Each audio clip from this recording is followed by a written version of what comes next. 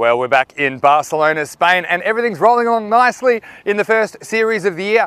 We are into day 9 of action today, and Group D will return. Let's see what they can do. This is the Fancode European Cricket Series, and it starts right now.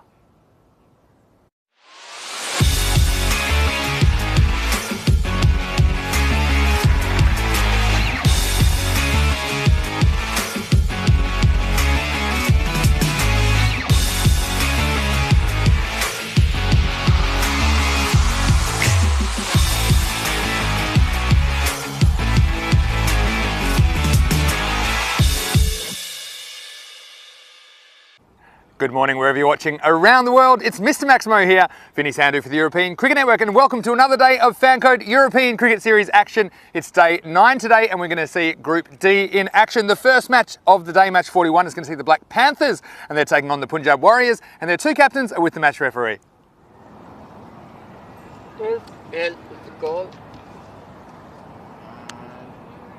and tail is it. So Warriors, you have won the toss. What would you like? You want to go first. Ball first. Punjab Warriors have won the toss and elected to bowl first. Well, there you go, the Warriors captain Gagandeep Singh. He won the toss and elected to bowl first, and we've seen that tactic employed quite a bit in the first match of the day. But he told me before the toss that he thought his batting is his strength, so he'd rather do that at the business end of the match. I think they'll likely send out Jagdeep Singh, the keeper, as well as Tejpal Singh. I call him the Turbinator, and I'm sure they'll be trying to chase down whatever the Black Panthers set for them. Speaking of the Panthers, their captain Puneet Srimalli, he said he probably would have batted first anyway. He said they didn't play well in their first game, but they've changed their order and changed their tactics, and they want to go out first and make a score. I think you're likely to see Bikramjit Singh and Balwinder Singh opening the batting for them, and also we're likely to see Balwinder open the bowling. Let's talk a little bit about the conditions here in Barcelona today. Now, the maximum is projected to be 14 degrees. It's currently about 9, and it's a little bit foggy, but we do expect it to lift by the time we get play underway. And the main thing is we're not expecting any rain. And this pitch, well, as usual, there's a little bit of dew overnight, and so it starts a little bit slippery. That can be difficult for the opening batsman as the ball skids through a little bit, but all in all, it's going to be an excellent day's cricket. We have 5 T10 matches coming your way today on ECN. Rico, let's get this party started. Over to you in the commentary box. Buenos dias, Vinny, and thank you. Party started indeed. Well, there was plenty of partying yesterday. We've just seen a lovely shot there coming up on your screens of this ground. Absolutely lovely. And it's a great place to be. Well, a lot of that fog clearing away. And, well, it wasn't very foggy yesterday for the batsmen. We had an absolute humdinger of a day. And those 5 matches, well, brought us stack loads of runs, and I can tell you exactly how many.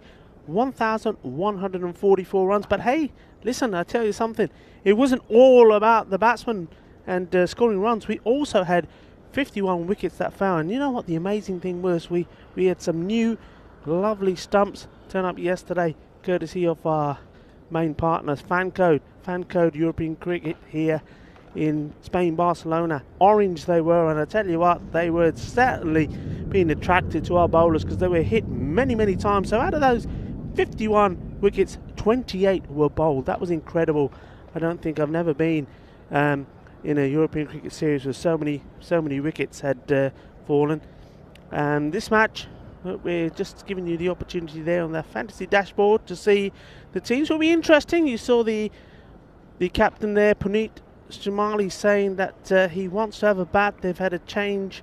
They've got some new ideas, some new plans. I'm looking forward to seeing those. They did struggle the first time that we saw them go out there, but so far they've played 1 and lost 1, so they've still got plenty of cricket. That'll be interesting to see. And the Warriors, well, Tejpal Singh, he's a key man to me, as well as the captain Gagandeep. I mean, both of them you just feel have to perform well. Mohsin Ali though is there as well. And well, talk about Puneet saying making changes. Well, they certainly made some changes themselves as well after their first game, which they lost, and they came back strong, winning a good game. Going back to yesterday though, just have a quick recap as we see the umpires Safwan Naeem and Nilkesh Patel making their way out. I mean, it was a mixed match, like I say, lots of wickets, and some of the star performers, well, for me it was Sonal Jangara. He took 4 for 16. Now he was a man, not only took 4 for 16 there, in the very next game taking 3 for 12 as well. The Raval Sporting bowler, and all of those 7 wickets of ease were clean bowled. Also have to say Shazad Nazir with the bat for the Barcelona Gladiators. The Gladiators opening their account in the European Cricket Series with a win. Then there was also 4 wickets for Zakaola of Minaj. Zishan Pudar taking 3 for 20 for Skyways. Amar Shazad 3 for 14. So good bowling performances. With the bat, I've already mentioned Shazad Nazir. There was also Gurvinder Sidhu. What a knock he played, coming in late on in the order for Raval, and when they were in trouble against Karaya, came up and played a fantastic knock, 69-25. But once more, the day belonged to Asjad Butt, and what a day he had, scoring stat loads of runs. He scored 75 of 33 balls against Minaj in an absolutely chaotic game where chasing 149. He almost, when they looked totally out of it, they were needed for a ball at one stage, and it looked impossible, but he made it possible and almost pulled off the most amazing off wins, but it was not to be. And Asjad Butt also scoring 74 in the game then against Skyways. That one Minaj did win, leaving that group very evenly poised, with Minaj on top of Group C on, well, a better net run rate than Raval Sporting. Anyway, we pay attention to today's game. So the first game up here is the Punjabi Warriors versus the Black Panthers. The Panthers electing to have a bat first, and well, both captains will be happy because both got their way in what they wanted to do. And to give you some information, it looks like it's going to be bowler information for you here. Like Hardeep Singh. Yep, Hardeep Singh Jr. And there's 2 Hardeep Singhs in the team. So just making sure this is the right one. So this is Hardeep Singh Jr. coming on to bowl. Let's see what this first one does. Well, it comes right back at him. Clonks him on the shin. He's going to give it a rub now. I thought he was being hard, because I tell you what, these early morning games, when that ball does hit you, it's going to hurt. It is quite dewy, as you heard Mr. Maximo tell us, a little bit of dew on the ground. And of course, also for the bowlers, have to be a little bit careful, especially the seamers, as they run in, because the follow through there that they run off onto, that's quite sticky. And that's why I think you can see a lot of the bowlers trying not to go in that area. But wow, that's a celebration, because that's a wicket, and there's a wicket being taken first up. And it's the catch is taken by Sharma Manish. Let's see this again. It was wide, it was well hit, but Sharma Manish, wow, that's the way to take him. Cushion the blow is what you got to say. So first wicket goes down, and it's a big one. And what a start to the day. And looks like, well, I don't even have to say it, do you? I mean, how many times had this happened? Those of you that are regular viewers will know that every time Mr. Maximo comes back from doing the coin toss, or comes back from anywhere, and he comes into the station, he sits down and the wicket goes down. Vinny, good morning. Good morning. Well, it's not a very good morning for the striker, is it there? Was it? Looks like it was Balwinder Singh, or was it Bikranjit Singh, actually, who was caught by Sharma Manish. And yeah, for some reason, the batting team, they're always trying to keep me out of the commentary box when I'm walking back. And you can see why. Here's Hardeep Singh Jr. to continue. An early wicket for him. Yeah, so, well, the Black Panthers, we saw them struggle to get a score on the board the other day, didn't we? And again, they'll be looking for a much improved effort. But that's the thing, it was their first match in the tournament, and their captain, Paneet Ramali, was telling me before the toss that he had rejigged his tactics and his batting order a little bit just to suit the 10-over format. But the Warriors, well, I know the Warriors have a lot of fans out there on our ECN YouTube channel, and I'm sure in Fancode in India as well. And of course, we welcome our viewers wherever you're watching around the world. And we've already got some chat, and we love having the chat in the YouTube chat room. We've got Naeem Ali saying good catch, and it certainly was. We've got Master Nate from Tennessee joining us again. It's great to have you with us. And Nate was saying that it was an unlucky bounce off Lucky. Lucky on the back of his shirt. Yeah, that's the first ball I saw that just bounced off his ankle. But yeah, look, with an inexperienced well, two sides both quite inexperienced in this format of the game. I think the Black Panthers, they have to set their sights too high. I think they can get something like 80 on the board. They'd be pretty happy to bowl at that. Here's Hardeep Singh Jr. Dropping the pads going. That's close. That leg side. I think they're just trying to warm themselves up, I think. Close to the grass. Oh, look, that's into the first over. So a pretty good one for the Warriors, the Black Panthers. They are 2 for the loss of 1. Yeah, that's a good start for the Warriors. They're certainly up for it. I liked, and I don't think just I think a lot of people, a lot of you back home, wherever you are, welcome. Did enjoy seeing the Punjabi Warriors. They made a lot of friends, and I think they picked up, like we did, their attitude to the game. They're a nice bunch of lads, very friendly, very sporting as well, you have to say. And well, they came back strong after their first defeat when they made the debut. It's a nice start. And one thing I will say about them, Vinny, is that they are very quick to learn. I mean, we saw them in the first game. We were perhaps a little bit critical the way that they utilised their bowlers, and we were talking about, they didn't introduce any slower bowlers. They didn't take the pace of the ball. The very next game, it was almost as if they'd all the bits and pieces that we've been saying they took notes of, and here they are again making a very good start, and notably once more just using the bowlers differently, taking that pace of the ball, and it's working for them so far. Yeah, exactly right, Rico, and that's what we like to see. A lot of these players, they might have played a fair bit of cricket, but this 10 over format is still a fairly new form of the game, so it takes a bit of getting used to. Here's Charanjit. Well, this one's hit. It could be the first one of the day. It's gone all the way and it's dropped by Barry, one of our ECN crew. But that, Rico, is the first Maximo of day 9. Lovely shot this. Charanjit Singh just putting it too short, and that was just clubbed away. Balwinder Singh and Bazza, what are you doing there on the boundary? You thought he's going to take one for the men in blue, and he put it down. Well, I tell you what, that was... Now, we've said it before, and I've mentioned this a few times, that the balls are extra hard in these conditions. Cricket balls are hard enough, but these balls are super hard. And currently, I've got my watch telling me it's 9 degrees in Barcelona and very slippery conditions, so there's no easy catches. That just shows you how good that catch was from Sharma Manish. He had to kind of hug it and give it a bit of love, didn't he? But he got the job done for the Warriors early in this match.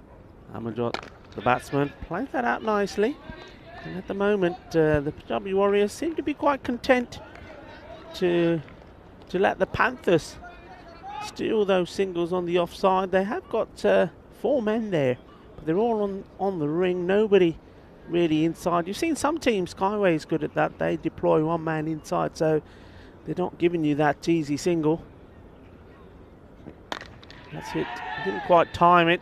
Bottom off the bat, but enough to go over the bowler, and another run to Balwinder Singh. Yes, and also the ground a little bit dewy, as we mentioned. So that's the end of the second over. Had the first 6 of the match, and the Panthers, after 2, they are 12 for 1. Yeah, 10 off that one. So better work there from the Panthers. That's what they want to, or they'd ideally like to keep to scoring that 10. Putting the partnership together for maybe the next 4 overs or so without losing a wicket, and then really have a pusher later on. And well, Puneet, the captain, Shamali, was saying that they've had a change of plans. They've rejigged things a little bit, and they certainly have, because he did come up right up the order, didn't he, in their first game? I believe he actually opened the batting, so yeah, he's put himself lower down. Last over of the power play. Hit straight into the hands of the fielder, so another wicket goes down.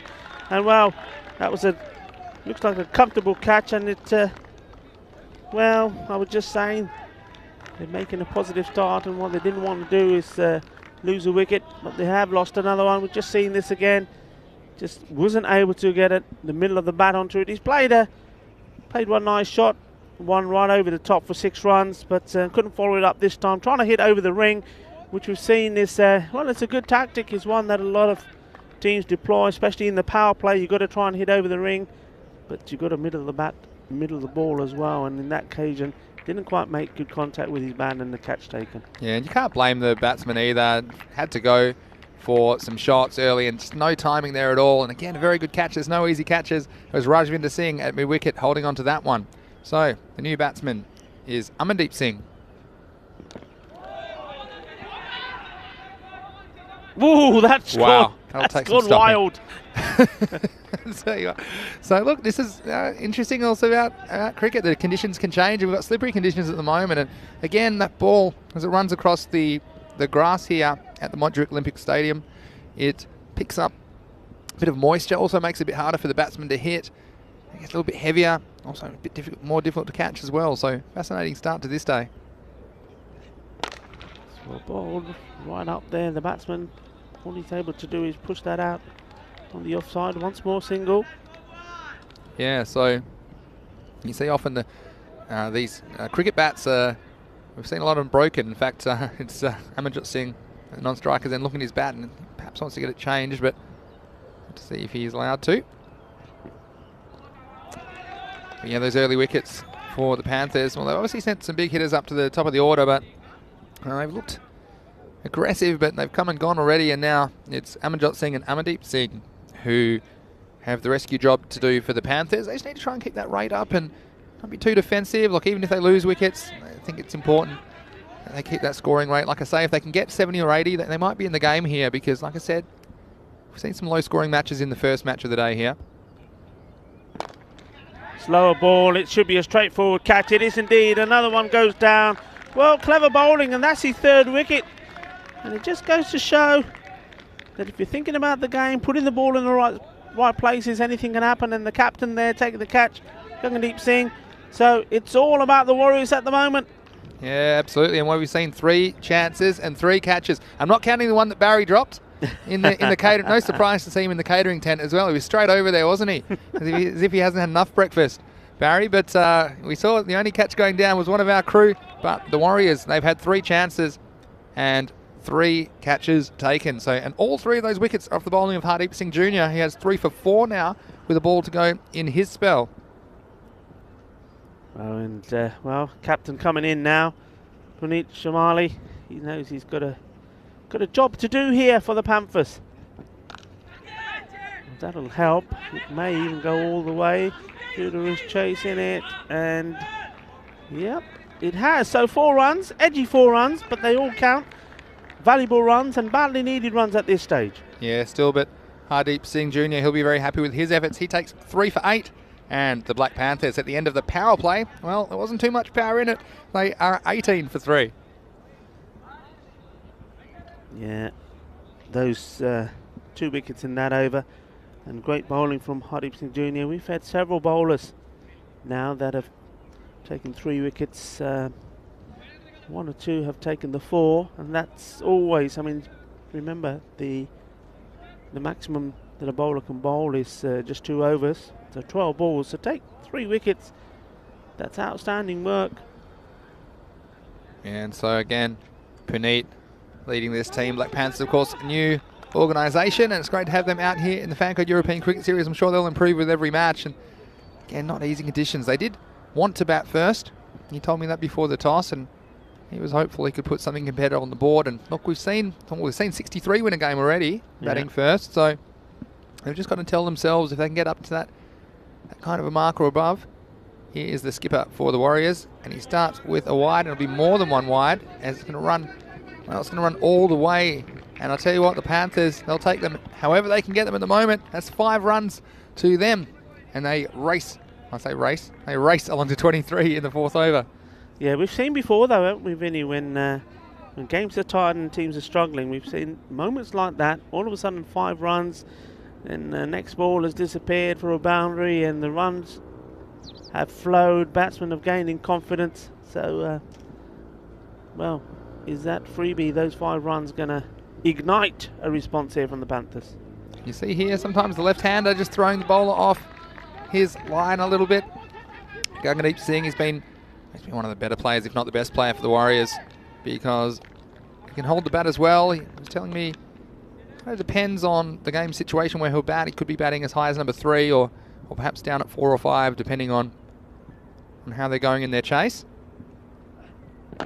Gets this one right. It's outside the off stump, and you see the difference. And a big misfield there, but I still think this will just cost them the 1 run as the Turbinator, Tejpal Singh, skates around from long off. 2 runs to Puneet, and well, the Panthers, something getting going for them here in the 4th over. Yeah, that was good from Tejpal, because even though that looked like it was going to be a straightforward stop, he still, as soon as the ball was hit, went and backed up the fielder. And because he was there, it made a difference of that ball. Well, going for just 2 runs with the misfield. It could have gone for 4, but they could have certainly run the 3. That's well bowled. That's a good response. As well kept out by Puneet as well, because this one was curving back into him. And I tell you what, he had to get his bat on this, otherwise those sticky wickets. We saw them take a bit of punishment yesterday, but they would have been knocked over for sure. And we've got some comments in the YouTube chat, which is fantastic. We've got a lot of people predicting what they think might happen in this match. Come to that in a second. Oh, wow. Wild from Puneet there. And PK Gaming saying he thinks that this should be a low-scoring match. What do you think? Well, I think you might be right there. PK Gaming, thanks for your thoughts. And Sarthak Tushia saying Hardeep is on fire with the flame emoji. And he sure is. I tell you what, we'll take the warmth however we can get it this morning in Barcelona. Down the leg side. Good backing up there. Puneet has to be quick. I think he's out. Well, that is absolutely outstanding work from the wicketkeeper. Jagdeep Singh, what vision. And Puneet was slow going. I was saying it's good backing up from the non-striker, Amjot Singh, but Puneet was slow going, and his little legs just couldn't get him there quick enough. That was a lot of steps, isn't it? And he was on the back foot as well. And look, to be honest, these are the kind of runs that might be worth taking. It's going to take a very good piece of fielding to get you, and that's exactly what it was from Jagdeep Singh. He ran around like a panther, and he had actually a panther as his victim. I love in that if we can see it again, the reaction of the bowler, Gangadeep, the captain. When the action's happening, he's looking at the wicketkeeper and saying, throw it at your end, throw it at your end. The wicketkeeper totally ignores him and then looks back at him and says, wow, well done, that was brilliant. And it was. That's great work from the keeper. What a piece of fielding. And you say, look, this one, look at that. And it was on his wrong side, so he had to run around the ball, picked it up one-handed. You're exactly right, aren't you? The captain saying, yeah, that's fine. And he would have been saying something about it if he didn't. But he had all day, really, to run out Puneet, and that's unfortunate for him. The Panthers captain getting run out. And he'll be disappointed with that. And, well, and we've seen some action here. And talk about the fielding. It was difficult fielding conditions, and we mentioned it. And I tell you, Nate in Tennessee, he will be very, very happy with this fielding effort from the Warriors. And electing to field first. They've held on to every chance, even creating a chance out of almost nothing there with the wicketkeeper Jagdeep Singh. So, great work by the Warriors. Yeah, and a learning lesson there, we'll come to that, as this single is taken for anyone who's learning the art here. I mean, as the strike batsman, you've got to listen to the call of the non-striker. You've got to have confidence and faith. And Puneet there, you see, when the ball went behind, the non-striker made the call straight away and wanted it. And Puneet, well, okay, he was on the back foot, but still, he wanted to have a look. Then he hesitated, and then he went. He didn't go straight away, and, well, that's, I think, made the difference there. If he went straight away, I think he would have got in. Yeah, communication, I guess, so important between the batsmen. And, look, it may not have saved him anyway, Puneet, because it was such a good piece of fielding. But, yeah, it was a little bit slow to get going from the striker's end. Anyway, onto a new over. It's going to be Mohsin Ali to continue for the Warriors. Starts with a no ball.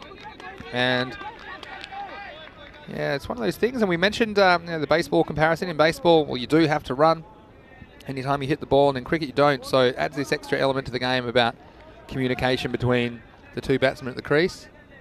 This will be a free hit because the first ball from Mohsin Ali was no ball for off the pitch. So can have a go at this one. Hits hard. That'll be just a single. Yeah, Rico. So five games today, of course. So plenty of cricket on the cards. And we see the Warriors playing in the first 2 matches. We'll see the Black Panthers playing in matches 1 and 3. And also get to see Falco and the Trinidad Royal Stars, as well as the Hawks a bit later in the day. But plenty of cricket action here. Mohsin Ali, he's impressed me with his abilities. He looks capable with the bat as well, and fairly good fieldsman. And he comes. Just a little bit too wide outside the off stump, and so another one to the total. And well, the Panthers, we mentioned they're in some wicket trouble for sure. Of course, in an innings, you only have 11 players, so once 10 are out, that's the end of your innings because your 11th player can't bat by himself. You need someone out there with him. So it doesn't often happen they're bowled out within the 10 overs. Oh, and that was an edge, I think. And well, just getting away from the keeper. It'll be interesting to see this in the replay. And the keepers, well, it's not easy for them back there. The footing isn't the most sure behind the wickets. You'll see, I think this was just a little deflection. And it was low and to his right. And just wrong-footed a little bit, the keeper. Almost hit the helmet, which would have been 5 runs. Nice piece of fielding backing him up, though. So saving some runs. Yeah, that was great work there from Jaranjit Singh. Well, he's pushed his out towards the leg side boundary. Man there, square leg, coming in, doing the work. He's a tall man, isn't he? Amarjot Singh, very tall, towering figure. Gets hold of one. Interesting to see where it lands. And Nate saying, loving this. You cannot hesitate against the Warriors sharpshooters. Well, that was a sharp shot from the keeper in that run out. Lofted this, and will Tajpal Singh get there? Oh my word, what a catch! You beauty! That is an absolute humdinger of a catch. Fantastic work. Well, Turbinator alert. We said he was back there on the long on boundary and had to make a lot of ground. I tell you what, it's a cold morning in Barcelona. He got the legs going, he had to hold on, and he was at full pace, wasn't he, as he intercepted that ball. And the sure hands, good technique from Tejpal Singh. And another chance, another wicket, and we saw really a half chance to the keeper earlier this over, but this time there was no mistake. And I'm sure Nate in Tennessee will be thrilled with that piece of fielding. Again, the Warriors, they've been on fire, haven't they? And the Panthers, oh, they lose a 5th wicket. And big trouble for them now. Well, you know, we were talking about how difficult we believe it is out there first thing in the morning fielding. It's cold, it's damp. See this delivery from Mohsin, played back down by the batsman. You know, and that you don't really want that ball to be coming to you in these early morning sort of chilly conditions. But, well, I tell you what, the Punjabi Warriors, they've just been so good out there. They've taken most of the catches, they're diving around. Well, no wonder they wanted to have a field here first. That one's hit well, it could go all the way. There is a field, oh, he's got his hands to it. But all he could do is parry it over for 6 runs. It would have been another sensational catch. Well, that's a lovely hit, and that's what they need more of. Subraj Singh not messing around, smashing that one away. Well, they've got to keep playing their shots, and he had to go at this one, took it off the stumps, and again, look at where this fielder, well, it was a good effort, the ball bursting through his fingers. Again, space ball ground. A baseball glove would have come in handy for the fielder on the boundary that time, but 6 valuable runs to the Panthers. They end the 5th over at 39 for 5. And again, great comments in the YouTube chat. Please leave your comments and questions in there. Myself, Mr. Maximo, and Rico will get to as many as we can. This is the 6th over, so second half of the innings beginning. It's Akram Ali with the ball. Starts with a wide and all cleaned up by the keeper, so there's no extras on that occasion.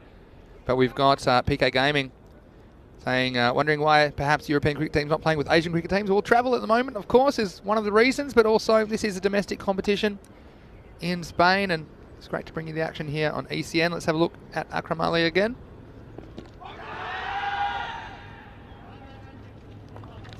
And, oh, pardon me, it's my mistake, it's Hardeep Singh Senior this time, who is bowling for the Warriors.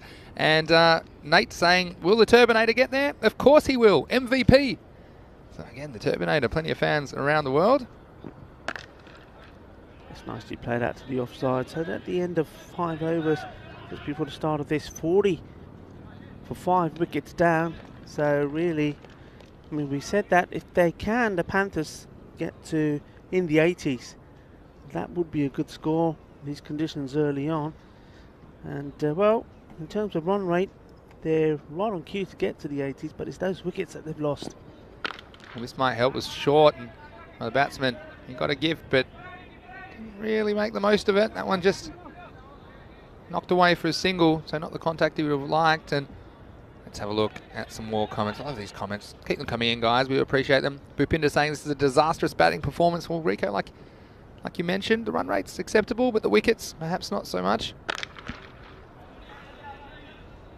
And a lot of people mentioning, well, it's a bit of a lot of Indian players, Indian ethnicity in these two teams, and ethnically a lot of Punjabis playing. So I'm sure there'll be a bit of a healthy rivalry between these two teams. I think I counted 15 sings on the score sheet. So obviously wish them all the best in this match 41. That's it in the air. Somebody's got to claim it. Wicketkeeper coming. Should be straightforward. Well, it's the bowler that's taken it. Well, you know what? I tell you, yeah, it's well done. Well taken. He puts his hands up in the air. Hardeep Singh Senior caught and bowled. Good wicket. Well, you know what? Those ones, Vinny, when it's gone up in the air and you can see from the corner of the eye the wicketkeeper coming straight at you, it tends to put you off a little bit. But he held his nerve, didn't he? Took the catch. I don't know what the keeper was really doing there. Look, that's fair enough. Look, as a keeper, you're taught, anything up in the sky, you've got the gloves to try and get it. He's done a lot of running there as well, Jagdeep Singh, because he immediately called thinking he might be able to get that ball, but what he probably didn't realise is the breeze probably taken away from it a little bit. So although I do agree, if in doubt, the keeper should be taking those high balls, but if it's kind of blowing away from the keeper, or the keeper has to go after it, that was an easier catch for the bowler, although by no means was it an easy catch. You mentioned the conditions at the moment and the ball being so hard, and even the white ball coming out of the early morning cloud cover in Barcelona. So Hardeep Singh Senior doing the job himself, and he gets a wicket. Yeah, and wasn't he happy about it as well? He was happy to turn around and look at us and put his hands up in the air, and we give him a little clap. Well, it's pretty good over, Rico, and at the end of 6, well, the Black Panthers, they've lost 6 wickets. The score is 44, but tell you what, we've seen 1 or 2 half chances slip away from the Warriors, but they've been very solid in the field. Again, we've seen those catches drop time and time again, especially in the first match of the day, but the Warriors, they're fielding. They've been on fire. They have indeed, and well, like you said, Vinny, you said it, they have been on fire. The Panthers, well, see this one. Short, just played down, and Ali, quick to back up his bowling, making sure he's not going to give any runs away there. Yeah, I mean, just looking at that scorecard for the Panthers, you've got 2 batsmen there that have made starts. Amjad Singh, he was out for 10, and just there we saw Suvrav Singh getting out for 10. And in these games, as this one goes to the man there at, wow, very short third man, up in the air, Moheen Ali takes another wicket.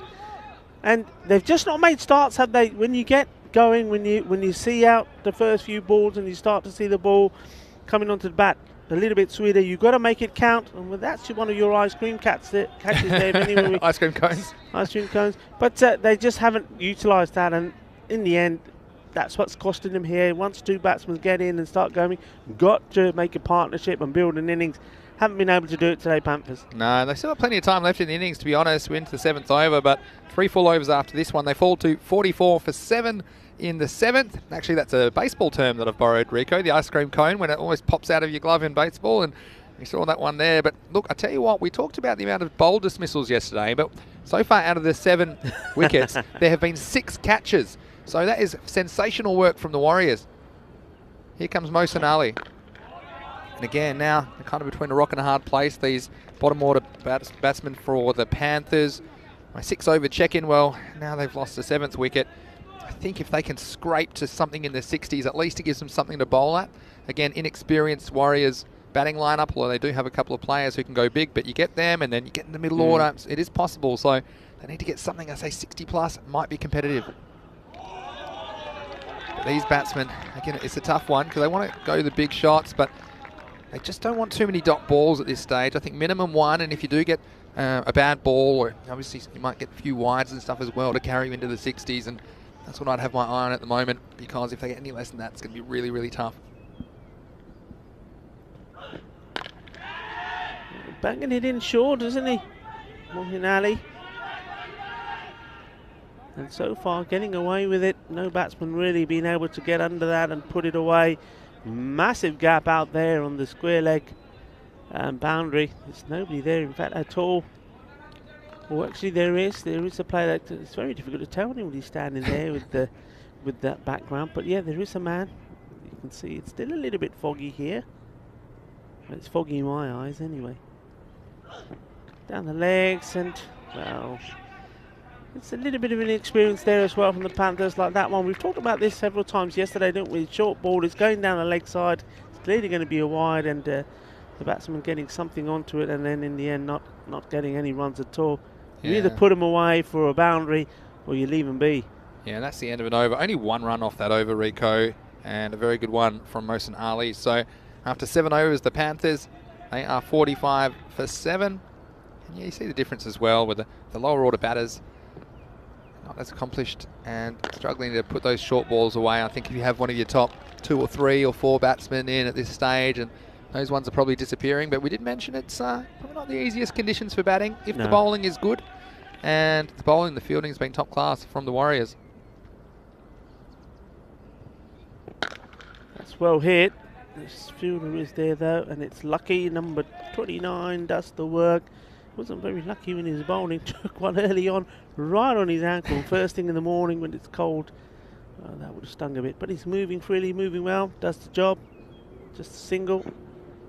It's that short ball again, which the Punjabi Warriors, they've used that well. I mean, sometimes it's short and wide and called a wide, but well, they bowled short and straight, and it's a tactic that's worked here this morning for them. Somebody worked away for the single. PK Gaming saying, thinks European cricket, European countries like football, Asian countries like cricket. What do you say? I think that's probably fair. And you see sometimes football breaking into the subcontinent in the last couple of years, 2 or 3 years. We've been watching some football from India on TV on occasion, and similarly, the developing market in Europe for cricket, but there's a big appetite for it. It's well hit, and there's going to be a chase on again for our man Lucky. That's a good job. Gets the ball in. Hardeep Singh Jr. Kind of an eerie feeling this morning, isn't there? Because it's normally some early morning fog and hasn't quite lifted yet. So you've probably seen your screen. Slightly murky conditions. Yeah, I mean, oh, that was good. For a moment I thought it was going to hit the helmet. Yep. It went past the helmet, but it also went past the fielder's gone all the way. Love it, the helmet's strategically placed as well. Not quite straight behind the wickets, because they thought, well, that would have maybe hit the helmet if the helmet is where it should be. But again, that's disappointing. They've set high standards in the fields, but Charanjit Singh just letting that one get past him. So 4 byes, and well, it'll be the end of the over, and that brings up to 50 in the 8th over. So the Black Panthers, after 8, they're 52 for 7. Can they scrape to something 60 or above? Like you said, we've seen 63 win a game. It was first game of day 3 from memory. Don't quote me on that, but we saw that game 63 to 52. So we have seen some low-scoring encounters, but at the moment, that's all the Warriors. Yeah, boys there. Jagdeep Singh, well, he's been pretty good behind there so far, but that one managed to squeeze past him. But also Charanjit taking the catch, of course. So he's been pretty good there. But that one, well, he thought he had it covered. Yeah. He thought he had the leg behind it, but it just came between the fingers and the knees. So he just needed to get that leg further across for those of you young fielders that are watching. And those who don't know the game so well, you'll probably see here, you always try and get something behind the ball as you field it to stop it going through, just in case there's a little bobble or something. Yeah, there's a few bobbles here in the baseball outfield. It's slightly longer grass than the players will be accustomed to, perhaps on some other fields. Well, Charanjit trying to make up for that fielding error. Can he pick up a wicket here for his team and had the Black Panthers 8 down? Well, that's what he's trying to do. Yeah, and look, they're just going to make contact here. Minimum 1 a ball. Difficult even you hit the cover off the ball. Not really rolling that quick along the surface. So I think running hard and making contact is the key. Getting into those mid-60s. This will help.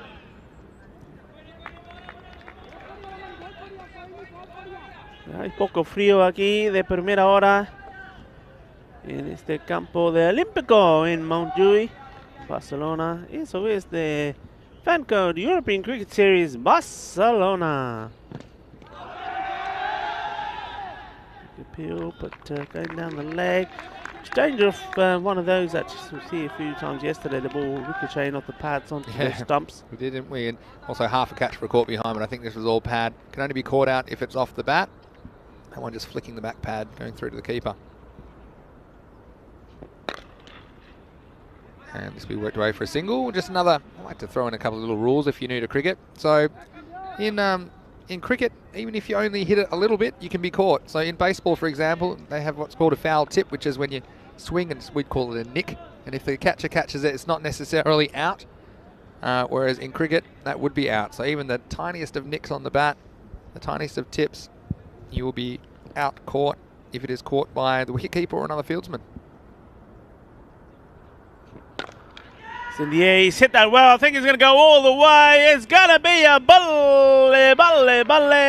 Well, they haven't hit too many boundaries. It's all been a lot of tiki-taka. Well, that one has come off the middle of the bat and gone to the longest part of the ground.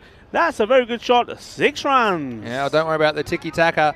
He's brought the boom on this occasion, and geez, they needed it. There's been a fair few swings. Not many have connected, but that one going over cover all the way for 6, and 6 handy runs. Look, that does get them up to 61. It's the end of the 9th over, 61 for 7, and a nice little rearguard action, nice little mini partnership from these two, Daljit Singh and Amarjit Singh, just surviving long enough to carry their team past the 60 mark. And this is the captain for the Warriors bowling, Gagandeep Singh, so it won't be easy, but if they can get some at the high 60s or 70s, they'll at least have something to bowl at.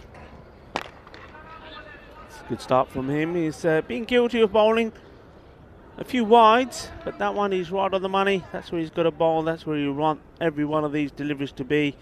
Wicket to wicket. Yeah, Daljit Singh is into double figures now, and he looks the man most likely. He's had a bit of a go, so I think it's really important to try and keep him on strike. Still got 3 wickets to play with, but they'll be looking to run hard. Just don't want too many not balls here. 62, 5 balls remaining. Well, there you go. You got to bowl wicket to wicket, as I was saying. I know Vinny wanted this to disappear somewhere, but that's good bowling. And he's all smiles, the captain.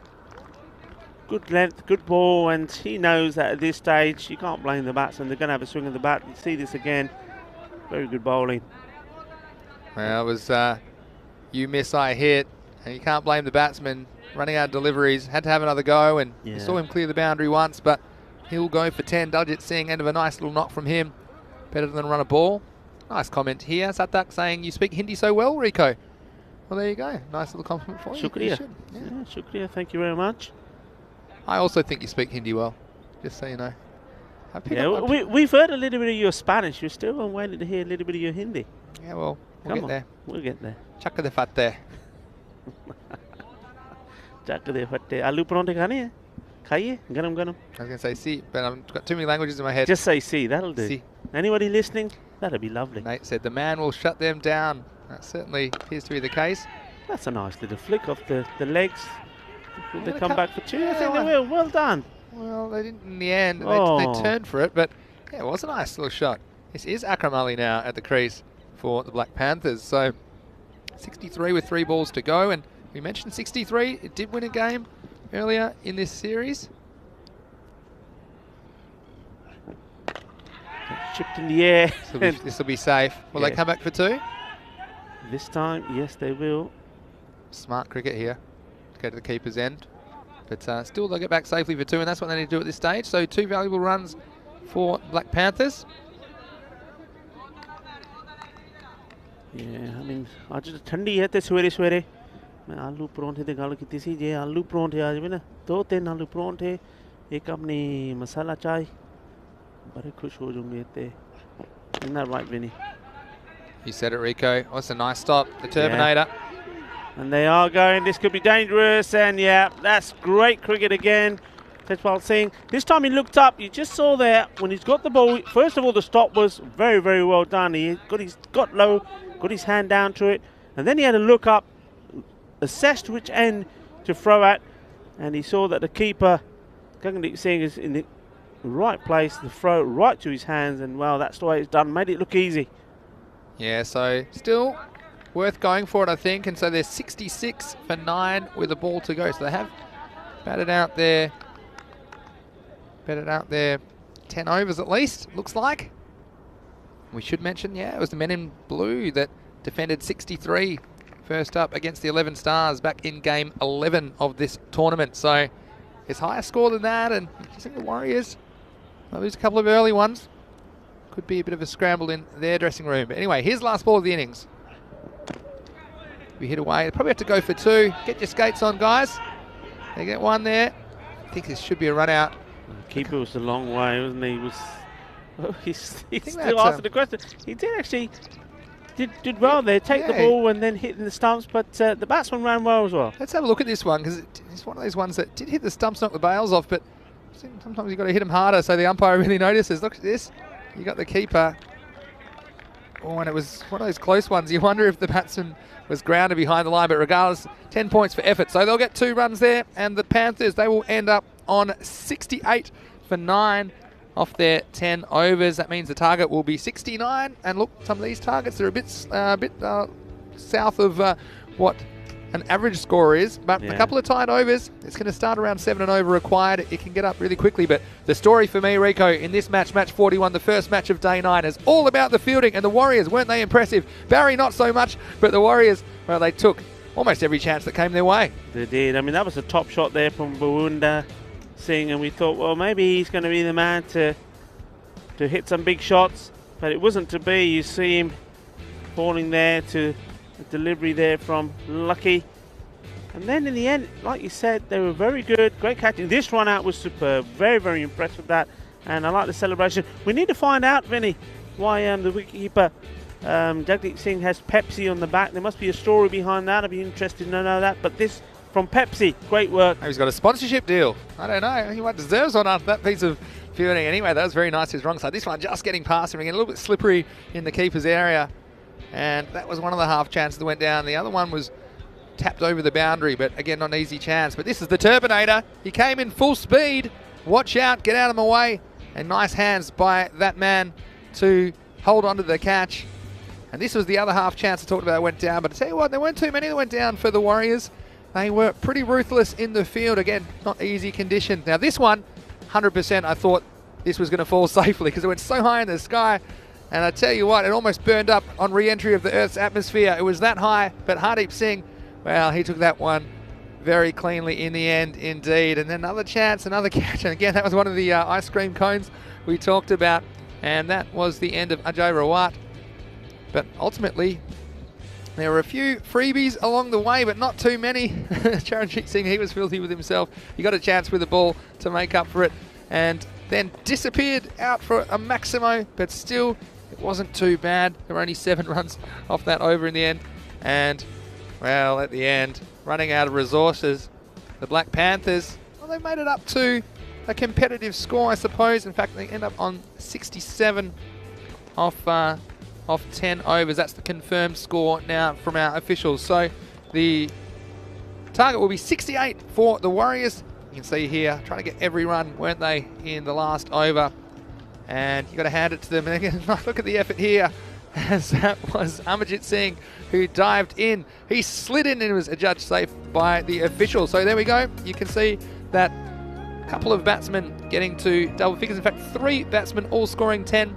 Amarjit Singh, Saurav Singh and Daljit Singh for the Black Panthers, while they kind of got along at a fairly consistent rate of about 7 and over. They ended up just a couple short of that, 67. And for the ball, well, Hardeep Singh Jr., he announced himself early in the match, bowling the first and third overs. He took 3 for 8 of his 2 overs. Also, Mohsin Ali with 2 for 12 and single wickets for Gagandeep Singh, the captain, as well as Hardeep Singh Sr. So Rico, it's all set up for a very fascinating run chase. I think it looks easy on paper, but once you get out there with the bat in your hand, nothing's so easy here in the Fancode European Cricket Series. No, you're absolutely right. And I tell you what, Vinny, for these early morning matches, I mean, it's still quite cold out there. The conditions haven't changed too much. Not easy batting conditions. And, well, you saw that with the Panthers. And I think the Punjabi Warriors, they're going to be relying on 1 or 2 key players. And if the Panthers, if they can get those wickets early, then it's going to be an interesting game. And we've already seen in this Fancode European Cricket Series a number of games where teams have struggled to get to 50 when they've been chasing runs. So, you know what? It's not over yet. Yeah, absolutely. This game is not a foregone conclusion. Please rejoin us for the chase. We'll be back in about 10 minutes. And this is the European Cricket Network. Vinny Sandu, Mr. Maximo, along with Rico Full. We'll see you shortly. This is the Fancode European Cricket Series.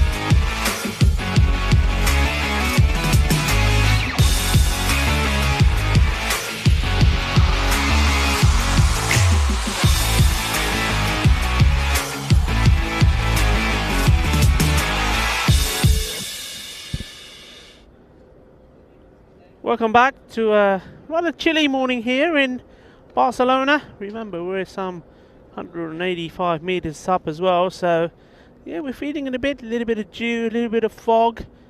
We're still waiting for the sun to come through and burn it away. At the moment, the only thing burning are the floodlights, but hopefully that will change soon during the course of this innings. We're talking about this innings.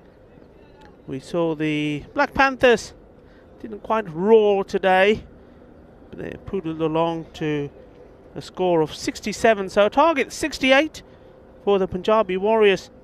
But it's not going to be easy.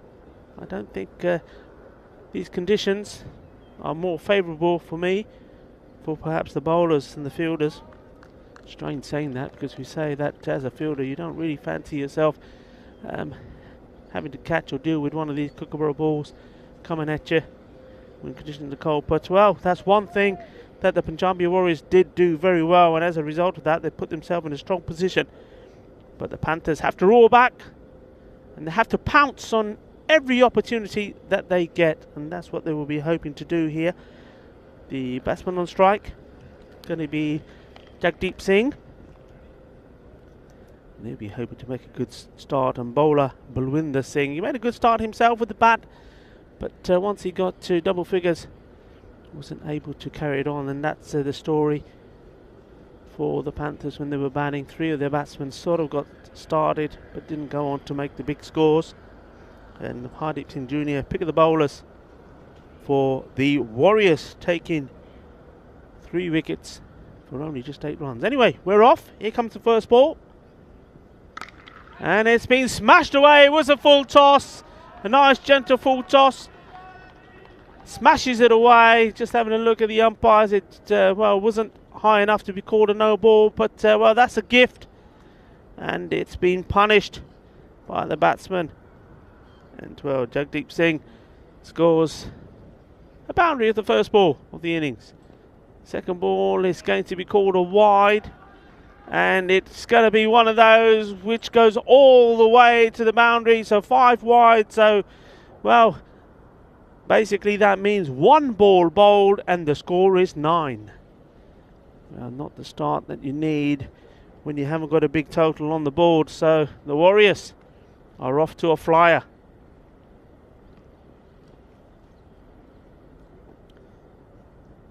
So what's Balwinder Singh now? He's got to put that behind him. Try and get a good one in. He's got to get this on the pitch on the stumps. And that's exactly what he's done. Better ball, but how about that for running? Took that single very quick. And well, good positive start here. So the score 10 now. We move on to, as it is now, of course, Tejpal Singh taking guard. He was unfortunate in his very first Vanguard European Cricket Series. Had the opportunity to score on a 50, got to 49. And I think everybody, viewers and all, would have loved to see him get to that. That's a confident looking shot. Got into position early, played it out, but 4 men on the offside. This occasion going straight to a fielder, but yeah, out on 49. But was very unselfish, wasn't thinking about his own score, was thinking about his team. And trying to take 2 runs to try and get them within winning distance of winning that game on that occasion. This is in the air, but there is a fielder there. It's and it's the little man, the maestro himself, and the captain, Puneet Shumali. Well, we've seen him take some catches in previous European Cricket Series. How important was this one? He's removed the danger man. Tejpal Singh has gone. Great catch. And well, I'm not even going to say it. Guess who's sitting next to me?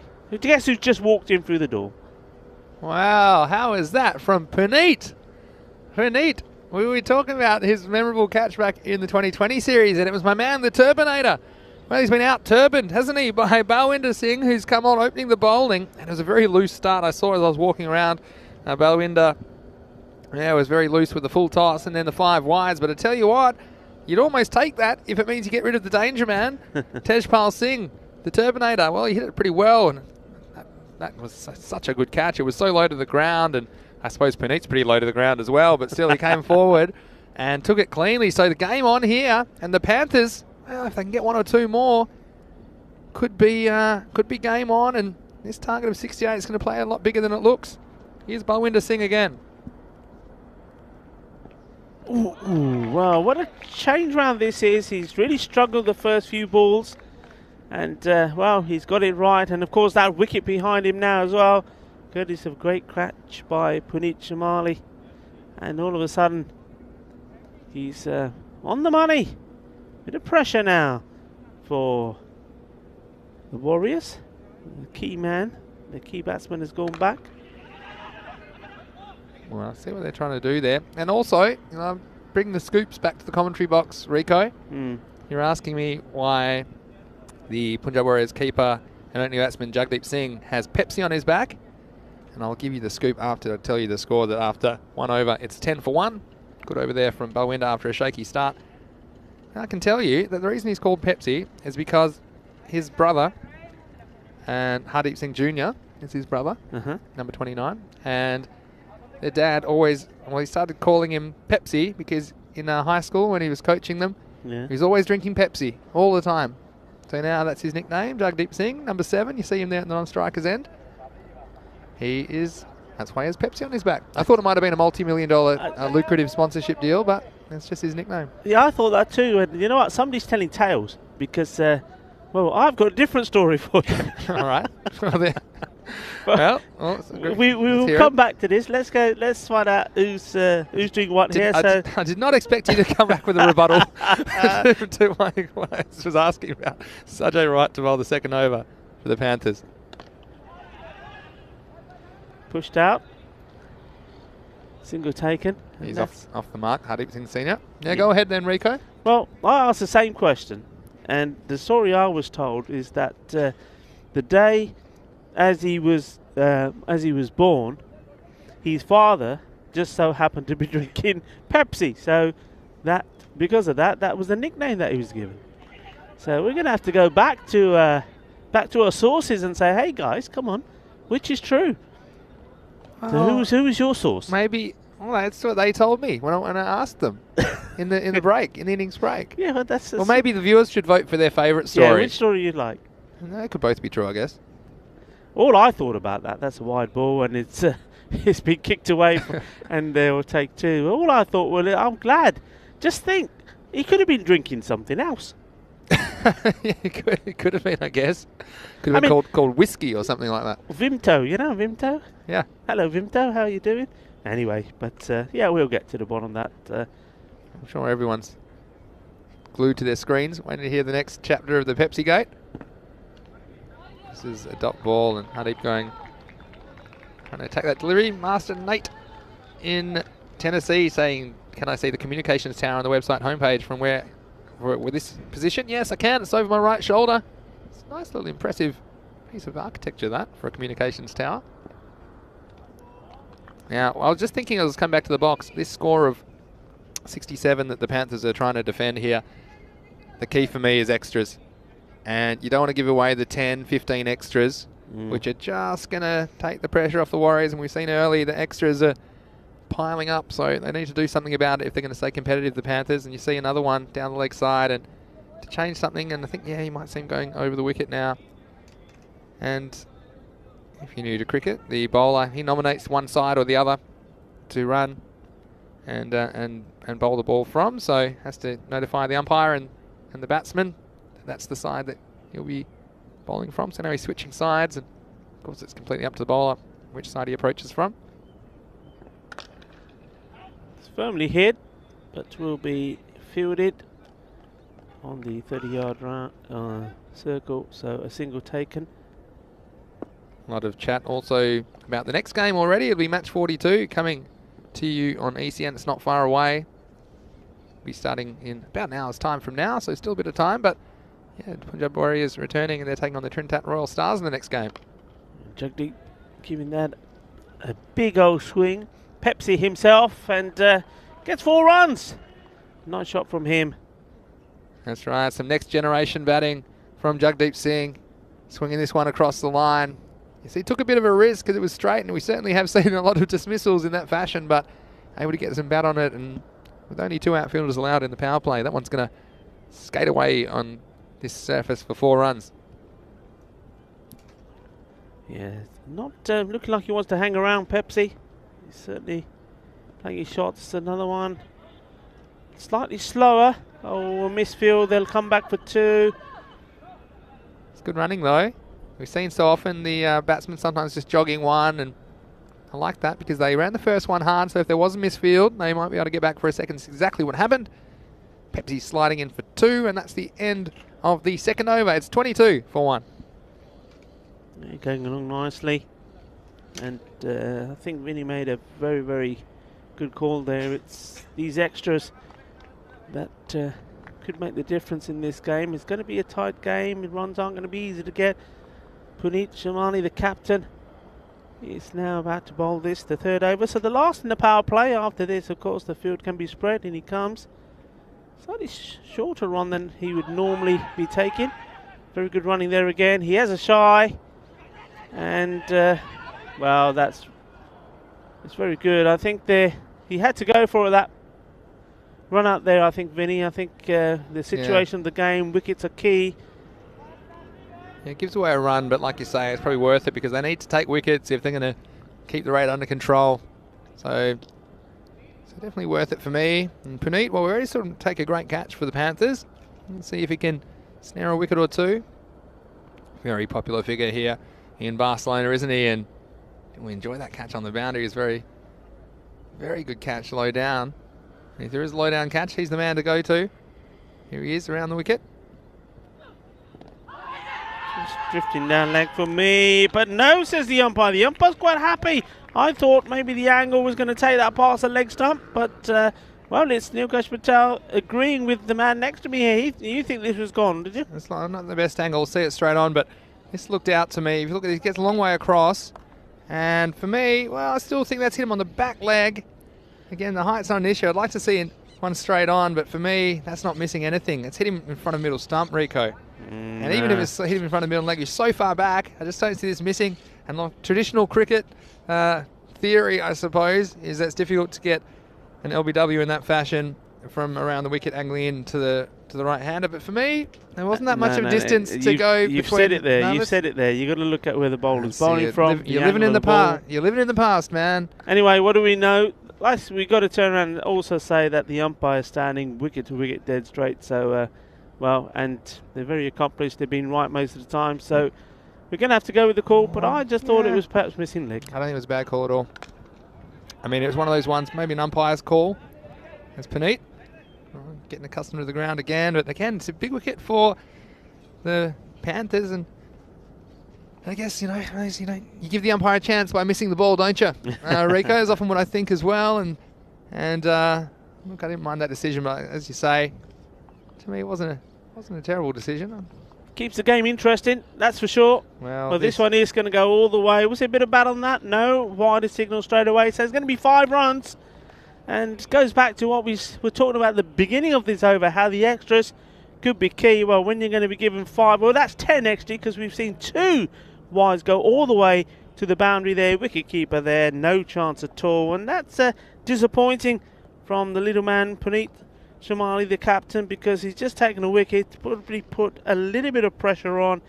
And then, well, that one way wide, and Bikramjit Singh, no chance. He worked away for a single, and we've got some more chat going on. Robert Gradowski asking what kind of pitch is used here in Barcelona. It's a very good question. Well, this is a temporary surface. It's a wooden base with a carpet overlay that we're using at the moment. Of course, we've converted this from a baseball ground for this Fancode European Cricket Series, but there are plans for a permanent pitch, and that will be installed before too long. So hopefully next time we're back, we do have that pitch in for the players. This one worked away. A little bit of hesitation there from Mohsin Ali. We do appreciate your questions and comments, and let us know. We've got Philippe in as well. Nice bowling, but an outstanding shot. And it's also great to have all our regulars with us as well. Jamie Bundy says morning to us. Short, and well, he's got lucky there. Puneet, and the throw, and they're asking the crane. He's gone! Well, how about that? Some very lazy running, lazy backing up. It was a filthy ball on the leg side. Should have been put away, hit straight to the fielder. Would have been an easy thing, you thought, but he's just standing on his back there, Moeen Ali, no backing up. And, well, poor cricket from him. Sees him going back, so the Panthers are making a charge in this. The bat was in the air. Yeah, it was a good decision from the umpire. And again, we've seen the running between wickets and the communication so important, isn't it? And this time, like you say, miscommunication or slightly slow communication from the batsman out there in the middle. And you see what they're trying to do, pushing the score along. But the Panthers, look, they might come to rue the 2 sets of 5 wides they've given away already. That's reduced the score by 10. But well, they're still hanging in the game here. And all it takes is a few tight overs. If they can strike those extras, then they just might have a sniff in this one. But they need everything to go their way. Change of bowling. It's going to be Akram Ali to bowl. We'll just come back to a couple of comments in a second. Yeah, the end of the power play, so 32. And the key thing here is those 3 wickets down. And this is very similar to exactly what the Panthers were doing. The Panthers, I remember, were going at a decent rate. I think they were around 44 overs, and it was the wickets that they had lost that was the problem. You've got to see the pressure here. A few dot balls and things can change very quickly. Jamie Bundy says, morning Vinny and Rico from very wet and cold England. Well, that doesn't surprise me. That sounds very English weather up there in the UK. We hope you're safe and well this morning, Jamie. Brother Bundy, it's great to have you with us. Here's Akram Ali.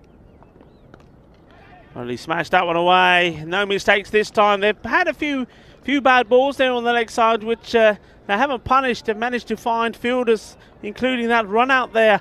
But this time, no mistake made. That's 4 runs, 4 very valuable runs, and will take a little bit of that pressure off the batting side as well. Those few quick wickets there. And, well, we just know in this sort of low-scoring game, 1 good over, 1 magical over, and it's game, set and match. In the air, it should be caught. Oh, it's just dipped in front of him. Yeah, didn't quite carry in the fielder. Well, he kind of seemed a bit startled by it. He took a step in and then kind of propped for a second. You see this one not quite carrying in the end. Amandeep Singh there at cover. This one pops up and in the end, half a chance, another wide. So again, that's going to cost the Panthers. But we had Philippe saying he agreed with me, agreed with the ump straight away on the LBW. But then he said maybe not in the second look. So then I was about to get a bit smug that Philippe agreed with me. But yeah, it was one of those 50-50 ones, I think, in the end, going the way of the bowler. It's another wide, so again, they need to sort this out. Pradesh says irresponsible batting. Well, it's funny, the line between irresponsible and aggressive, it's often outcomes based, as I say in this form of the game. And he worked away for a single, and Aslam asking, are there any Bangladeshi players playing in the tournament? Well, there are quite a few Bangladeshi players of origin. Of course, Bangladesh Kings will be in action, I'm sure. I think they're back in action tomorrow. Also, Bengali has a big Bangladeshi influence, Rico. Yeah, Bengali there in, well, it seems a long time ago that we saw them. They were there in the Group A and sitting pretty at the top of Group A. Bengali CC won their very first match and then went on to win 4 on the spin. Unfortunately lost the last one, but still looking pretty at the top. Well, this is ending up being a very long and painful over for Akram Ali. And oh dear, that's going to be 3 wides, would you believe? And we see some things here, and well, it wasn't that long ago we were saying we haven't seen too many threes. Well, you've seen 3 wides there, something else you don't see too often. These extras, I mean, I'm not even going to look. I can tell you they're definitely got to be the top run scorer at the moment for and that's going to be a no ball. And those are just going higher and higher. They're not doing themselves any favours here. I know Puneet Shumali is standing there on the boundary, hands on hips, thinking, come on, guys. Well, he's Puneet, a little man. He's hard, just wearing that T-shirt in these very cold conditions. But what a catch he took. Something for him to look back on. But of course, another one goes wide. So this is still a free hit Yeah, still be a free hit, as you say. And Simon's joining us, saying good morning. It's nice to have you with us, Simon Cavell. Here's Akram Ali. Can he straighten it up? Gets away with this, so no free hit. You see, taking all the pace off the ball. But you just think those extras, I don't know what we're up to, but I think they'll probably be the highest score. In fact, Confident it is. Already up to 23 extras out of a score of 45. It's well played. I mean, they've got to target the Panthers. Yeah, no, not to Puneet, you don't. Yeah, you got to target the other batsmen away from Jagdeep Singh. He's set. He's batting well. He's got to be the key player. But, well, just the other players not looking too confident for me. Put the ball on the spot or make them play. That's what they haven't been able to do. Yeah, and 46 for 3 at the end of the fourth over. Looking ahead to match 42. It's not that far away, starting about 45 minutes here in Barcelona. The Punjab Warriors, well, they'll be returning for their second match of the morning. It looks like they've got the Panthers covered in this one. They'll be taking on the Trinidad Royal Stars, who return for their second match of the tournament after winning their first one. So for all the action, don't leave us here on ECN. And of course, you can go to our website, europeancricket.com, for all of those fantasy dashboards, as well as our social media at European Cricket. So you see, if you are playing Dream 11, that's all the information you need on one screen on Mr. Maximo's fantasy dashboard. So watch out. I'm sure the Terminator will be coming back large in the second match of the day. It's another wide. So again, the extras costing the Black Panthers, and they've done well to take a couple of chances, but you know, if you're giving this many runs away, you're going to have a bad time.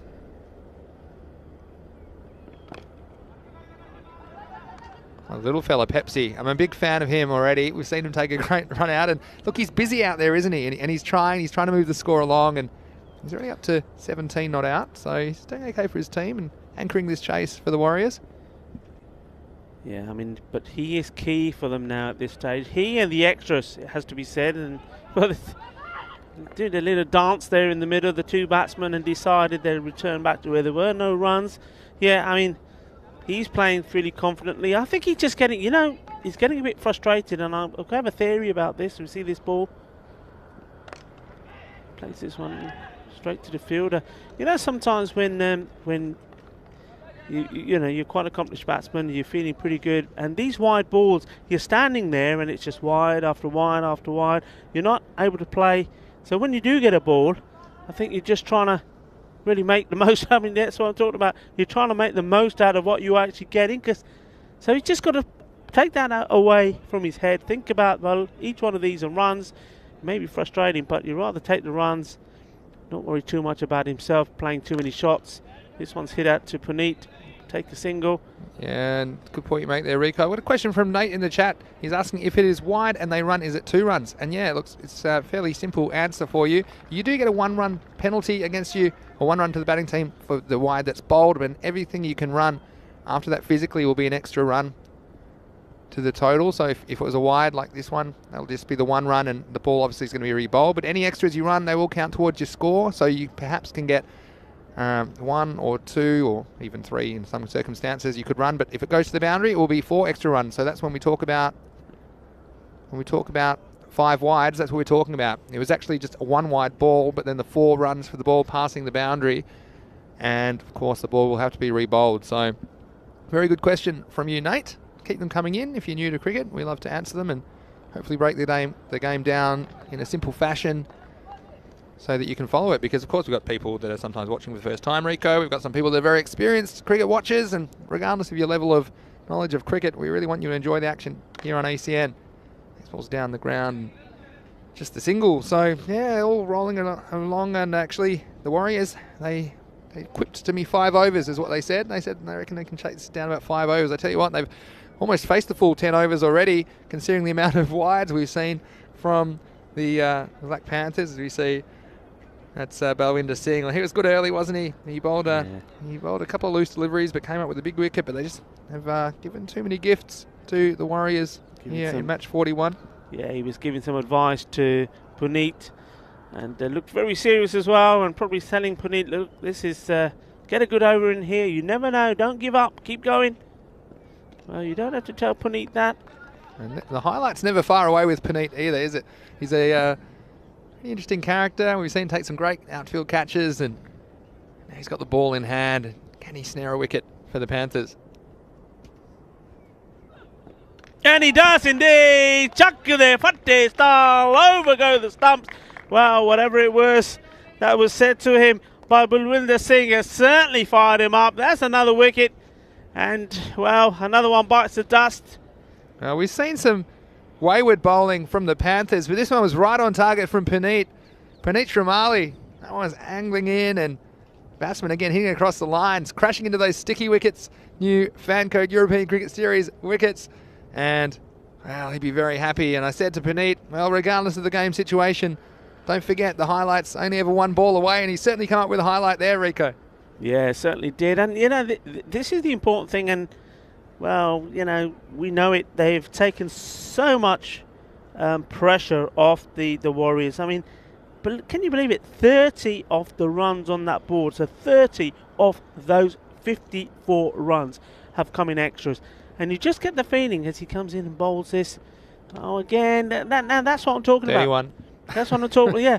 Now, if you just take that away from your mindset for a minute and thought, well, that ball that he bowled wicket to wicket, if these bowlers bowled wicket to wicket, well, you know what? I think they would have had the Warriors in trouble. And this was what I was talking about at the beginning, before the start of this innings.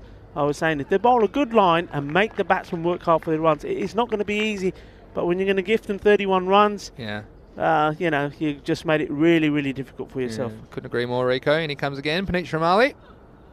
Oh, it's pretty close to the target. We've got Philippe Lima de Melo saying amazing delivery, and it certainly was. That one hitting the stumps, but yeah, look, I couldn't agree more. It's the bowlers have been their own worst enemies here. A few more extras, but this time just off the pad, so your leg bye.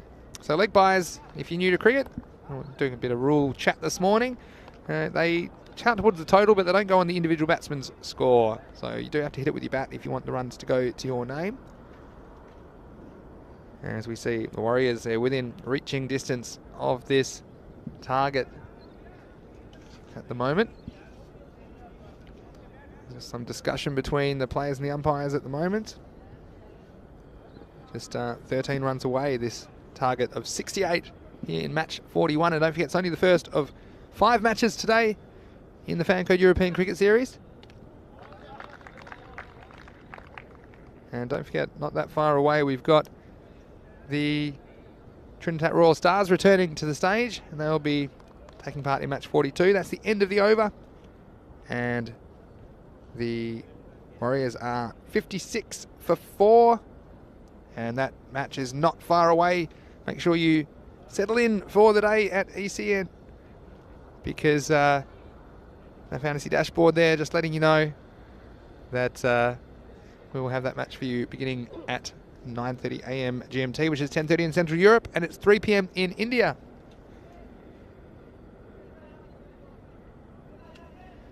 Anyway, look who's coming back into the attack. It's Balwinder Singh. He will be tending to snare another wicket or two.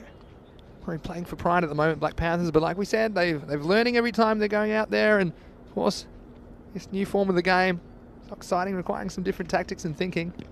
Oh, well, asking the question, getting excited. It could be a run out. Oh, no. Oh, a terrible mix-up there. Everybody was looking at the umpire. Nobody looking where the ball was. Yeah, so you see this, and this just sometimes happens when you hit on the pad. And you're a bit concerned about the appeal for LBW. But you'll see here, Jagdeep Pepsi, he was off. But the batsman, he was too busy looking at the umpire, and he was a bit worried. And then he tried to tell Jagdeep to go back, but it was well too late for that, because he was shaking his hand down the same end in the end. The throw went to the wrong end, and one was messed up by the Panthers. But again, doesn't matter in these games, even as they wind down, there's plenty of action and excitement. And, well, there's certainly been plenty of entertainment in this quite chilly morning in Barcelona. Yes, well, that was a very, very exciting one run, that leg bye. We saw the ball before that, but Pepsi takes a single. He's at the non-striker's end again. This is good, though, from the Panthers, you know. I mean, they're up against it. They've, well, really, you would say they've put themselves out of this game. But I like the keenness they're showing. They're very eager.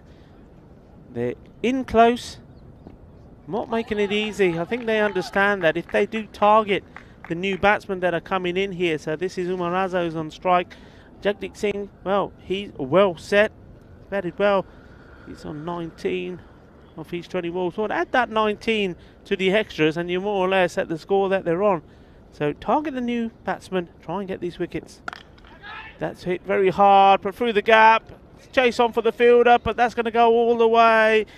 And Amanjot Singh gave it some chase, but couldn't get to it. Nice looking shot this. Yeah, nice shot through the offside. And too often we've seen batsmen who are hitting across the line, but this ball was outside off stump, and that's where it needed to go. And just shows you these short boundaries get value for your strokes. And nice looking shot out through the offside for Umar Raza. Last ball of the over. And of course it's not every time. I'm going to stop saying it actually, Rico, because every time I say last ball of the over, that's wide. So the score then goes up to 63. Now only 5 required for victory at this stage. So one big hit will do it. And we don't often see teams that could potentially win here without a single Maximo. Oh, it's still not going to be the end of the over. Oh, And only 4 required now.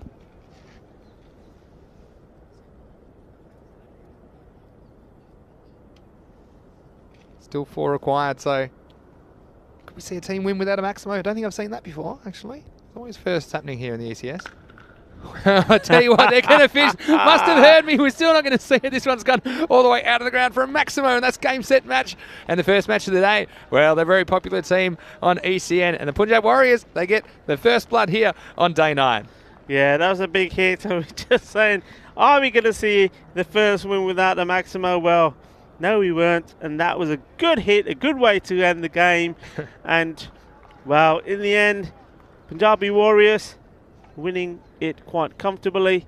But they will have to really thank the Black Panthers for those extras. I think in the end probably ended up being something like 33 extras, 34 in fact. And going back to the innings, you see the highlights. And it was Pepsi, and Nate in the chat saying Pepsi is always hustling, such a great player, and wasn't he? But this is the Turbinator. We know how dangerous he is, and for the Black Panthers to have any chance, they had to get him early, and they did actually, with a fantastic catch on the long on boundary by Puneet Shremali.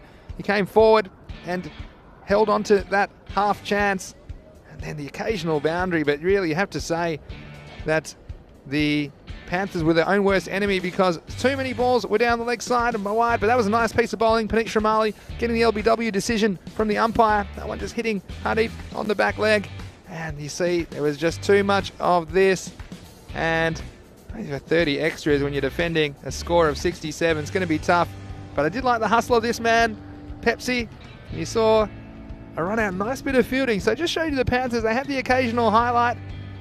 But the Warriors, well, they didn't take this lightly, and they knew they had to keep moving, and they just did enough. In the end, they got the runs off the last ball of the 7th over.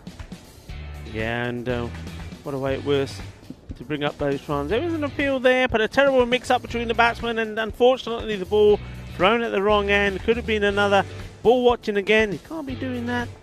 This was a nice shot. Play that out well out there on the off stump, Umar Raza. Just when we thought we weren't going to see a Maximo, well, there it was. It was up and away. So they must have heard me that one. Well, I'm not sure where that one landed, but it wasn't in this zip code. And nice way to end the game. That was very, very well struck by Umar Raza to finish this match. So there you go. It's the confirmation of the result in match 41. The Punjab Warriors, they were 70 runs off 7 overs, and they defeated the Black Panthers 67. So quite a low scoring affair, but still quite an interesting game with plenty of highlights. Rico, we look ahead now. It's not going to be too long that we'll be back in about half an hour. We'll be starting match 42, and you can see my fantasy dashboard there. The Warriors returning, and look at their best performers. They got 4 players there over 100 points. And I'm sure that might even need to be updated because they were just playing just then. But look, you've got the Turbinator up there, Tejpal Singh, Jagdeep Singh. We saw how important he was in that game as well. Gaggandeep Singh, the captain, well, he'll feature with bat and ball. Hardeep Singh Sr., well, he also will likely bowl an over or two. and for the Trinidad Royal Stars. They've only played the one match. Wouldn't be surprised to see Mohamed Fiaz Haider batting a lot higher than that. I think they fancy him at the top of the order. Mudassar Ali and Sufyan Ansar as well will be turning out for the Royal Stars. Akil Ansar, okay, who can forget his contribution as well back in their only performance to date. Well, Rico, we have a quick break, but we will be back in about 25 minutes, won't we? And so we want you to join us in 25 minutes time wherever you're watching around the world. Please keep those questions and comments coming in on the YouTube chat. We'll monitor it during the break and get to as many as we can. But Rico, 1 game down, 4 to go today in Barcelona. Yeah, we're just having a look at that scorecard there, and we see the man right at the top there. Jagdeep Singh, I think he played a very good innings, and they needed it. They needed one batsman to be there. We say quite often that when wickets are falling around you, somebody needs to play that anchor role. Well, he dealt with that really well. I think he rotated the strike well, he ran well, and when needed to, he played some nice shots. And other than that, it was all the twos, and then it was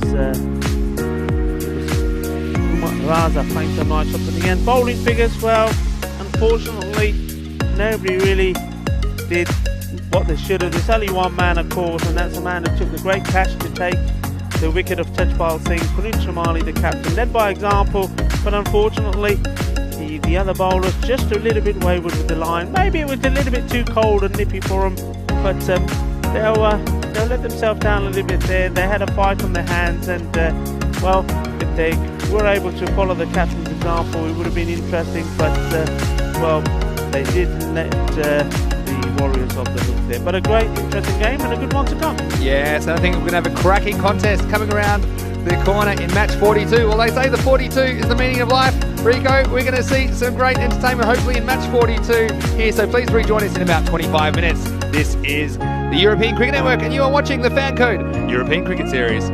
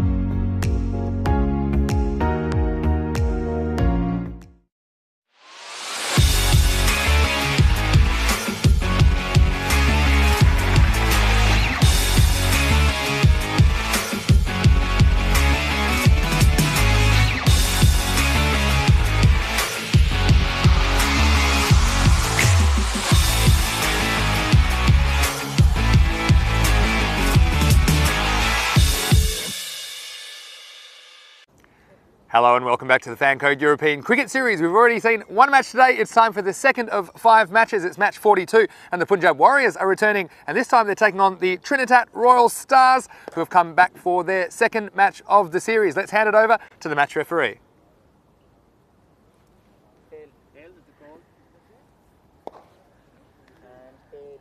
So, Stars have won the toss. What would you like to do? To bat first, to bat first. Stars have won the toss and decided to bat first. Well, there you see the TRS acting captain Amir Shahzad. He called correctly and decided to bat first, and he is just telling me that he wants to come in and put a score on the board straight away. I don't think that will bother the Punjab Warriors at all, because they fielded first and fielded very well in that first match. They said they would have bowled first anyway. So Rico, a fascinating contest between these two teams. It's over to you in the commentary box. Yeah, thank you, Vinny. Yeah, it's going to be fascinating, I think. Trinidad Royal Stars batting first. Looking forward to seeing this, because in fairness to them, the one game they played so far, which they won against the Black Panthers, Panthers were bowled out for 55. So the Trinidad Royal Stars didn't have too many to chase. So we only saw them lose 2 wickets getting those runs. So this is an opportunity for them to have a little bit of time out there in the middle. Some of their batsmen to play an innings, put some runs on the board, and also an opportunity for us and you, the viewers, wherever you're watching from, our global cricket family, to see just what they've got. Well, speaking of what they've got, we know what the Punjabi Warriors have. They're quite competent in the field. We saw that from their first game. Just looking at the dashboard there. And of course, Jagdeep Singh, he had a very good game behind the stumps. Also did his job with the bat as well. Key man, I think, Jagdeep Singh, the captain. Just get the feeling when he has a good game, with the likes of Hardeep Singh Senior as well, that the team rallies round. But one thing they were very, very good at was taking their catches. So they'll be hoping that they will bring that form into this performance in the field as well. So an interesting game. The Warriors, well, they're on the warpath at the moment, winning the first game of the day. And I have to say, the way form has been going, teams which win their first game go on to win their seconds when they got back-to-back games. And we've seen Falco do it, we've seen Minaj do it, we saw Raval Sporting do it yesterday. So our Punjabi Warriors are going to continue that trend. Well, they'll love to. It'd be great for them. It certainly will help them in the tables and the standings. So, going to be an interesting game, I think. But like I say, we don't know too much about the Trinidad Royal Stars.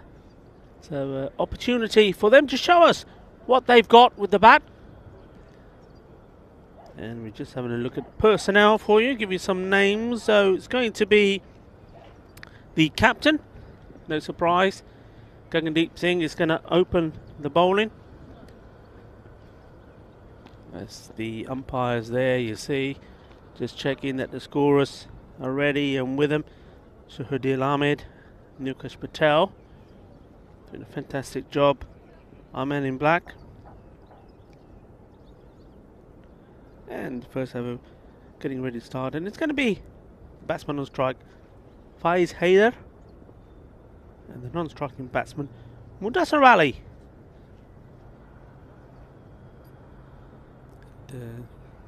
Weather-wise, well, the floodlights have now been switched off, so it has got brighter. The early morning fog that we had has disappeared. The fog as well as the frog. I think the frog is disappeared out of my throat. It was there yesterday, as we see the first ball being bowled today in this match, and it's going to be a wide ball.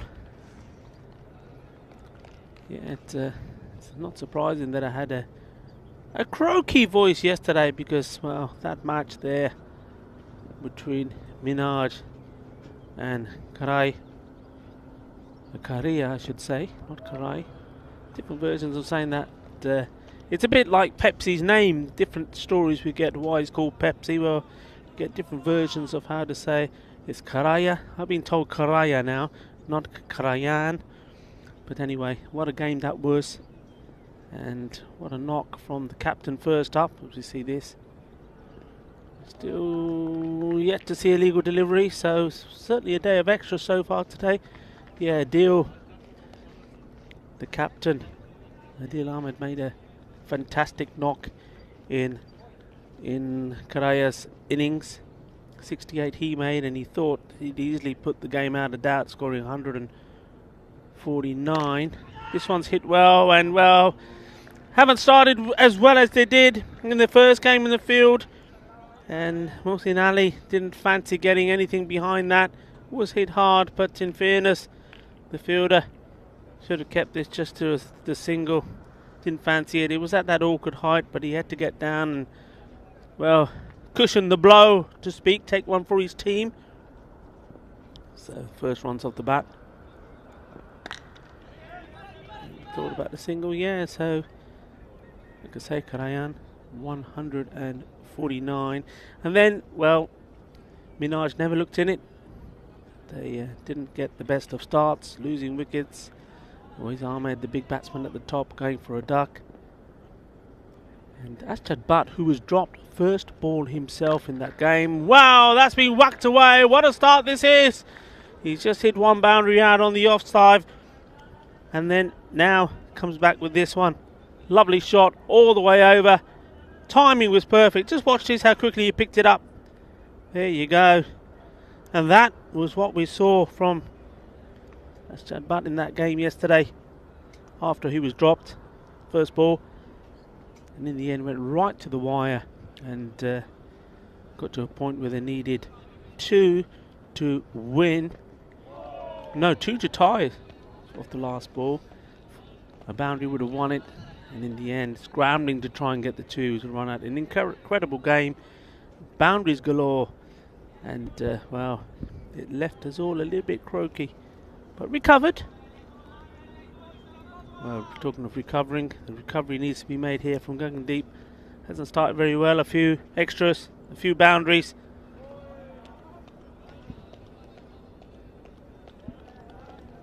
Well, Mohammad Faiz Haida, what a start. Hitting the ball well. You see him there, just keeping himself warmed up, stretching.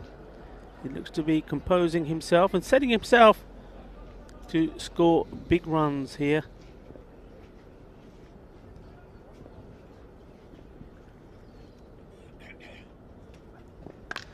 Well, that's hit hard through the gap.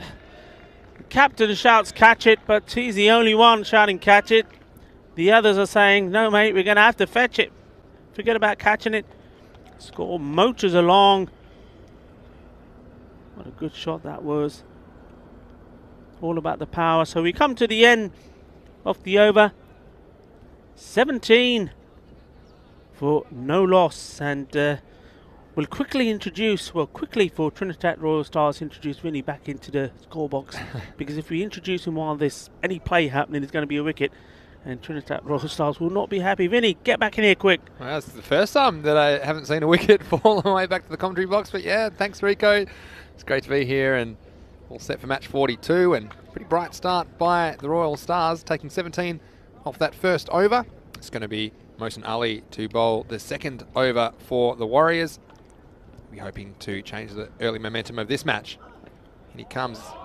What it bends his back, doesn't he, Mohsin Ali? And that one past the outside edge, and of course in this first 3 overs only 2 outfielders are allowed, so difficult to protect, and I think the next 2 overs will be very key for the Warriors to try and slow the Royal Stars down, perhaps take a wicket or 2. Here comes again Mohsin Ali. Stays down a bit, and it's going to go out to the square leg boundary. Slight fumble, but it'll just be the 1 run. And so yeah, Rico, we saw some amazing fielding from the Warriors earlier, didn't we, in difficult conditions? Yeah. And I think they won't mind being out there. Good toss to lose there out in the field, and we've seen 1 or 2 jittery efforts. They'll be very keen to hold on to the chances and keep this Royal Stars innings under control. Here's Mohsin Ali again. Slower ball. Oh, there's nothing slow about it off the bat. It's gone all the way. The Terminator can only look up and watch. It's over his head, and that is a maximo for the Royal Stars.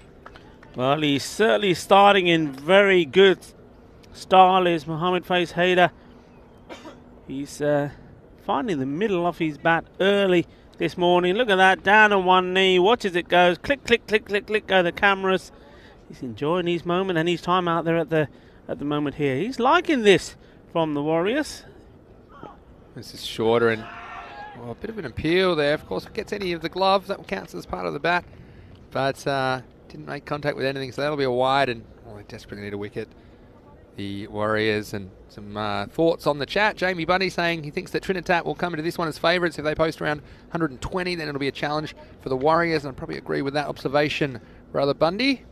Also, the next ball, again, a bit of an appeal, but no run. A few people asking what team I think is the stronger team, and I'm going to have to say, yeah, maybe, well, it's easy to say now, isn't it? But, I mean, maybe leaning slightly towards the Royal Stars, but the Warriors, they've got a lot of fight in them, and I just want to see a good close match here in match 42. Here's Mohsin Ali. This is short and pulled away. Clean-up will be done on the deep square leg boundary. Yeah, who do you like in this match, Rico? Well, it's a difficult one to call, isn't it? Because I was saying before you came into the commentary position, is that we haven't really seen too much of the Trinidad Royal Stars. The game that they did have against the Black Panthers was a very comfortable victory for them. They didn't have to do too much chasing that 55. We know that's short, and he's lucky he has a man out there. He bowled this, Mohsin Ali, most of the times against the Black Panthers, got away with it. I don't think he'll get away with it too much here, though that over does come to an end with just a single. 27 now off 2. But yeah, I mean, I think the Punjab Warriors, they need to pick up 3 quick wickets. If they can do that, they'll fancy themselves. But the strength, I think, lies in the batting of Trinidad. I just think they have a couple more accomplished batsmen and stroke players than what the Warriors have. So I can see them posting, I agree with some of the comments there on the chat, I can see them posting 100 plus.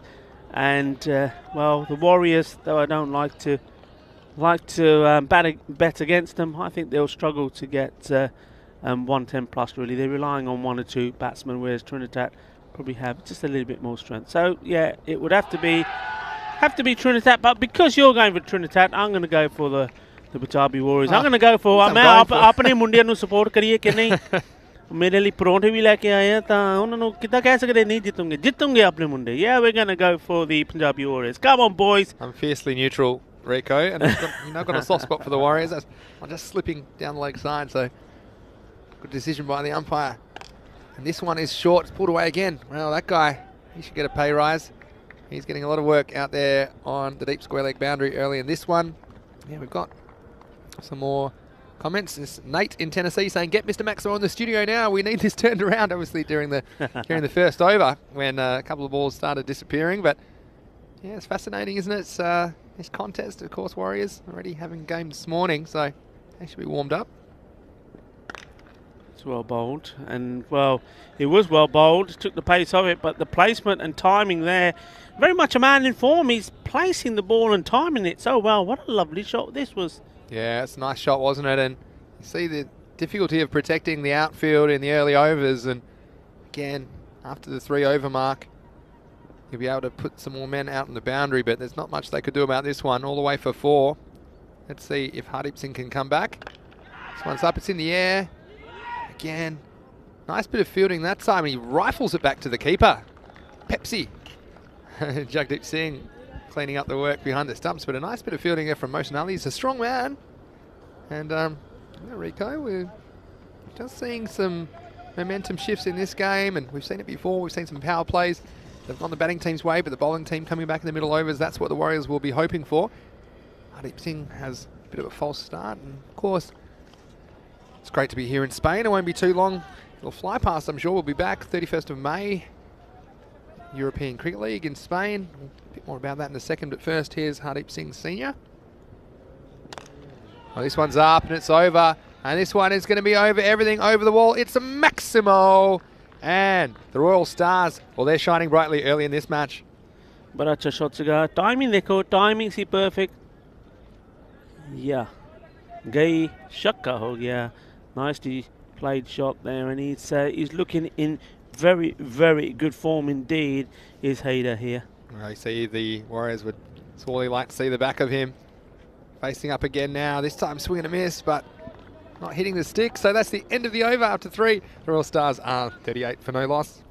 Yeah, just seeing that delivery and the one before that, I just think that taking the pace off now could be quite key. Yeah, I agree with that. And looks like it's the end of the power play. So there will be 5 fielders allowed back. And let's see who gets the job. And it looks like they might be turning to spin. Yeah. And we didn't see him employed in the last game. And it mentioned to me before the toss, Gaggandeep Singh, the Punjab Warriors captain, that difficult conditions for the leg spinner early in the game with a slippery ball and, of course, really cold, and with that kind of dexterity required to employ that over-the-wrist bowling. It's not so easy first thing in the morning, but he comes in, it's a bit of a calculated gamble, I think.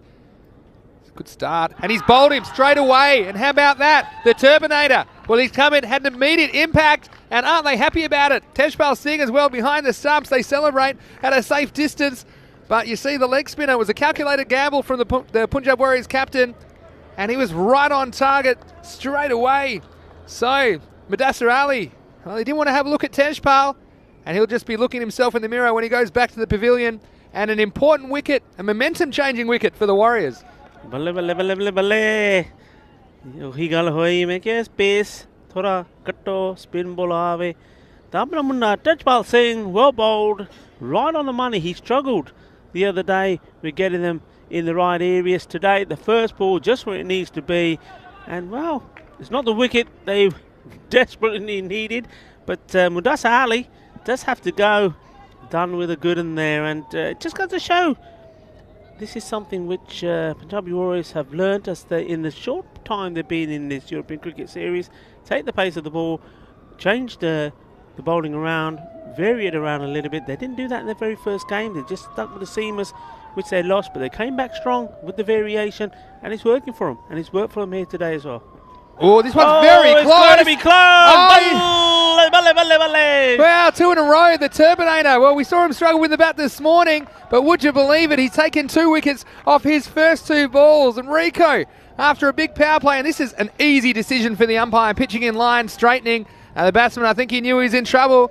And we got Turbinator turned up to the max here in the 4th over as the Royal Stars, they've fallen to 38 for 2 wickets. Yeah, and that is a big wicket because, well, Safwan Ansar, he was very impressive, wasn't he, with bat and with ball. But, I mean, he scored 26 of just 18 balls in their last match.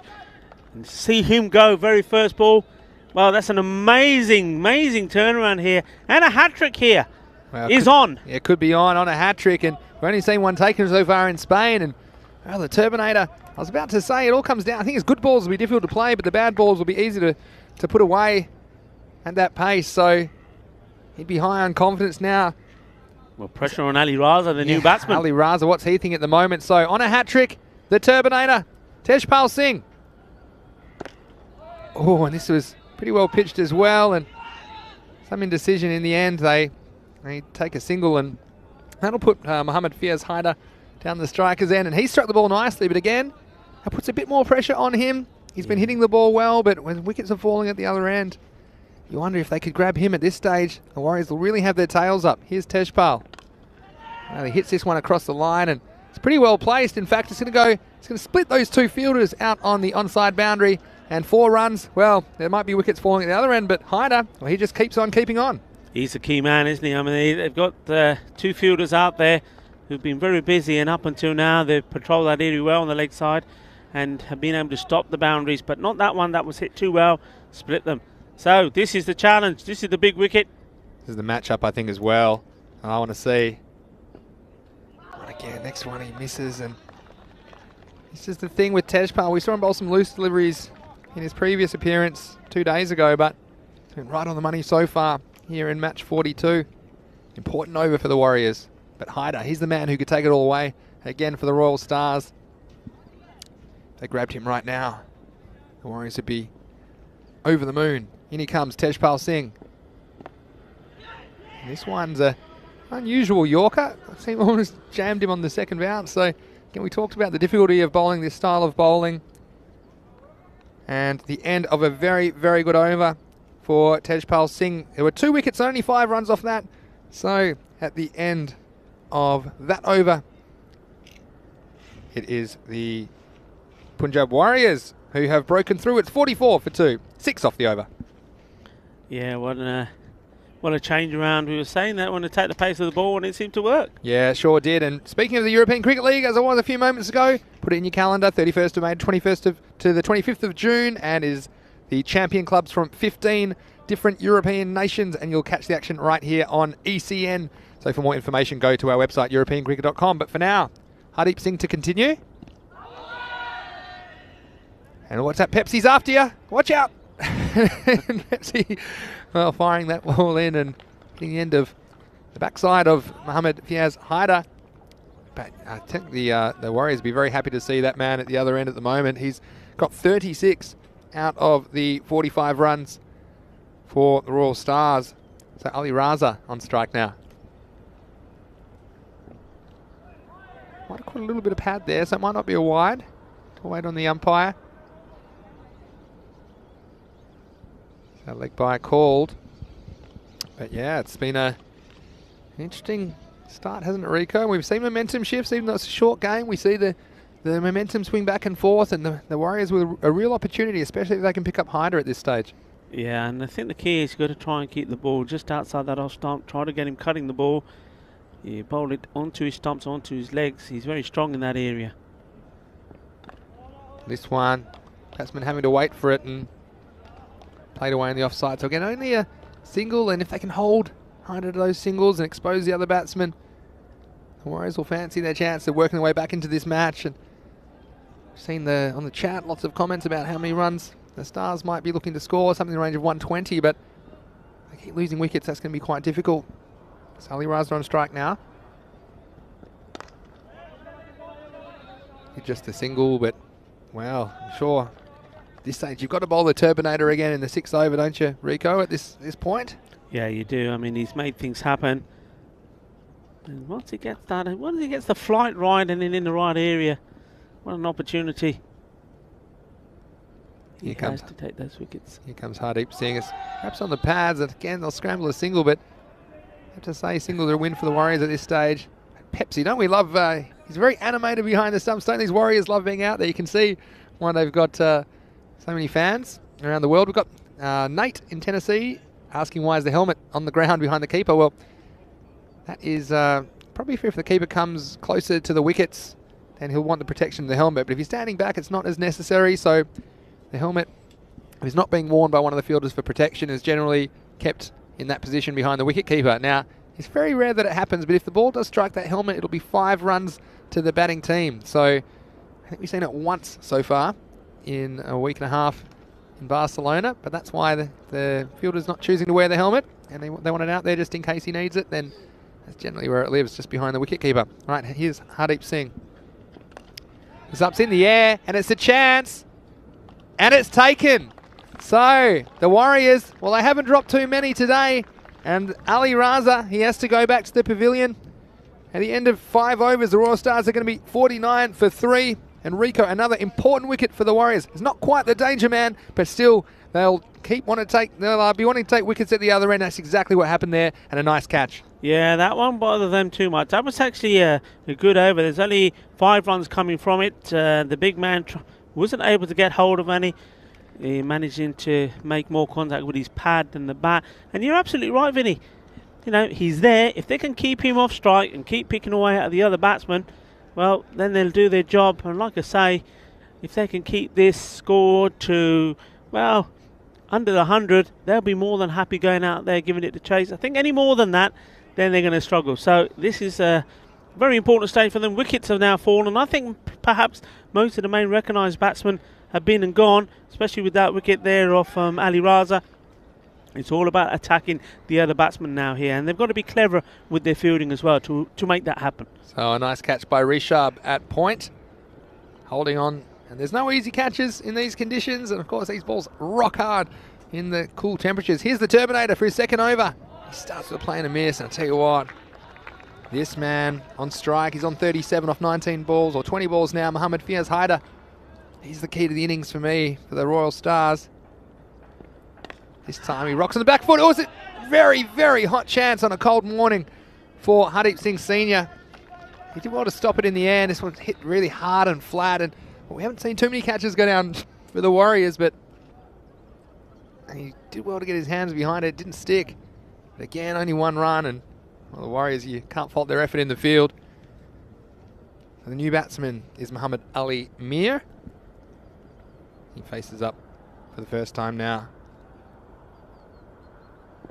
Wow, this is tossed up and a dangerous delivery, even though it was a wide. Of course, Tejpal, he's trying to spin the ball out of his fingers right to left on your screen so that when it bounces, it bounces right to left. And that one not quite doing enough, not breaking enough to come back and hit the stumps. It'll go down as a wide. Oh, this is a good delivery again. And Tejpal, well, I thought he might have a little bit more with the ball than we saw in the first day for the Warriors. And he's showing it now, bowling very well into his second over.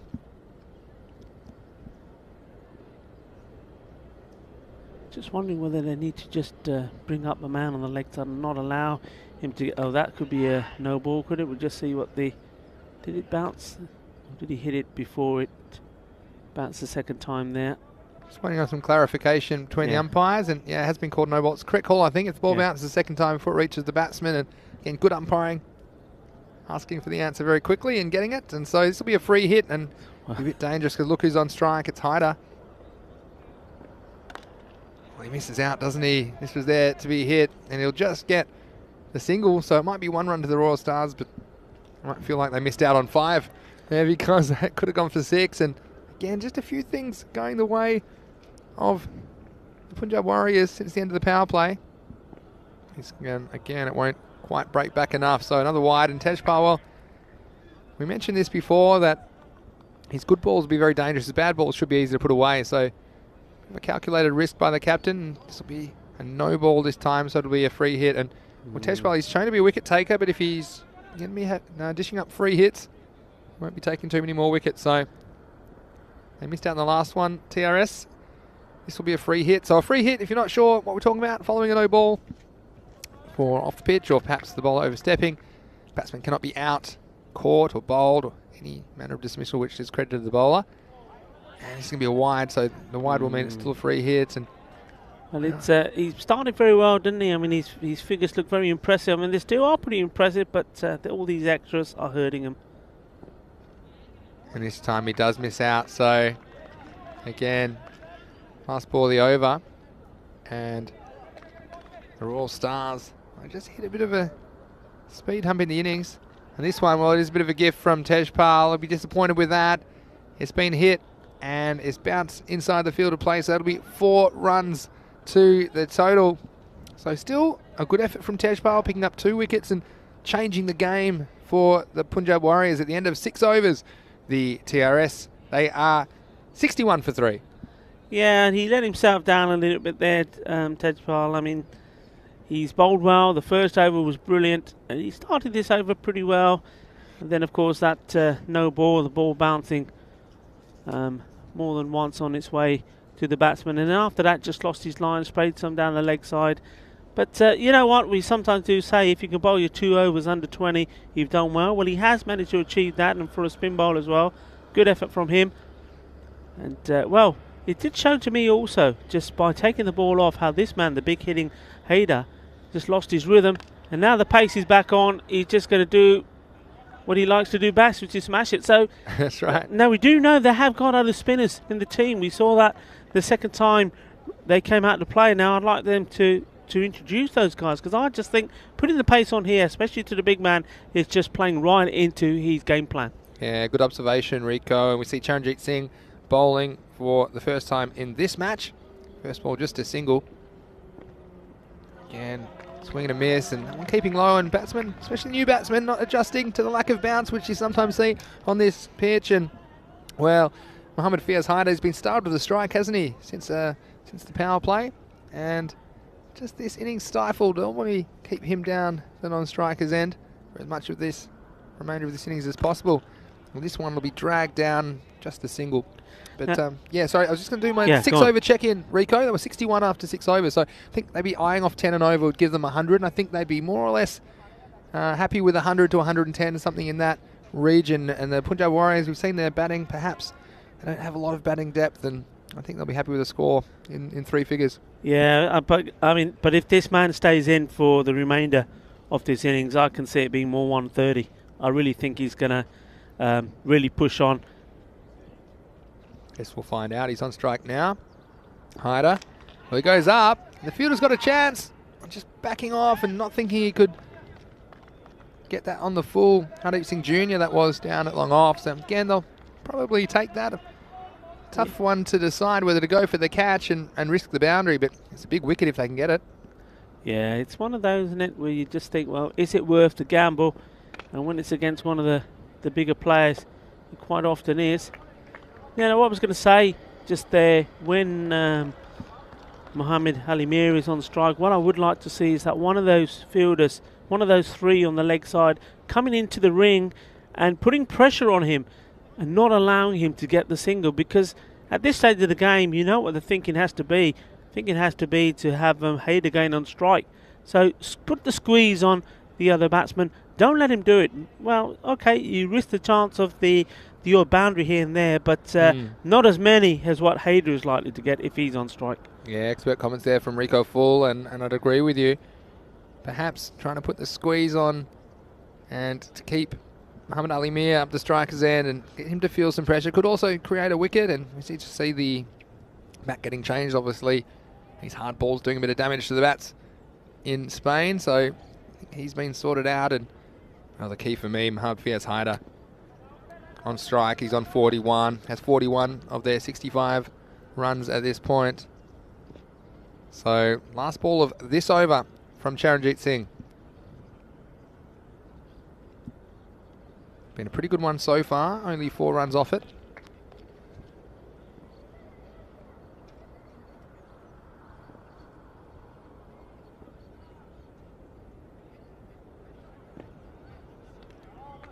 And how many times I'm going to say last ball of the over? There's another wide, and so probably a good chance to welcome you if you're watching for the first time, or if you're a regular viewer. Welcome to the European Cricket Network. You're watching match 42 of the Fancode European Cricket Series Spain. It's great to have your company. So we come and see hopefully the last ball of the over from Charanjit. Well, he goes after this one, and in fact this one, well, it might have gone all the way. It has. That's a Maximo. And, well, he couldn't close out the over, Charanjit. So 6 runs to the Royal Stars. And at the end of 7 overs, they're 72 for 3. Yeah, and that's the danger here, Punjabi Warriors. There's the 3 overs to go, so 18 balls to go. They'll be wanting to keep this score to around about the 100, not too many more than that. But, well, the more strike that Hayder gets as he moves on to 47, then the chance of that being 120, 130 is very likely. So they need to be a little bit smart here. Still not bringing anybody in there to try and stop the single being taken here. So, well, let's see how this progresses from here. Oh, this is short. It's gone very, very high. The fielder's entertained. Has he got any chance? Nah, it's going to go all the way. Another Maximo for the Royal Stars. And, well, they had the pressure on the Warriors, but consecutive 6s off the last 2 deliveries. And the Royal Stars, well, they're up to 78 here in the 8th over. Well, I said it before with Mohsin Ali.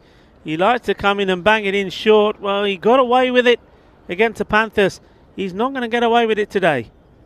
Not in this match. This one's short again, but again, the fielder's got a half a chance, but it's only half a chance. It's over his head and 6 more. So 3 consecutive 6s for the Royal Stars. Yeah, I mean, not only are they keeping the pace on the ball, which I think is a mistake here, but, well, Mohsin Ali is banging it in short as well. And this is just easy for both these batsmen now. And what he's done is he's given Mohamed Ali Mir the confidence that he needed to start hitting the ball big. And, well, with both these batsmen hitting big, that 120, 130 certainly does now look on. Almost now he has to pitch it a bit close to the batsman. Let's see what he comes back with here. Well, it is pitched up, and it's a beautiful looking shot. He hit it with a vertical bat. It was straight down the ground, over long on, and 6 more. That's 3 from 3 this over. And Mohsin Ali, well, he's feeling some pain here in Barcelona. Yeah, Shaka. 3, 6 carreras. 3 veces. Vale. Oh, we haven't seen 6 in 6 yet. Can he keep it going? Well, he tries. It's very high. It doesn't have the carry this time. It's a chance for the fielder.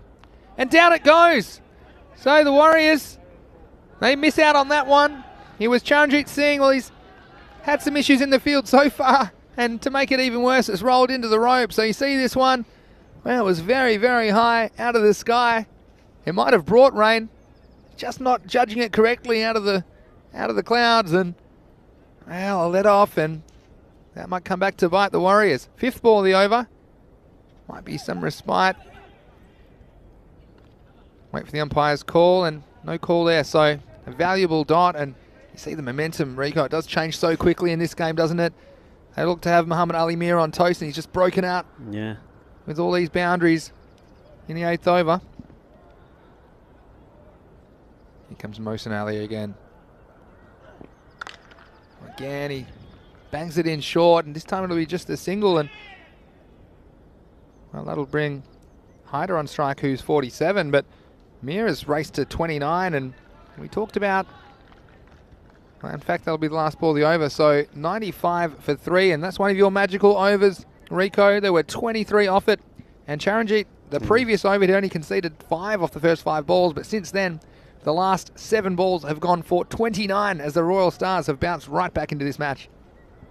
Yeah, and, well, Gagadic, the captain, bringing himself on now. We've seen some very, very expensive 9th overs as well.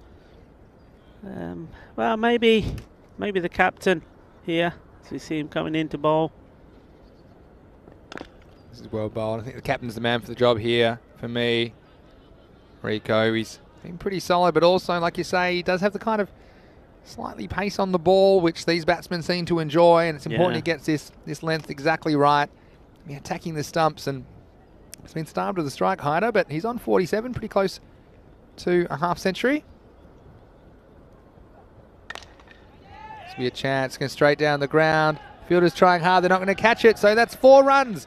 And that brings up the 50 for Mohammad Fiyaz Haider. He has 51 off only 26 balls, and he's batted very well for the Trinidad Royal Stars. Yeah, he has. I mean, pace on the ball, he loves it. That's where all these runs have come. We've seen 2 overs of spin where he struggled. But, well, I don't think the Punjabi Warriors brought up the 100 as well for the Royal Stars. And there's more runs here. And this has gone like a laser between the 2 fielders out on the leg side. So 4 more runs. And tell you what, Haider's past his half century. And you mentioned it, didn't you, Rico? That if he gets going, they could get quite a large score. And they're right on their way after a destructive couple of overs for the Trinidad Royal Stars. Absolutely. They missed the trick. For me, the Warriors, they needed to use more of their spinners, utilise them more. They haven't done. And the runs have just been piled on as a result of it. Well, this time it's more towards the end of the bat, and looking down at the end of that bat is Mohammad Fiyaz Haider. But Gagandhi came on and trying to get some semblance of momentum back for the Warriors, but still disappearing for a few boundaries. So interesting phase of the match again. Every run could be crucial. This is Muhammad Ali Mir on strike now. Chance and taken. Yeah, that's good catch. It was right into his follow through though, but you still got to take him. We've seen a couple already in this series that have come back at the bowler and they've gone down. Some have been soft, some have been going like a bullet, but it just goes to show you still got to keep your composure and balance and take the catch, and to take it, they come quite quickly at you if you're the bowler when you're running through, and he's done well to hold that. Yeah, and he's shown he's had a very safe pair of hands as well. We saw him take a good catch on the boundary a couple of days ago in their previous day's play, and this one was just off the end of the bat. Again, low full toss sometimes is a useful ball towards the end of a T10 innings, and well, it was a useful contribution, wasn't it, by that man Muhammad Ali Mir. Ended up going for 30 off 16 balls and exploding into life after a slow start. But he's carried the Royal Stars past 100, and they still have time to get some more. There's still 7 balls left in this innings. Ahmed Shahzad's going to come out to bat. He faces last ball of the 9th over. Well, there won't be a wicket off this as the umpire turns down the appeal, but taking a leg by, and well, probably the Warriors won't mind that because it keeps the danger man Mohammad Fiaz Haider at the other end. At the end of 9 overs, the Royal Stars are 107 for 4. Yeah, interesting single to take that for me, Vinny. I mean, it was a little bit risky there. You saw Jagdeep Singh, the wicketkeeper, trying to do some fancy stuff, get the ball, flick the ball onto the stumps. But yeah, I mean, they've kept the big man off strike. It's interesting to see who's going to come to bowl this last over. Some good comments in the chat. Nate mentioning Warriors will put up 110, but I believe in the Turbinator. I'm sure we'll see him out there, most likely opening the batting for the Warriors. And lots of other fantastic comments in the YouTube chat. Please leave us a comment or a question in there. It's always great when we can hear what the viewers are thinking wherever you're watching around the world. Just Charanjit Singh to bowl the last over, yep. And he's bowled straight away. So this one was not getting up. And we mentioned about the Trinidad Royal Stars electing to take the single. Well, they exposed Amir Shahzad and, well, no real bounce. We've seen that time and time again. The ball's keeping low, and you can see how high the batsman there, Amir Shahzad, thought that was going to bounce, but it shot through and perhaps catching a little bit of pad, crashing into those sticky wickets. So again, a useful wicket for the Warriors, and it keeps Mohammad Fiaz Haider at the other end as well. So yeah, Shahzad going for a duck, yeah, and yeah, again, sometimes you just got to be thinking about the game. Not very smart cricket there from the Trinidad Royal Stars. I mean, they have got decent runs on the board, but well, the way you have to look at it is this is going to be the second ball that the big man there, who's already passed his 56 or 28 balls, is not going to face because he's at the other end. Oh, he might get down there now. He's got to get on his bike though.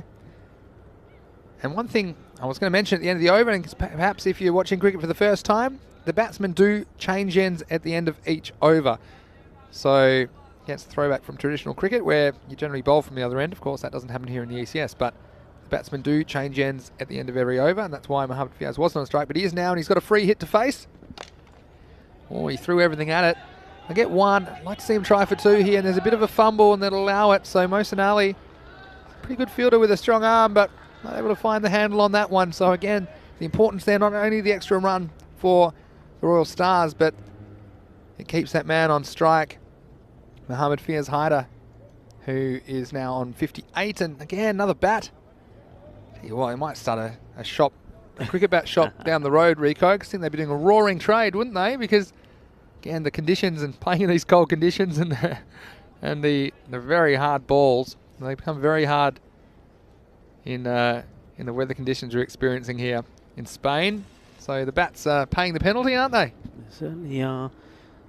So another one comes out, and it was good to see that pressure being put on the fielder there. Now, accomplished fielder Mohsin Ali, but even he, because he knew he had to get the ball in quick, fumbles it, gets 2, gets himself back on strike. Well, this new bat, I can tell you it works. This one's gone a long way. It's gone over the camera behind us. It's all the way, and Maximo, 6 more runs to the Royal Stars. Yeah, good shot, top shot. And, well, a little bit of pressure showing. The Punjabi Warriors making the mistake. Could have had him at the non-striker's end. So all these runs are runs which, well, being gifted. He's going to try again. He's going to get the same result. Well, if that bat had come out a couple of overs ago, who knows how many the Trinidad Royal Stars would be. He's knocked it in nicely, 2 consecutive Maximos, and they move along to 122 with 2 balls remaining in this innings. Qué fuerte eso es, mira. Toma. Qué grande. Es fantástico. Vale, ahora tiene 64 carreras en solo 30 pelotas. Well, 2 balls to go, and, well, I'm sure he'll be trying again. I don't think you want to give him any length to work with. I don't want to be right in that block hole or aiming at his shoes. That was what I'd be trying, so Charanjit has to think about it. Oh, this way gets away with one, and they're going to run hard. They might think about 2, find some sort of way, and he's got to scamper back in the end. That was clever by Mohammad Shahzad, who was trying to manipulate a way to get Haider back on strike. Just got a question from Ross Arnold saying, is that a cap on the floor next to the bowler? Very risky. Well, actually, because of COVID, the playing condition is that the bowler can put his cap there, and if the ball hits it, it isn't a 5-run penalty, and that's because of the umpires not able to hold the the players' caps. But anyway, got the last ball of the innings. Score is 123. Muhammad Shahzad will get a go. Just nurdles it away for a single. Didn't want to play more expansive strike. I think he was shaping to hit something on the leg side. It wasn't quite there. And so he'll have to settle for the single. So, Royal Stars, well, they had a couple of bursts, didn't they, in that 10 overs. There was a few wickets going down in the middle, but they finished their 10 overs and the score at 124 for the loss of 5 wickets. Yeah, and they'll be happy with that. They'll feel that they've got enough on the board. And it's going to take something special from the Warriors. And one man, I think he's going to have to get himself in and play a very, very good and important innings. And whether it's going to be the captain, Gagandeep, or Tejpal Singh, we shall have to wait and see. They do have the batsmen that can do it. But at the moment, you would think that the money has got to be on the Trinidad Royal Stars to hold the nerve and hold the cool and see them get their second victory. And wouldn't they love it if they could get 2 out of 2? But the Warriors, they're going to battle, and they're going to battle right to the end. Just saw some lovely shots early on here. Just loving the pace, and that's what you're going to notice here. They did like the pace on the ball. Take the pace off the ball, and bang, bang. Thank you, my man. And a little bit of dance there as well from Tejpal Singh. And, well, if he was happy about this one, the batsman wasn't. He didn't want to go anywhere. Just wanted to stay there. I liking that. And watch this. This was his second ball. Who got to go? That's right in front. Adios, amigo. Yeah, it was right back, and he was stone cold dead, wasn't he? And then we saw a bit of action from Pepsi as well. I think we'll probably see Pepsi and the Terminator coming out perhaps to open the batting for the Warriors in the second half of this match. But this was just the period where the Warriors came back into it, and the catch taken. They weren't all taken ultimately in the end. But the Royal Stars, well, thanks to contributions from Mohammad Fiaz Haider of 70, as well as Muhammad Ali Mir, 31. They scored over 100 of those 124 runs, which the Royal Stars were able to get on the board. Of course, they won the toss and elected to bat first. Like you say, they do have runs on the board. This was a chance that went up in the sky after there was some carnage before that. It wasn't taken. Finally, one was, and it was the captain had to do it himself. Gagandeep Singh off his own bowling. Nice reaction catch. Made good position. And one thing about the Warriors, well, they certainly love being out there in front of millions of television viewers around the world, across the subcontinent on Fancode, and of course on our YouTube channel, ECN European Cricket Network. It's great to have your company. Confirmation there of the final score. Royal Stars scoring 124 runs for 5 wickets off their 10 overs, led by contributions from Muhammad Fiaz Haider at the top of the order, 70 not out of 32 balls. Muhammad Ali Mir, 31 of 16. So, very interesting start to this one, Rico. Just some quick mention for some of the bowlers. Well, Tejpal Singh, 2 important breakthroughs, 2 for 18 off 2 overs. Also wickets for the captain, Gagandeep Singh, Hardeep Singh Jr., as well as Charanjit Singh. But don't go anywhere, because in just a tick under 10 minutes time, we'll be right here back with you from the Montjuic Olympic Ground in Barcelona. Rico, quite the run chase setup. I think it's going to be exciting no matter what happens in the second half of match 42. Yeah, it's certainly going to be exciting. And, well, the Warriors, they'll come out all guns blazing and hoping to have, maybe they're going to need a little bit of luck to go their way as well. And if they get that, there's every chance that they can chase the target of 125. And just a couple of comments I'm going to mention. Jamie Bundy says, gotta love Haider's backswing. Well, I'll tell you what, we're going to see plenty more swinging in the second half of this match, match 42. So please join us in about 10 minutes. It's Vinny Sandhu here, Mr. Maximo, along with Rico Full. We'll see you shortly. This is the European Cricket Network, and you're watching the Fancode European Cricket Series.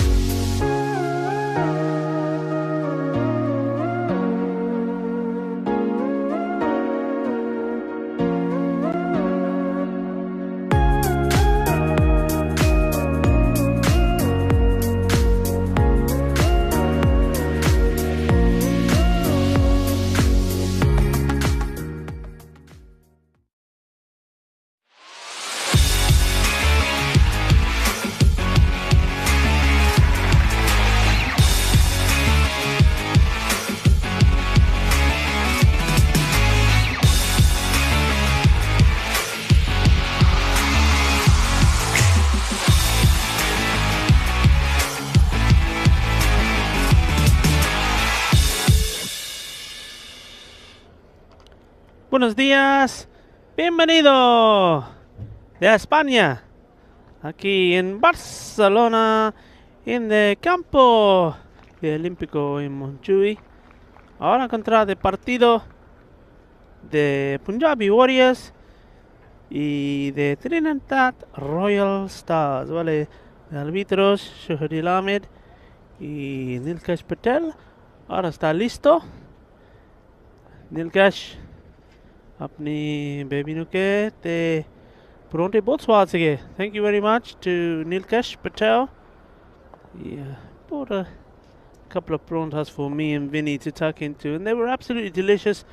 So please tell your lovely wife that they were great and very well appreciated. परोंठे गरम गरम खाते हैं चाह दे नाल थोड़ी निकी हो गई है हाले ठंड है तो हाले निकली नहीं इतने ग्राउंड दे विच ਅਸੀਂ live ਆ ਰਹੇ ਹਾਂ Spain ਤੋਂ in Barcelona, and we're about to see if the Punjabi Warriors can chase down a target of 125 posted by the Trinidad Royal Stars. And mainly thanks to FaZe Hayder there, opening the batting and batted all the way through, scoring 70 of 32 balls. So he more or less batted half the innings, you could say, or faced half the balls. And it was a quick fire 31 of 16 balls from Mohamed Ali Mir. And the only bowler really who I think did a good job for Punjabi Warriors, or a half decent job, was Tejpal, the spinner, the only slow bowler we saw. And he was the most effective as well, taking 2 for 18. So we're ready to start. And not surprisingly, it's going to be the man we're talking about with the ball, Tejpal, who's going to have to make a very good start here for his team to give them what they need. A very good power play. Remember, first 3 overs, power play, only 2 men, 2 fielders are allowed outside the 30-yard circle. And this is what the Punjabi Warriors need to take full advantage of. The bowler, Muhsin Raza, is going to try and stop them doing so and give his team the perfect start they need to defend this really large total. And we're off. And we're off with a bang! And Tejpal's terrible day continues. He's made a pair. 2 ducks for him, but this one was the very first baller, golden duck, and this is an absolute nightmare of a start. And well, you see the danger of shuffling right across, went right across his stumps here. And well, if you're going to do that, you've got to hit it. If you don't, you're out, and another wicket goes. And we're not gonna blame Mr. Maximo this time, because he hasn't quite got here. So for once, we can't be pointing the finger at him. We'll have to point the finger at the batsman. But, well, a new batsman is coming in, and he's going to be taking strike, as Mr. Maximo probably will enter the commentator's tent. So, well, our fingers are crossed for him. But 1 wicket down, very first ball. And that is a nightmare of a start for the Warriors. And certainly going to have to dig deep now with their star and main batsman already out. New batsman, Mohsin Ali on strike. That one goes past the outside, off the off stump, as Mr. Maximo joins us here in the commentary station. I saw you walking up when that wicket went. And no, I'm looking forward to watching the Turbinator bat. Absolutely. So let's get it started. Where is he? Yeah. Can't see him out there. Yeah. What's happened? Let's just take your mic off a minute, because I know you're going to be upset. They've got something to tell you.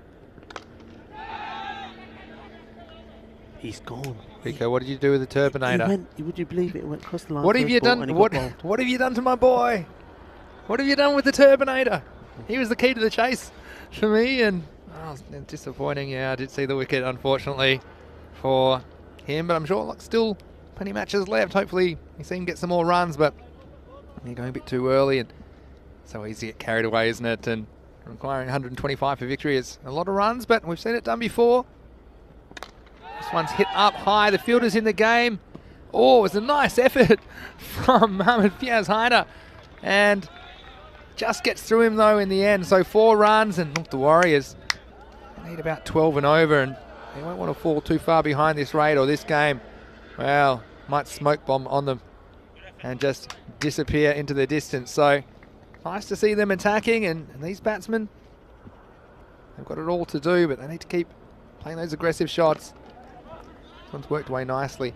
And probably what I would say, and I saw the wicket go first ball, obviously Rico, but there's still almost 10 overs, a full 10 overs to bat, and so you just rely on the other batsmen to be able to stay at the rate. So at least sometimes you're better off in this format getting out first ball than scratching around for 6 or 7 and chewing up dot deliveries.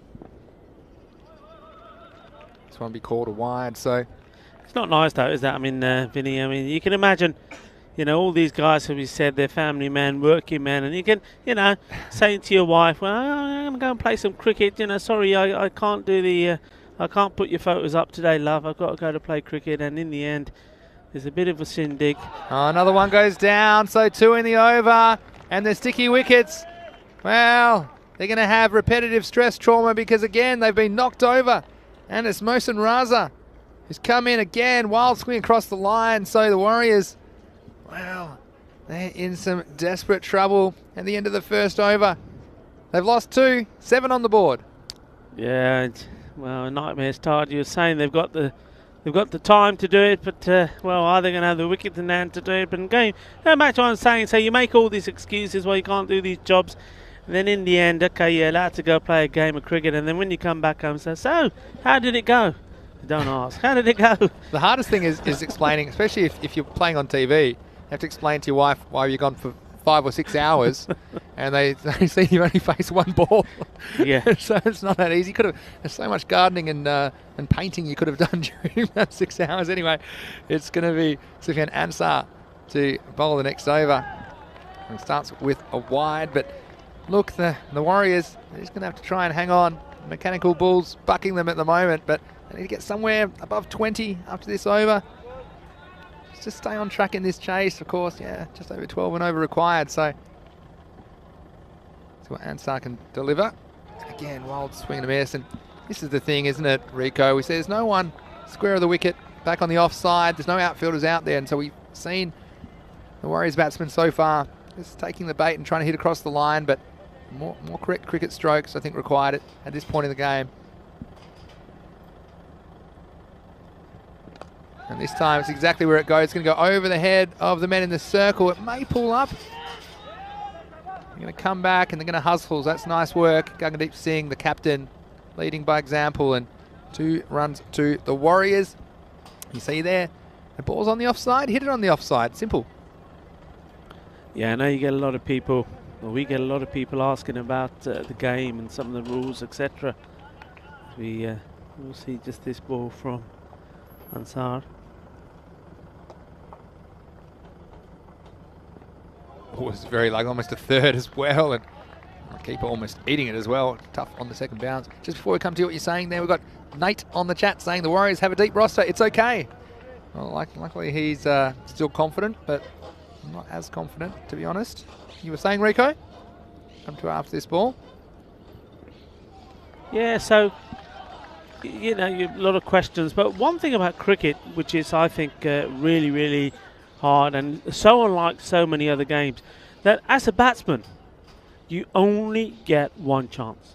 You make a mistake and that's it, your game is finished. I know that you made a lot of comparisons, Vinny, with baseball. Sure. Well, if you're, I think they call them hitters or strikers, but whatever it is, you get, you may have a bad couple of balls and where you've totally fluffed it, but you can come good and it can still be a good day. But in cricket, as a batsman, you make 1 mistake or you see 1 moment of magic from a fielder who takes a great catch. And talking of catches, there's another chance here and it is taken. And you don't get another chance. So sometimes you've given up the whole day, you've travelled a long distance to play the game of cricket and you get 1 ball and it's over. So here's a question for you on the chat there. What's the furthest distances you've travelled and come back with a duck? Well, that's a very good question. And unfortunately, a third wicket goes down for the Warriors. They're now 11 for 3 with a ball to go in the second over. And this Chase is in some serious trouble at this stage. That's a very good question. And of course, I've played both, as you know, Rico. And this is one thing coming from cricket to baseball later in life. I found that when I got out in baseball, I was having these, I won't call them tantrums, but I was pretty upset with myself and, you know, throwing equipment and whatnot in the privacy of the dugout. Yeah. And everyone's like, Vinny, relax. You bat again in about 20 minutes. Yeah. You know, you just don't get that in cricket as well. Like, often in cricket, you might not bat for another week or two in some formats of the game. Anyway, last ball of the over, 11 for 3 the score. Well, it was almost 4 as well, and that's the end of a very good over from Sufyan Ansar. Only 4 runs off it and took a wicket as well. So at the end of 2 overs, the Warriors 11 for 3. Yeah, it's sorry looking scorecard. But they've got to remain positive. It's all about getting something out of this game, and well, if you can get yourself in, start playing some shots, you never know what can happen. We've seen many a game turn around. Just look at that game, Raval Sporting the other day. They looked well out of it, and Gurinder Sidhu played a magnificent 68 he scored. That's what they need to do. They just need to start scoring however they can. This one's tucked away behind square, and they'll go all the way. So a nice shot from Usama Tariq, who's very capable with the bat. He's turned that one round the corner.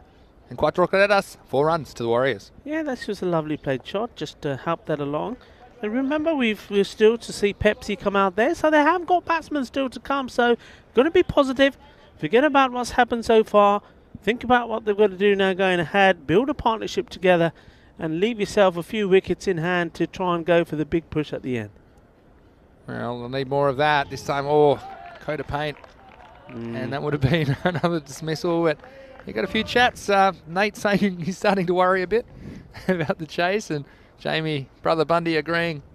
Thinks this is too much now. And you can see there, regardless, the Warriors, I think they've got plenty of balls remaining. And like I say, they're probably 10 to 15 runs behind where they need to be at this stage. They can make it up in a hurry if they get a couple going. But at the moment, the bowling and fielding pressure is pretty tight. This is a wild throw at the stumps, but well backed up. And well, the Royal Stars, if they get away with this game, then that would be 2 for 2 for them. A perfect start to their European Cricket Series career. We will see them against the Hawks in match 4, so another very winnable game for them, and potentially they could be undefeated after 2 days of action in Group D. This one, aggressive intent from the batsman, but again it was well pitched. And I guess the difference as well, we saw lots of wides from some of the more inexperienced teams, but this bowling's right on the money, isn't it, from the Royal Stars early in this innings? Yeah, very much so. Let's see this one come in. And this was a comparison, I think it's a good example of what we were saying about the Black Panthers in their game against the Punjabi Warriors. And one of the things we were saying, and we know they didn't score too many runs out there, but if they bowled well and attacked the stumps, they had every chance of having the Punjabi Warriors in the same position as what they find themselves in here. But all those extras, remember 31 extras in that game, in a low scoring game. You gave more than half the runs needed away, well, you're going to struggle, aren't you? Yeah, exactly. And you see the good pressure put on the fielder by the batsman, taking off that quick single, forcing the misfield, and in the end they were able to come back for 2, so that was a nice bit of running. And it ends the over. The Warriors, though, they're still teenagers, unfortunately, at the end of 3 overs. They're 18 for 3. Yeah, just not a power play they needed. Not the power play that was going to get them off to a good start. But what they have managed to do, at least, is go an over without losing a wicket. And starting to rebuild. Sufyan Ansar. Like Mohsin Raza is going to bowl his second and bowled himself out as well.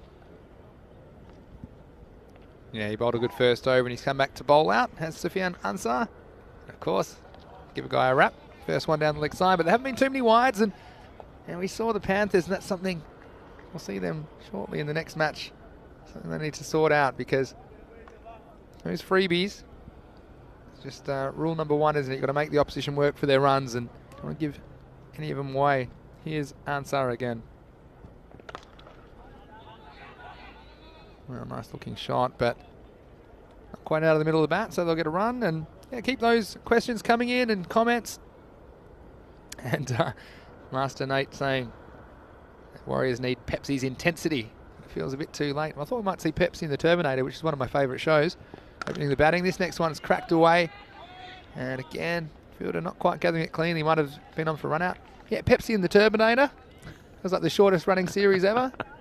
Actually, it wasn't even Pep. It was the captain in the Terminator that went out to open the batting. But it was that's a sitcom that only lasted one ball, wasn't it? Unfortunately, the Terminator lost his wickets early in this game. Here's Ansar. Nice slow ball and well pitched. And again, you see that pitching it up near the batsman and not giving anything to work with. So Yeah. we've seen Tariq play some nice strokes, but normally it's cashing in on some loose bowling. But there hasn't been too much loose bowling early in this match. Match 42 of the Fancode European Cricket Series Spain. And there we go again. I'll tell you what, I reckon I could get the Warriors this total if I just keep praising the bowling and how tight it is. I reckon they might bowl 50 wides. But no, for the most part, they've been pretty solid and well led by an excellent contribution at the top of the order of the Royal Stars. Hit away, it'll be just a single, yeah. But Mohammad Fiaz Haider, well, his 70 not out off 32 balls, 6 fours, 6 maximos. And aided by Muhammad Ali Mir. Between them, they scored 101 of these runs. No other batsman scoring more than 3. Aided by 17 extras as well. So, it's a slower ball. It's going nowhere fast. Harbeek Sim Jr., he hit it pretty hard. Straight onto his back pad, I think, and going nowhere. But you see there as well, 17 extras. 8 wides, 3 no balls. And a bye. Leg byes, we can't do too much about them. But, just those extra runs that made this chase a little bit too steep for the Warriors, it looks like. But anyway, here's Sufian Ansar. Again, well, going to go down swinging, aren't they, the Warriors? They know no other way.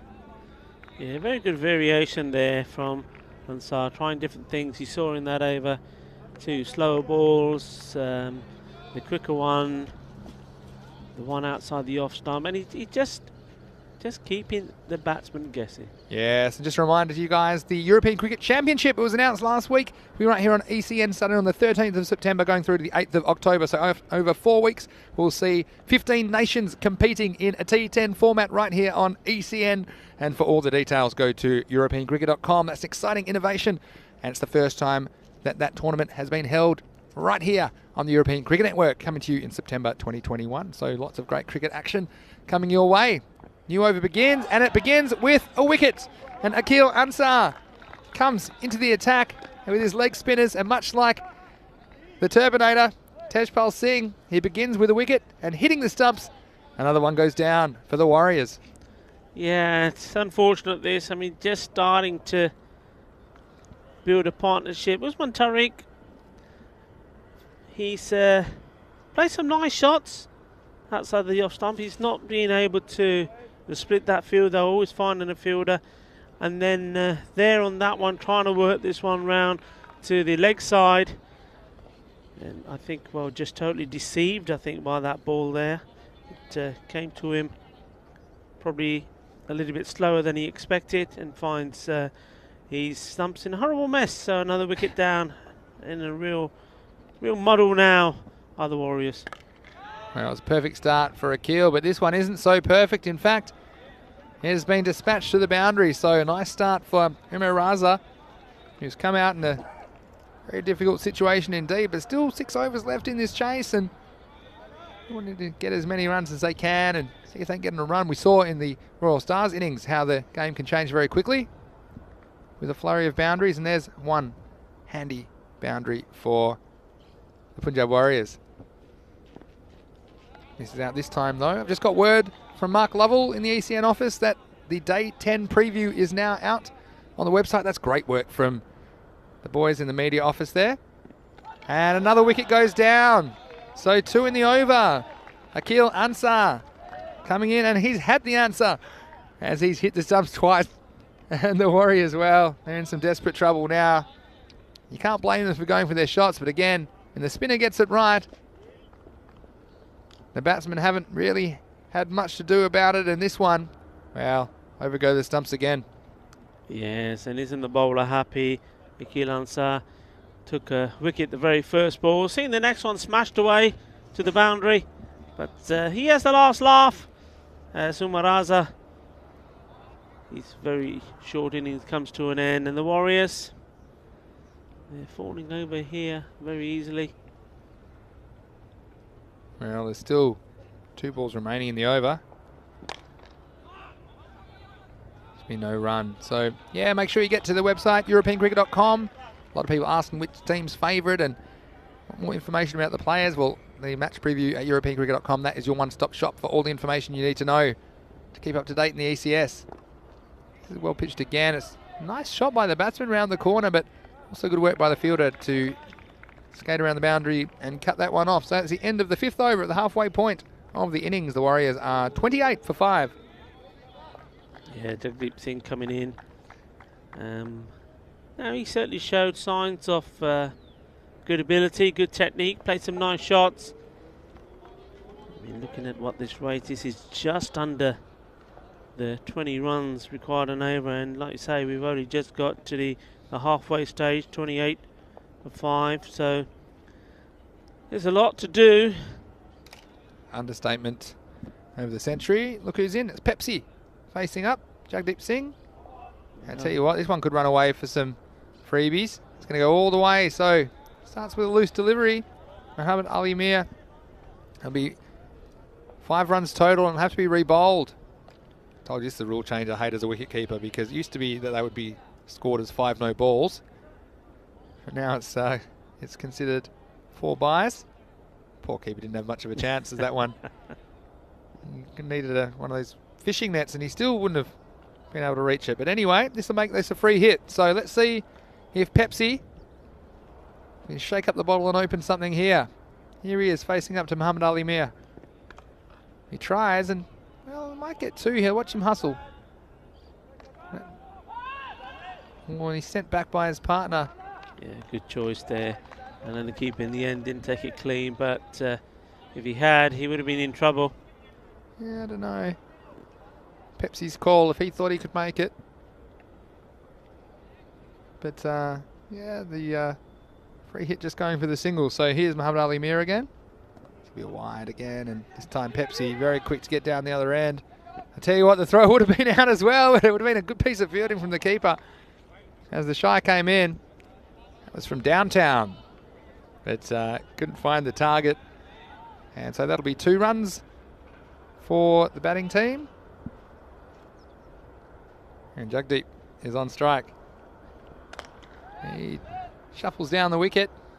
It's a nice looking shot, but it'll just be the single down to long on. And the Warriors, looks like they might be going down in this game, but still they've got a lot of fans around the world. The way they play the game, they play with a smile on their face. And like so many of the cricketers here in Spain, they're just so happy to be out here playing and to have the competition in place to show their skills. This next ball, well, this just one might go all the way. In fact, yes, it beats the man out there at deep square leg. Nice piece of hitting. It's Hasnain Ali down on the square leg boundary, but couldn't do anything about that. So 4 more runs to the Warriors, Rico. Yeah, that's a nice shot. You see that again. He's danced down the wicket. He had to make contact. If he missed this, he was going to see those some fan-code European Cricket Series stumps all over the place, but got good bat onto it, found the gap, 4 runs. So positive still, even though they're in a bit of a mess, they're still playing positive shots. Yeah, good come back by the bowler though. So get outside off stump, and so it's going to be quite difficult. We've seen that today, and well, plenty more cricket coming your way, of course, on the European Cricket Network today. This is the second of 5 matches today.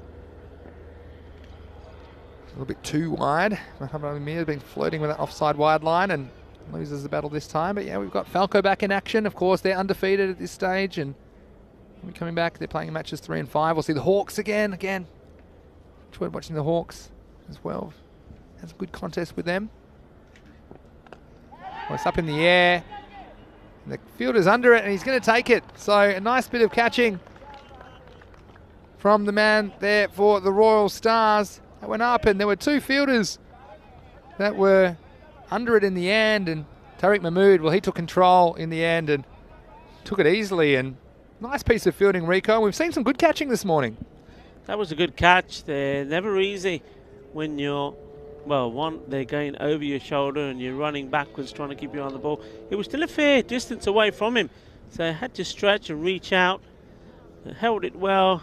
It's one of those things, though, isn't it, Vinny, when things are going your way, when things are going right, and those sort of things end up sticking, and taking a good catch, another wicket goes.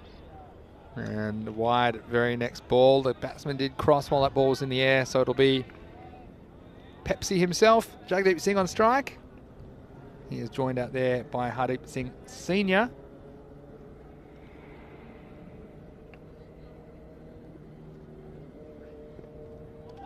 And no contact there, so that will be the end of the over. And they finish the over at 43 for 6 after 6. Yeah, it's quite a sad-looking scorecard. We mentioned before, sometimes these sort of scorecards, when you look down them, they represent more of a phone number than they do a batting scorecard. But, well, Punjabi Warriors, they're still in the early stages, the learning stages, if you like, of this European Cricket Series. The big men didn't click off today, and now it's left to the lower end to try and get to a respectable total. Akhil Ansar continuing with his leg spin. This will be just a single.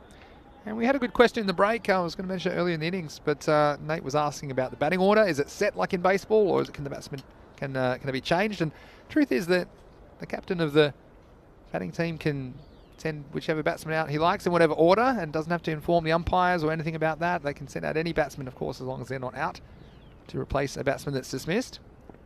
Well, that one really didn't get up, did it, in the end? And, well, interesting to see this one again. It was not getting anything off the surface, and this is what happens sometimes when you're ripping your fingers over the ball that might have hit the seam, or just hitting a dead spot in the pitch. And this one, well, for some reason, somehow it's come back on the stumps, and I think this one did keep low, but Jagdeep, like he hit this perhaps onto his back leg and then back onto the stumps, and the ball almost like closest to the pin ended up right next to the middle stump. So, nice bit of bowling, and Akhil, well, he's been very impressive. I think his leg spin could be a powerful weapon for the Royal Stars in this series. He has his 3rd wicket, and the Punjab Warriors, they are now 44 for 7. Yeah, you see there, it's a good bit of turn for Akhil Ansar as well, getting that ball to turn away. So Jagdeep Singh trying to make room for himself, but didn't allow or compensate for the turn, and in the end just playing that ball back onto the stump. So another wicket goes, and well, they're going to do well here, Vinny, to bat out the 10 overs, aren't they? Yeah, it's Rishabh coming in to the lineup today. He's got to face the music, coming out at number 9. He's going to have his hands full dealing with Akhil Ansar, who's bowled very well in this match. He's got 3 for 6. This one's going to be called a wide. Also, I should mention, in baseball there's kind of a manager, or I call him like a coach in some other sports, that makes a lot of the decisions. It's not really left up to the players. Come back to that in a second. It's a nice looking shot this time from Rishabh. He's come in, but he better hustle, because that would have been out at the bowler's end. Well, still he'll be relieved to have his first run in ECS cricket. I was going to say, in cricket, the captain of the team, it's not just a title. The captain is the one that makes the decisions with respect to batting orders and where the fielders stand and who bowls the overs. This time, the back of the bat, so no run there. So yeah, this is a slight difference between cricket and baseball, or even cricket and football, if you like. Is the captain has a lot of responsibility, the playing captain, to make these decisions with respect to what happens in the team. This is up, it's in the air, and it's Fiaz, and he takes it. So an 8th wicket goes down, and again, you can't blame the batsman. Trying to get 1 or 2 away. But now a 4th wicket for Akhil Ansar. He has 4 for 8 with a ball remaining. In fact, that might be the end of his spell. In fact, he'll finish with 4 for 8. So at the end of 7 overs, the Warriors, well, tell you what, we heard some bagpipes in the distance yesterday. We're hearing the fat lady singing there, 46 for 8. But looking ahead, we have match 43 just around the corner, starting in about 38 minutes' time. And as Falco have won the toss against the Black Panthers, they'll bat first. And this will be a big ask for the Black Panthers. They do not have a win yet. They're playing the undefeated Falco. So watch out for that right here on the European Cricket Network, coming your way after the completion of this match.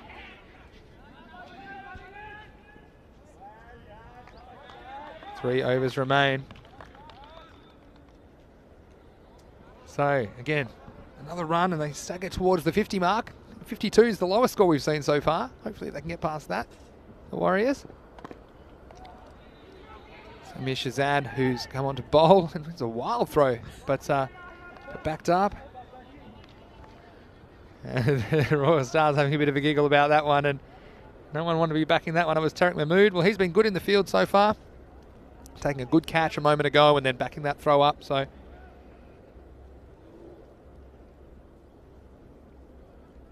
see the score staggers towards 50.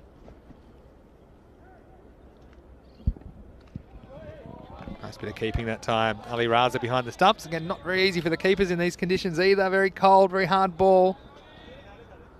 And the footing back there, a little bit slippery. This is another one now. And the captain getting it on the act, Amir Shahzad. And the Warriors, well, they lose another one.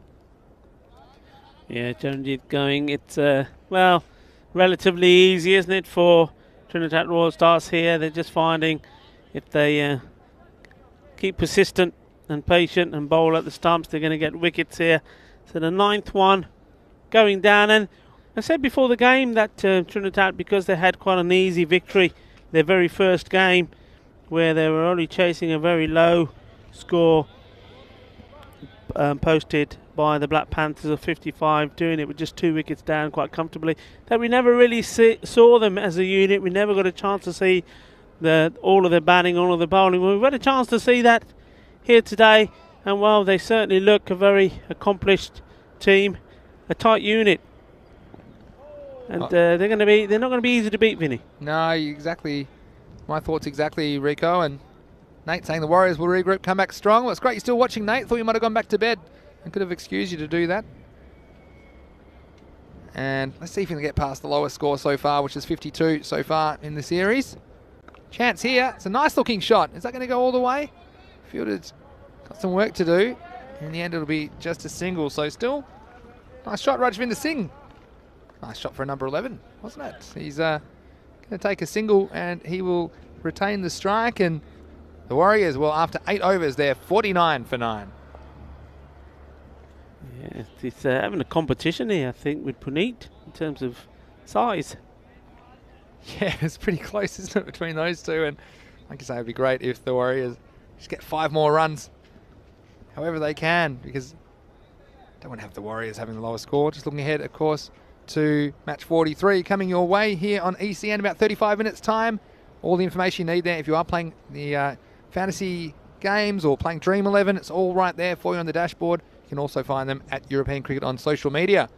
All right, here we go, 9th over. And the end of this game could be 1 ball away, as these are the last 2 Warrior batsmen at the crease. So, of course, if 10 wickets go down, the 11th player, they can't bat by themselves, so that will be the end of the innings.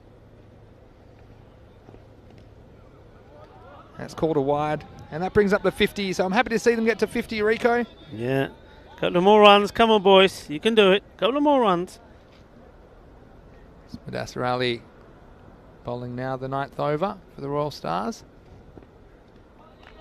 Again, all they need. What do we need? 2 more runs. Umpire. Stretch out those arms, umpire. Stretch out those arms. What are we at the moment? Are we 50?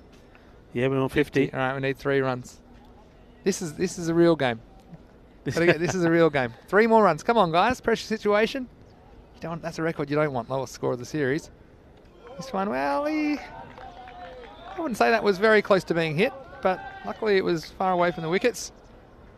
And look, we enjoy you coming here on ECN, and hope you can join us as well for the rest of the day. Plenty more cricket to come. There you go, 51. Come on, run. Stretch those legs. These little steps. I think he's got something loose, falling about and moving about where it shouldn't be. It's supposed to be protecting something, but it's gone down to his kneecaps. Tell you what, they're all queuing up to bowl, aren't they? The TRS guys. As soon as there's 9 down, everyone thinks they can bowl. There we go. That's a nice shot. Go on. Oh, could be trouble. It's very slow. slow. He's got to run, though. Oh, 52. It's a tie now. It was the Lions that fell a bit short of Men in Blue in their first game, losing that game 63-52. It was a very low scoring game, that one. Yeah. So here we go now. At least we've got 52 on the board, so that's equal lowest score. Let's see. They probably don't know that out there, of course, but we'd like to see at least one more run. Again, living dangerously. Here's the batsman, and how great for these guys to be out there. That's the end of the over, and they survive another one. So the score moves on to 52. 9 overs gone, and of course we're getting excited here because we'd love the Punjabi Warriors to score another run, and that means that they well, at the moment they're equaling, I think, the lowest score that's been scored so far in this European Cricket Series. So another run, and that'd be good for them. Even better for them if they end out, I think, surviving these 6 balls and being not out. And that's a nice shot. Oh, is it ever? I'll just get one. Oh, no. What's happened here? We've been out. Oh, I tell you what, I was saying everyone was queuing up to bowl. This is one of the benefits of being captain. It's the captain's bowling the 10th over. And you watch this. I think the non-striker thought it was going for 4. This would have been out. He was caught. Don't know how often he gets out there in the middle. But Rajvinder. That would have been an embarrassing dismissal. He's going to face up now. They've made it past that lowest score of the series. I feel happy for the Warriors. This is the last over at any rate. And you can see here, viewers, the impact of wickets being taken in the innings. And extreme example here, of course, with 9 wickets down. But these batsmen lower down the order, they're not as accomplished. And generally how the orders are set in this form of the game. And this one isn't going to go away for a run. So, yeah, look, we've seen some interesting cricket this morning. We've seen some ebbs and flows as well, of course, in the first innings. This match was by no means a bygone conclusion. Sharp getting good bat onto it again. Takes a single. Then stay where you are now. Don't get carried away. Yeah, he's nice little innings here. Both these guys scoring a few runs. I'm sure they'll be thrilled to be out there. They wouldn't get to bat very often, would they? And you're batting this low down the order. But well done to Rishabh and Rajvinder. It's going to fall safe. That could go all the way as well, Rico. Watch this. Is it going to roll into the rope? And it does. So 4 more runs. And again, wow, showing off now. Yeah. Could they even get to 60? I think we're up to 59 with a ball to go. But still, the Warriors, well, they've had an entertaining morning's play, and they can walk away with a win in the bag, of course, after defeating the Black Panthers in match 1. Here is the last ball of match 42. That was a nice looking shot. And they're going to go. They'll get probably just the single, I think. So that will end this match. Make sure, if you're leaving us, that you join us in exactly half an hour's time for the beginning of match 43. But the Warriors will end up on 60 for 9. And they will go down in this match. The TRS Trinidad Royal Stars scoring 124. The Warriors scoring 60. And Rico, well, it was always going to be difficult for the Warriors after those early wickets.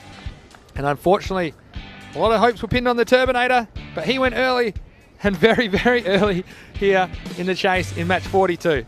Yeah, as you've seen these wickets being knocked over, that was such a crucial blow to them. If anybody needed to perform and score some runs, it was him. Mohsin Ali as well, he'll be very disappointed the way he went there. He's a key player for them with bat and with ball. That is a soft dismissal.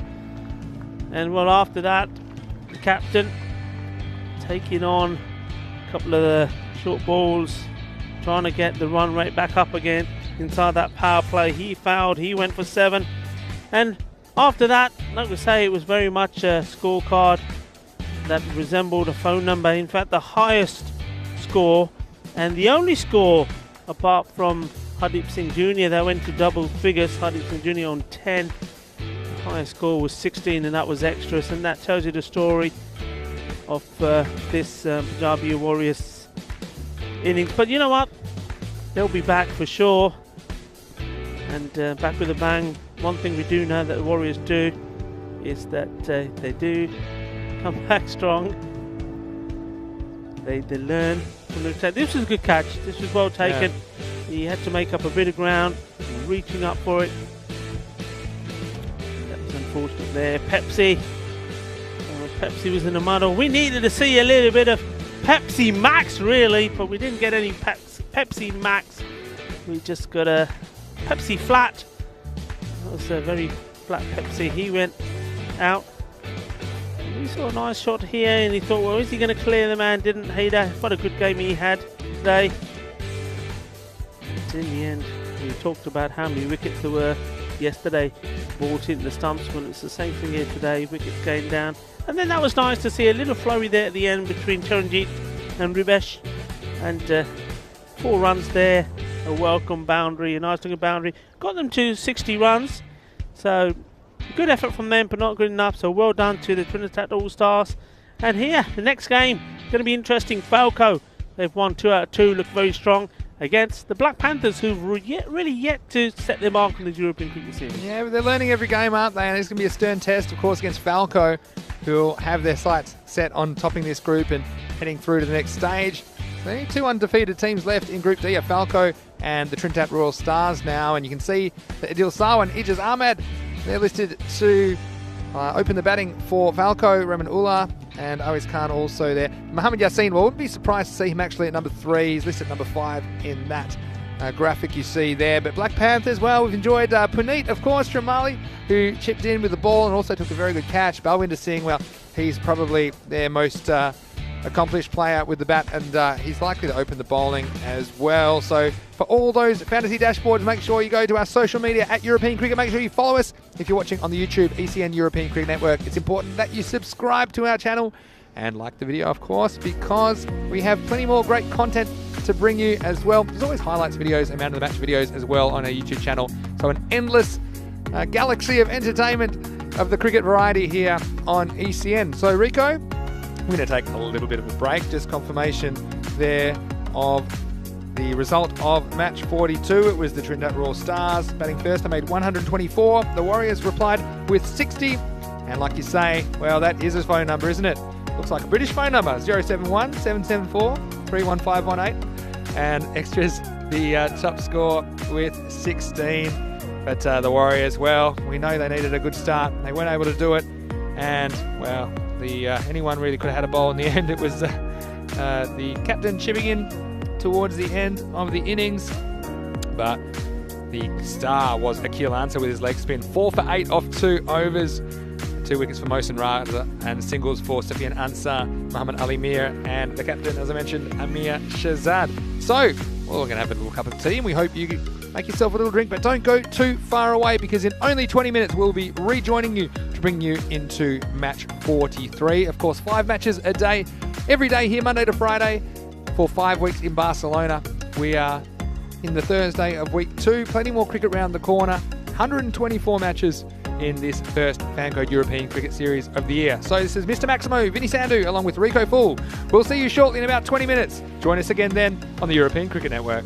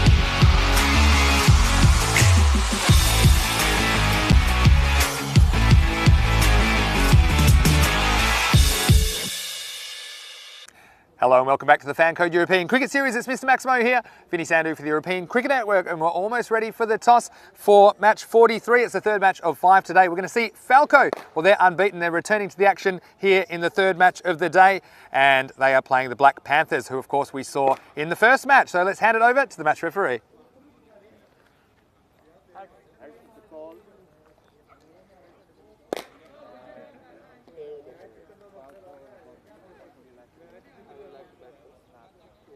Falco have won the toss and elected to bat first.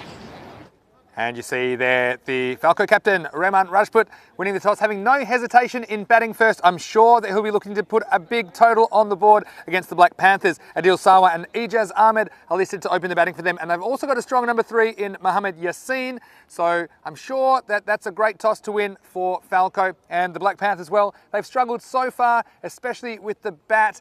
And I think they may struggle again, especially if Falco get the runs on the board. But still, we've seen plenty of highlights for them. And I'm certainly looking forward to watching their captain, Puneet Shrimali, one of the most popular players in the ECS. So Rico, time for match 3. It's over to you. Thank you very much, Vinny. Well, Falco, they impressed, didn't they? When we saw them, I was saying they're one of 3 teams that came to the party. They came to the party in the groove, and they won their first 2 games comfortably, batting well. And that's the key. They have been batting well. 131 of 3 against the Punjabi Warriors, and then 102 for 6 against a very good, strong Badalona Shaheen team. And that's going to be the concern here for the Black Panthers. Even though I think they're pretty strong in the field, they're going to have to bowl extremely well and field extremely well. And by that I mean take all their catches and not bowl too many extras. They were very guilty of that in their previous game, so they've got to work very hard to try and contain this Falco side. Now Falco at the same time, now they know their strength, they know they can bat well. You know, you've got good batsmen up there, but they can't take this for granted. Sometimes you do see that. You see teams going into a match thinking that it's going to be easy, that runs are going to be easy to come by. Well, we have seen out here that you do have to work hard for your runs. It's that sort of day, those sort of conditions where you just think that the bowling side just have the advantage if they do bowl well and take their catches well. So Falco can't be too complacent. They're going to have to work, but boy, would they love to finish this game and this day unbeaten. But to do that, they've got to get through this one first. Black Panthers, they've got a point to prove. They want to prove that they are better than what we've seen so far, and I believe that they are. I do not think we've seen the best of them yet, and it's going to be Balwinder Singh who's going to start off with the ball to try and get some early breakthroughs, and they will need an early breakthrough because this is a very strong batting lineup. I'm expecting that we will see the likes of Adil Sawa. It does look as Sawa is going to be opening the batting, and he'll have Ijaz Ahmed at the non-strikers end, so very strong batting lineup. Adil Sawa, 38 of 33 against the Punjabi Warriors, and the batsman at the other end, he's made some valuable runs as well. He scored 30 in 25 balls against Badalona Shaheen, and they have other good hitters to come. Abid Shahzad, he made a lovely 47 of 17 balls against Badalona Shaheen. So they're strong, and if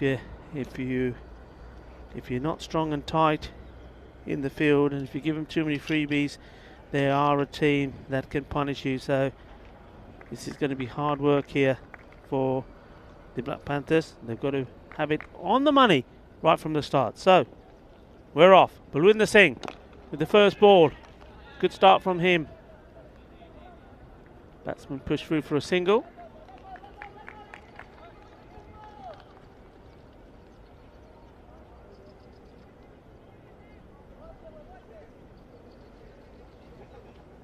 Bowler just setting his field again, just moving Puneet around a little bit as Ijaz Ahmed gets ready to face his first ball. Yeah, it's in the zone. Ijaz looking to hit this one out over the offside, looking to hit it through the gap. Now, the Panthers in very close. You look at that offside, so the batsman will be looking to take on the field. This time it was a full bunger, full toss. Just pushing that out to take the single. Falco want to make the most of the power play when you've got these men that are in close as they are at the moment.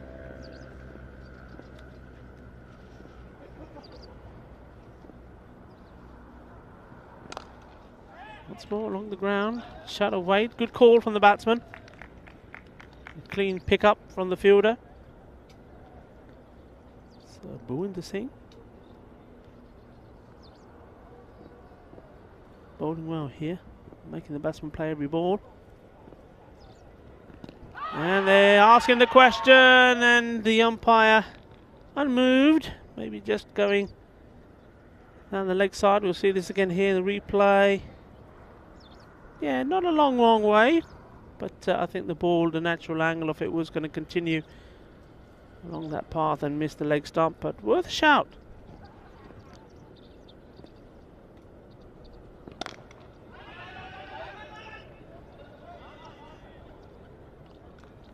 And that single being pushed out there. Well, that's the end of the first over, and a nice tidy one. Just 3 runs from it. Be very satisfied with that, Bhuvinder Singh. And very important now that the next bowler, I suppose the other opener.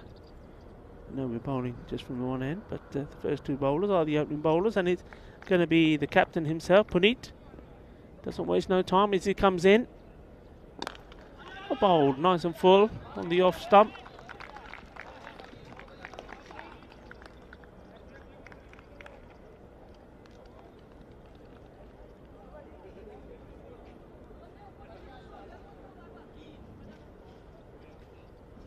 Just adjusting his field slightly, keeping his men in close, so that's good to see. It's good to see him putting the pressure on, not pushing men back straight away. A little bit of hesitation on the batsman there, but in the end, Adil Thawa does get going and does get to the other end.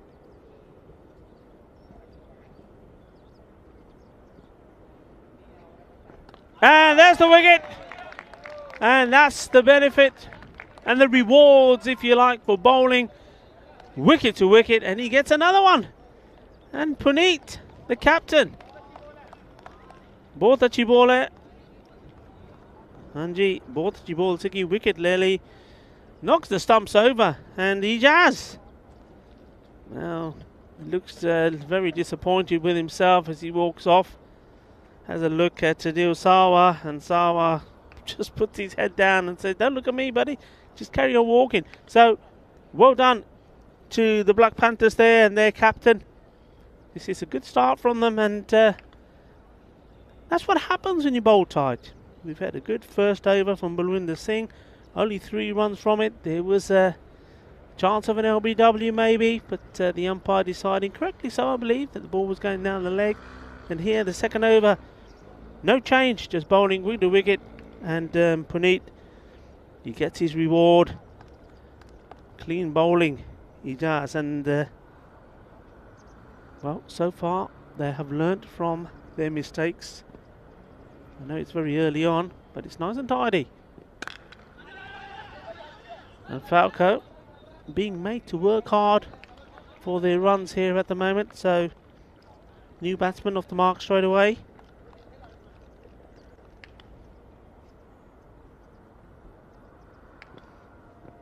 So Yasin Mohammed. Ooh. Well, Ajahaja says Yasin, but well, that would have been a disaster if Adil Sawa had listened to his call, but Adil went wise. It's his call anyway out there. That's well bowled. Similar delivery to the one that's got in the wicket. Adil pushing this one straight to Bhuvinder. And well, even the sun is starting to shine on the Panthers' performance here so far. And what a start this is from them. So the score moving along to 6. 6 of 2 overs, and most importantly also they have taken a valuable wicket, and that of the dangerous Hijaz Ahmed. We know that he does like to hit the ball big. He's made only the 1 run here today. Hit out towards the fielder. Oh, tiki-taka at the moment. Tiki-taka, and the early boom-boom has been from the bowler, Puneet Shumali, with the ball knocking the stumps over. And we're starting to feel some warmth as well, not just in the performance of the Panthers, but also the sunshine here. And well, that's the first one that's gone astray, the first extra. He's got to bring this back. Can't let that play on his mind. It was the problem they had in their game earlier. 30 odd extras, remember, they're bowled. 31 to be precise. They will not want to have a repeat of that. Balwinder. And that's a good shot. That's what he was looking to do. Hit that over the top. Like I said before, those men are very close in there in that 30-yard circle. A lovely positive shot. Got his feet in the right position and just lifting that over the top. Nice shot. And that will take a little bit of pressure away. Mohammad Yasin hits the first boundary of the Falco innings, and it's 6. Used his feet well. Good fielding. Pressure straight back on him though. Yasin just a little bit too keen to get going. For a couple of times we've seen that. He's seeing his partner Adil Sawa hit the ball and wants to go, or he himself. Just got to calm down a bit. He seems to be in a little bit of a hurry. And once again, it's been there, up there, and he smashed it away again. It's going to be 6 more. So, Mohammad Yasin, he's not in the mood to hang around. Yasin the assassin, that's sometimes he's been called. Many times he's been called, I say. Has had a good stint, a good career, if you like, playing for the Spanish national team as well. I know some people were asking questions yesterday about players that are and have played. Now this one's gone up. There is a fielder there, but he's right close to the line. He stepped over. It's 6 runs. Well, it was a good catch, but it wasn't very smart cricket. He was always going to be in danger of going over the line, and maybe here in concept of the game, he could have just dropped this in front of him before he stepped over and just kept it to a single. Well, these are things that you learn as you get more experience with the game. A bit unfortunate, but does take a good catch. So it's 6 more, 3 6s then to Mohammad Yasin so far. That one's short. And bowler asking the question, but too high. This will be a leg by. Correctly signalled. And the over comes to an end, and well, after 2 pretty tight overs, something had to give somewhere. Somebody had to play some shots, and it was Mohammad Yasin. And well, 27 now the score of 1. So acceleration was needed. They needed to make something out of the power play with the fielders still in and only 2 men out. And Mohammad Yasin was the one to provide that end of the power play. Yasin is back on strike as well. They're taking that leg by. So this is an important stage. Again, now new bowler being introduced. The Panthers have to keep the pressure on. It's Manpreet Singh.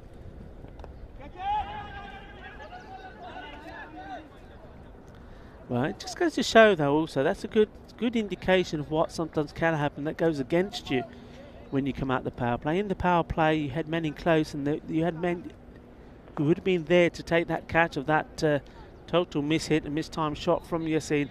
But you see, as soon as that power play has come to an end, the players have been spread out, and as a result of that, nobody in there for that. They're moving one in now, once they've seen what can happen and they've seen the benefit of having a man in close. chances of it happening again, and you're also bowling to a different batsman. This one is smashed away. It was a full toss. It gets the full power off the bat from Sarwar, and we've got one of the Falco players trying to take a catch there. A crowd catch, I should say. Puts it down, makes himself look silly. We'll find out his name and shame him. But all that matters at the moment is that 6 runs. And Sarwar now in on the act. He's gone again. This time it's, well, he's got a lucky. Just dropping short of Akram Ali. And Akram Ali, we know he can catch.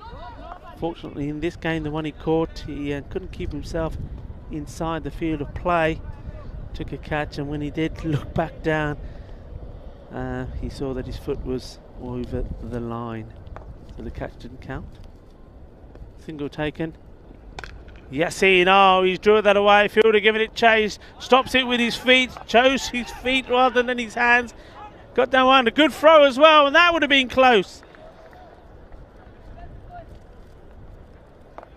Good bit of fielding. More so with the throw than the stop. Chose to use his feet. You see this throw in. Not the best of angles here, but I think, you know, yeah, I mean, if that was a direct hit, I think Adil Sarwar would have been out. His bat, even when it did come into the shot, was in the air. We've seen some very good run-outs today already. Could have been another one there. Come down the track, hit this hardest to the fielder, just dropping short. Well, he's been in the wars there. Well, what he has done well there, Balwinder Singh, is made sure that the ball wasn't going to sneak past him and go to the boundary. It will be a single. So both these batsmen trying to now push on and push hard, especially Mohammad Yassin.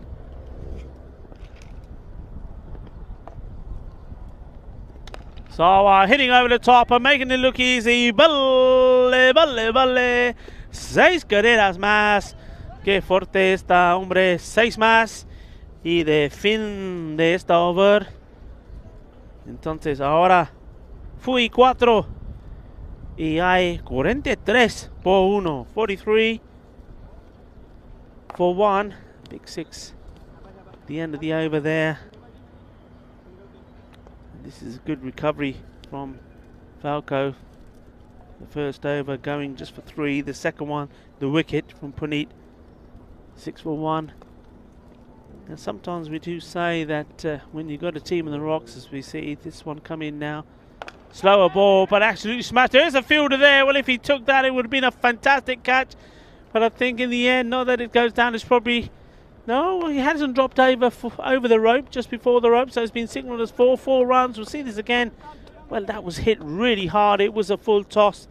And the fielder there, Amarjit Singh, almost took a sensational catch that was travelling down the leg side. This will be giving us a wide.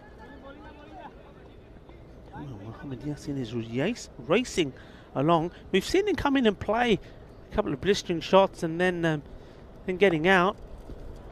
But just going to show that if he can keep himself in, he'll come for this again, no doubt. Takes a single. Yeah, going back to what I was saying, I think sometimes when your bowlers are on top, it may be worthwhile just bowling them out. Puneet, the captain, came on to bowl brilliantly, took a wicket, and at the end of the second, it was 6 for 1. It's well hit, he's gone all the way over. Kinna, Badda, Shaka, 6 más, and this is all going very well indeed at the moment here for Falco. Slow start, but they picked it up. So Balwinder, he did bowl. He second and bowled himself out. Went for a few, and I just think maybe because of the situation of the game that perhaps Puneet would have bowled this one just to make sure that what's happening here doesn't happen, to try and get another good over in and maybe another wicket or 2. We know he's capable. Certainly for me, he's one of their top players, one of their better bowlers. And you just think, you know, if he could have got another wicket, whether it would have been that of Sarwar or of Yassin, things could be different, because here Adil Sarwar is just hitting these with ease. That's a lovely shot, and the captain there on the boundary, he's hands on his hips, thinking, okay, what we're going to do here. He's certainly hitting it very, very well. And now anything that's right up there, maybe what they've got to try and do is get him playing on the off stump, focus on outside the off stump here and stop feeding him. This one's on the legs and it's going to be clipped away, and that's sailing away. Classy batting, elegance. Really is elegant to watch. This beautiful stroke playing here, not just mullering the ball, but just using a lot of, well, what's the word, just making it look easy. Elegance again.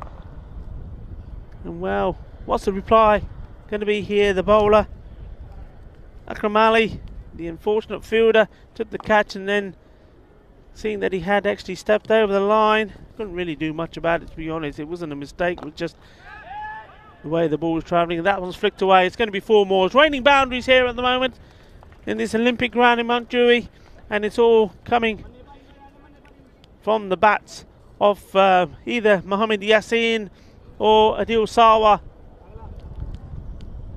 The over comes to an end, and what an expensive one that one was. 72 the score races on to, and that was an amazing over.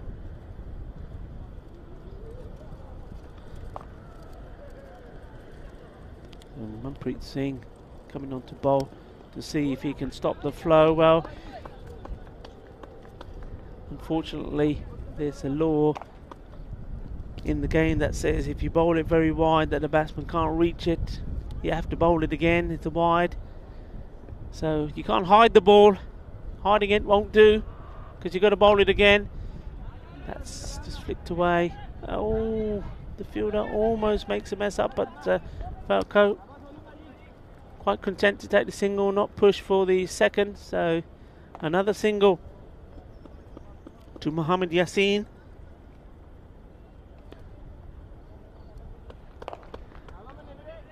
And another example of how quickly the game can change.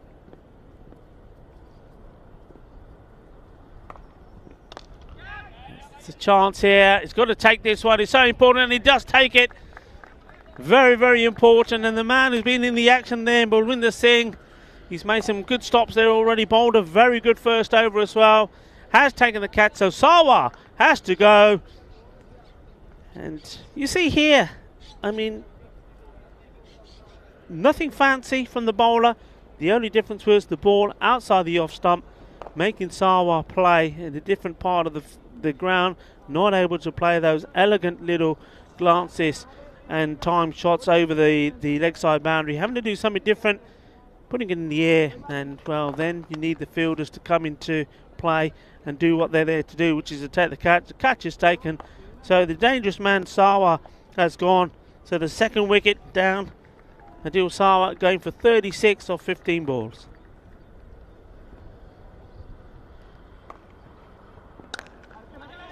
So very important here for Falco, for Yassin to continue the way he's been batting. He's got to take charge now and give the new batsman Zishan Raza, now on strike, the left-hander, time to get himself in.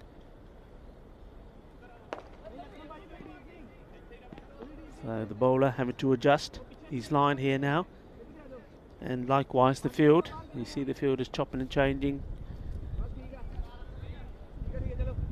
moving from one part of the ground to another. Oh, he's got it, first ball. What a beauty. And Zishan Raja, well, deciding that he didn't need to play himself in, came down the track here, trying to hit this over the top, totally misses it, and well done to the bowler. I said it's very important. The bowler, Manpreet Singh, gets the line right. Can be difficult when you go from a right to a left, but no problem at all for Manpreet. And well done, young man. 2 wickets in the over. And Falco looked to be going well, looked to be going strong, was scoring plenty of runs, especially that last over from Akram Ali. But Munpreet's come on, taking the pace of the ball. Bowled a good line, bowled sensibly, thinking about what he's doing. And 2 wickets have gone here. Zeesan Raza has come in and gone without troubling the scorer.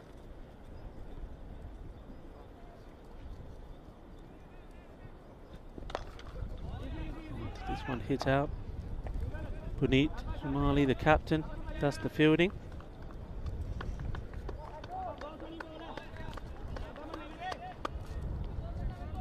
This effort from Munpreet being appreciated by his team. Good encouragement. Hit hard, very hard. The fielder is there. Oh, and, well, he certainly, the fielders in that area of the ground have been in the walls. That one went like a bullet. Certainly was a bullet train. He did very well to see it, did Yuvraj Singh, let alone stop it. And what he did, he saved his team there. I mean, I'm a hard man sometimes, but I'm not going to say that he dropped the catch. I'm going to say he saved his team 5 runs there. And, well, the sun certainly shining on Munpreet Singh. Good spell of bowling from him. So, the 5th over comes to an end, the halfway stage.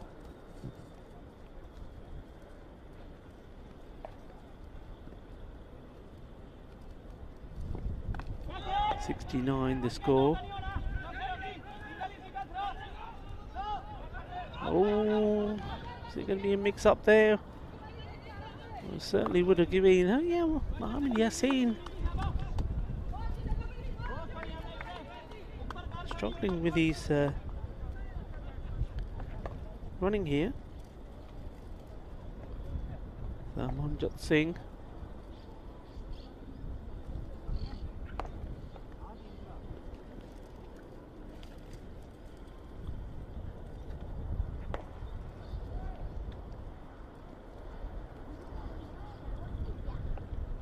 Waiting for the non-striker batsman to get himself ready, so here we go.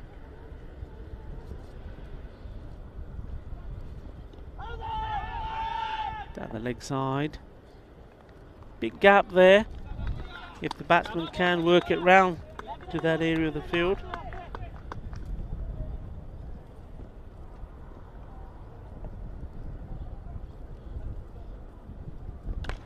Oh, he's picked that up. No chance catching that. Whoever said catch it might as well say fetch it. Over and out of the ground it goes. It's 6 more. And that's well hit. So need to rebuild again here. The new batsman, Raman Rajput, the captain.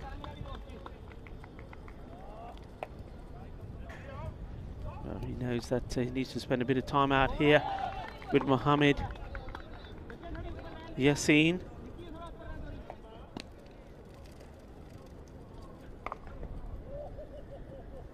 Try and build an innings. I mean, Falco here will certainly be looking that that's going to be catchable, but it's in between the fielders, and as you would expect, the captain Puneet giving it 110% to try and get there and sees the ball go past him, in front of him, as he slides to try and stop himself going over, but he does go over. So another boundary, said the captain here, Raman Rajput. Playing his shots, a little bit of chat, so they've changed in the field. He still comes down the wicket, but this time plays out to the offside. Clever batting. He knows with the fielders high, he knows that another man's been put back there for that shot. At the end of the over, the score moving along nicely now, 89. 3 wickets down, 7 overs gone. So 3 to go. I think the 120 that Falco would like is still on at this stage. But a good over. You can get a good one in here. Maybe just 7-8 runs. Will certainly put the pressure back on.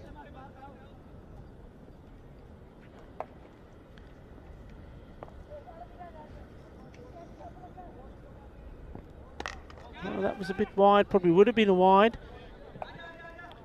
Captain Rajput quite happy to play that out on the off stump. The offside, sorry, it was wide outside the off stump. Takes a single.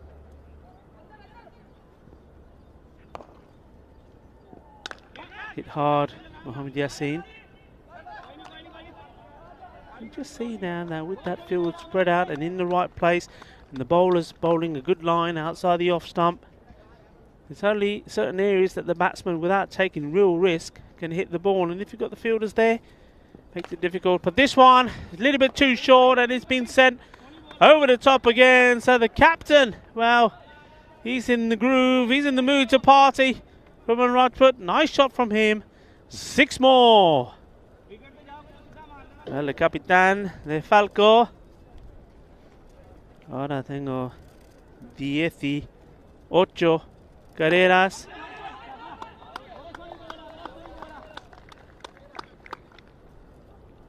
De partido ahora.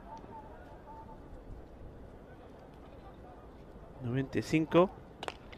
Vale, hay 6 más aquí. ¡Qué fuerte! ¡Qué grande! Eso es 6 más. Aquí en el campo de Montjuïc. El campo olímpico por Fancourt European Cricket Series.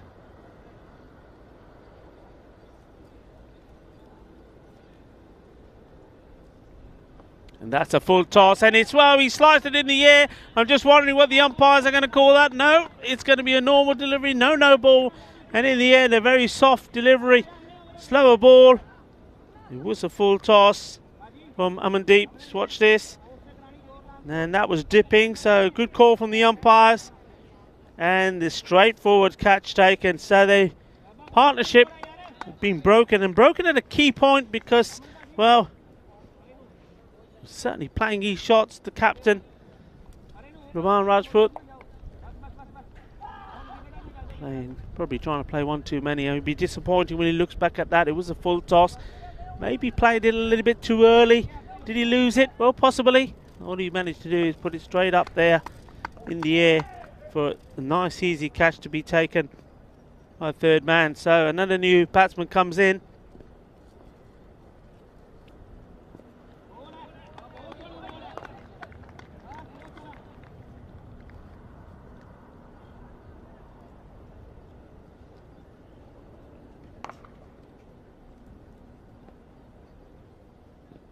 That's going to be a wide ball. So they've just got to keep this together.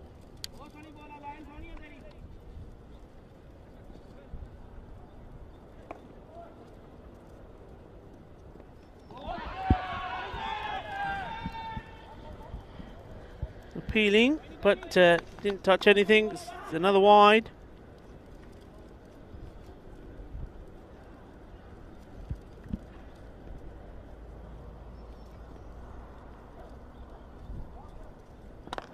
Hit well, but should be fielded here. The batsmen are trying to push and trying to hurry the fielder.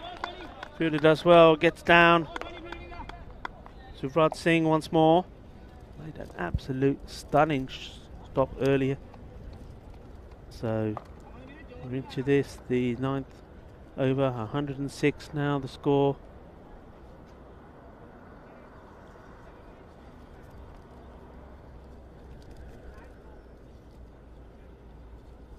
Slower ball, and that's smashed away. That's big. That goes all the way out of the ground.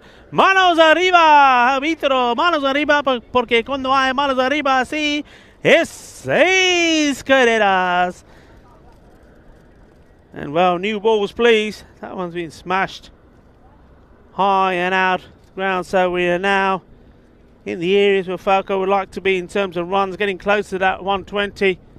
And this one's been hit hard as well. This is another one. Balle, Shaka. Well, raining boundaries now all over this Olympic ground here in Montjuïc. Isn't he hitting it well? It's another one to have a go at, and he will have a go, and it goes all the way. 3 and 3. Brilliant hitting, brilliant clubbing. He's a clubber, our man here. Lovely shot. And well, still 1 ball to go in the over. The score races along to 124. So the 120 is up. And well, this time, couldn't get under this one. It's well bowled. 125 then at the end of the over. 9 overs gone. So an over to go.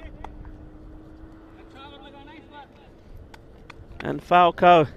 It's been a little bit of a start, stop innings from them. And well, thing is, when they've stopped, they've come to a halt. But when they've started, when they've gone big. 125 for 4 now into the final over. Puneet bowled a brilliant first. Only 3 runs from it and 1 wicket. But it's a different ball game now. It's late on. Batsman going to throw the bat at it. Just checking to see if that was 4 or 6. I think it was 4. Yes, 4 has been signalled. And racing along now, 129. Score moves on to.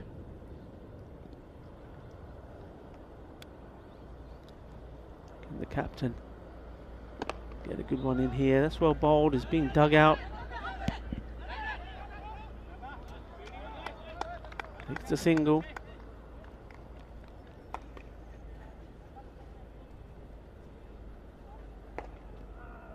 This has had a very valuable innings from him, hasn't he? Hit the ball well. Yassin now. Well, it's not had too much of the strike. Mohammad Yassin. Well, Abid Shahzad just really taking over, or continuing from where he left off against Badalona Shaheen. That's a nice shot down on one knee from Mohammad Yassin. Takes a single. Yeah, in that innings, Abid Shahzad made 47, just 17 balls.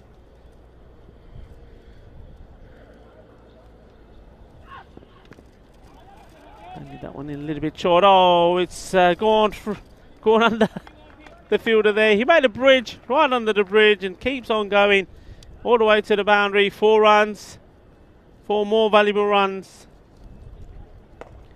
So 1 ball to go, 135. Well, Maximo here will take him into the 140s. That'll be job done, really, as far as Falco concerned. It's short and horrible, but it's going to be a wide. They think about taking a single to turn it into 2. In the end, don't. So Shahzad stays there. So 136.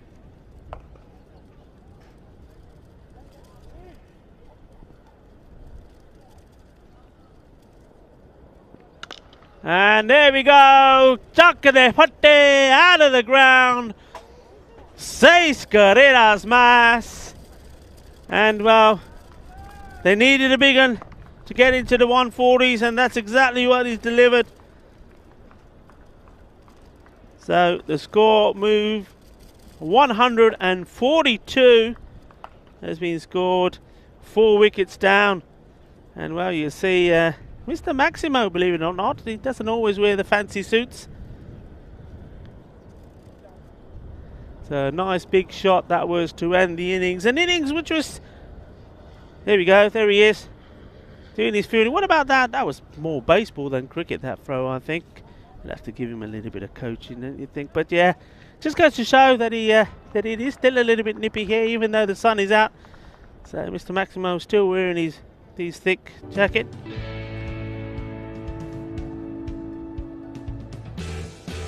Just seeing the highlights. Well, there was Puneet. Did brilliantly well. He was happy with that, wasn't he? He didn't show it, but I bet he was. And I know he was, because when he went back to the boundary after giving that ball back to Balwinder, he was all smiles and gave me the thumbs up. But that's where it started to go wrong. Balwinder Singh taking a little bit of punishment. And, well, I think Mohammad Yassin had a very good innings. He practically opened the batting and batted all the way through. Didn't have all the strike, as we see some big shots there from the captain first. Came out blazing, hitting the ball well. This was some good work here. A good stop, a very good throw. And well, that one just going down. Played some lovely, lovely shots. Just so the timing was perfect. Anything ball in that area was put away. You see some shots there from Adil Sawa. He made 36 of 15 balls. He certainly was in good nick, but there goes the wicket. Just about keeping the ball in the right areas. And how about that one? Zisan Raza decided he was going to come in and take on the bowler straight away.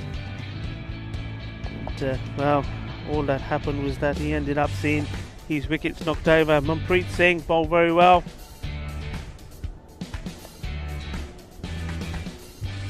Captain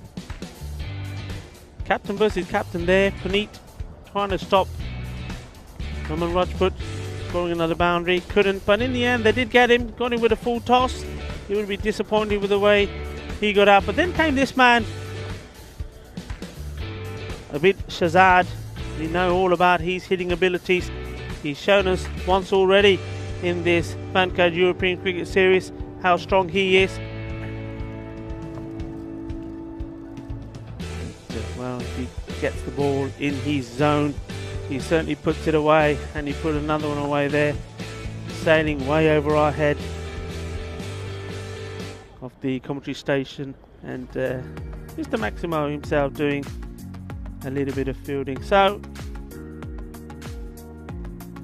Falco batting first, and well, when you bat first you have got to be positive in your abilities. They started a little bit shaky. It was a good first over from Balwinder Singh. He'll be fairly happy with the start he made. They had to go big against him though in the third, and they did. And many runs coming off there. One of those magic overs. Krumali came on, wasn't able to stop the flow. Well, the man who was able to stop the flow eventually was Puneet. Puneet bowled well, and even at the end there, you know when you're going to come into bowl towards the end, you're going to take some stick. And you see there 34 from Yasin. The bowlers, we were just talking about Balwinder Singh, bowled a very good first over, as did Puneet. Then took a little bit of whack in the second. So nobody really able to tie down and keep the Falco batsman quiet. And well, the first wicket fell at 4, and then 74-71 partnership, and that was big. Then the first bowler, and then we saw a partnership there towards the end between Shahzad and Mohammad Yasin. So Falco has done the hard work. They've put the runs on the board. It's going to be a big chase. 143 is required to win this. Match number 43. The Black Panthers, to be fair, they've struggled with the bat, so they've got to find something special now to make this incredible chase. And incredible because there's a lot of runs. They've struggled with their batting. Somebody's got to perform. Somebody's got to step up the mark. Who's it going to be? Well, we haven't got long to find out. We'll be back in just under 10 minutes for the start of that second innings. Can the Black Panthers pounce back and reach 143 to win this match number 43 and their first game in this Fancode European Cricket Series? Be right back. Hasta pronto todos.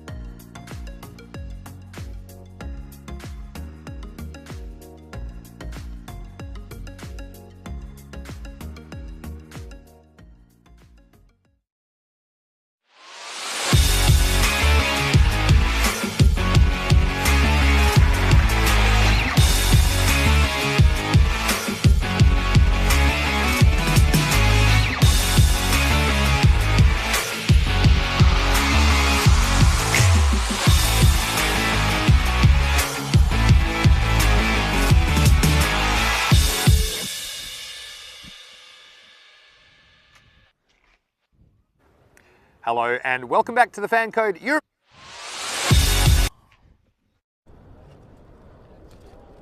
Welcome back. And Vinny just trying to jump in the act there and quickly taken off the screen. Yeah, keep him waiting.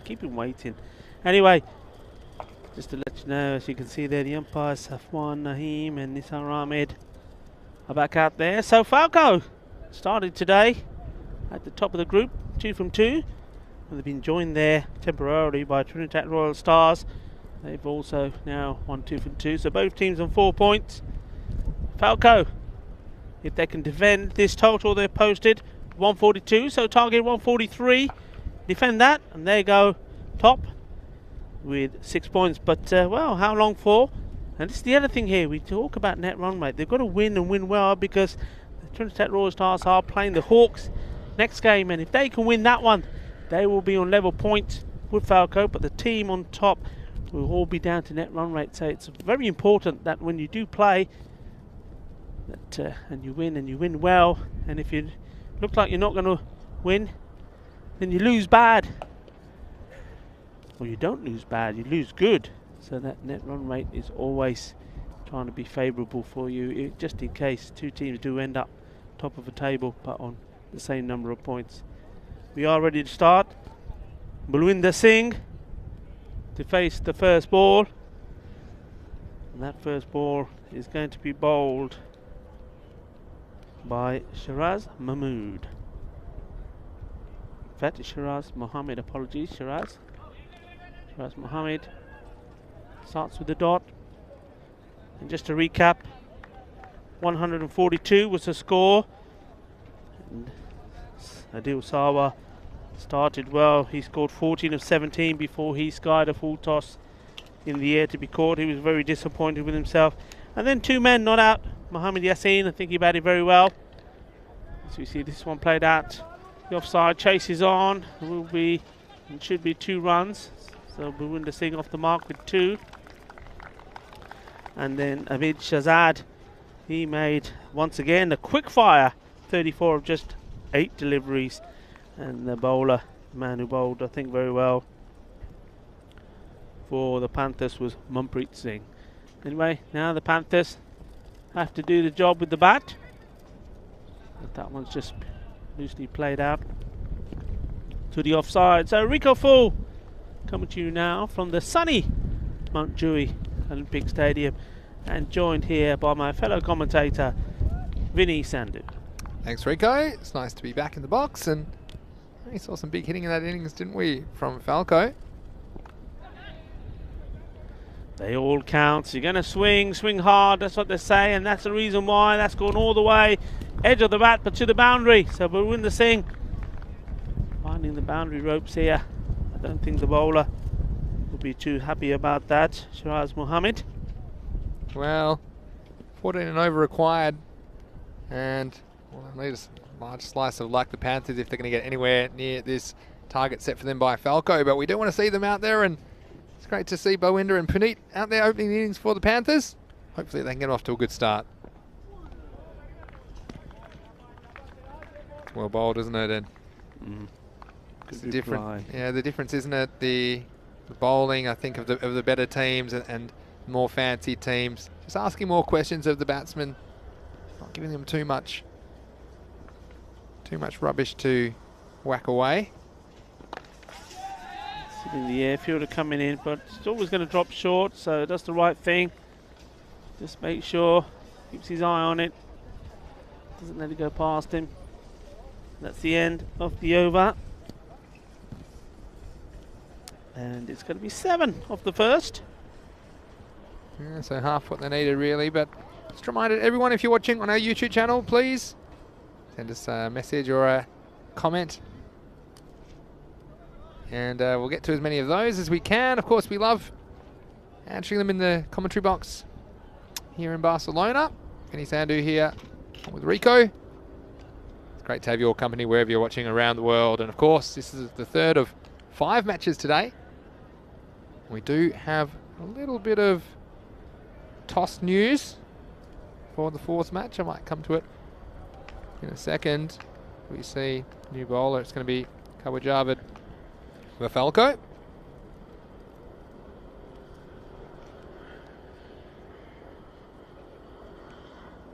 Let's see if the Black Panthers can get a bit of a run on here. They did hit a boundary in the first over. We'd love to see them do well here in match 43. Here's Kawa Javid. Well bowled. Bowling still to Malwinder Singh. Puneet Shamali yet to face the ball. He's enjoying the scenery there from the from the non-striker's end. He loves life, doesn't he, Puneet? But yeah, the news for match 44, if you're following the toss, I'm sure many people are. The Hawks versus the Trinidad Royal Stars.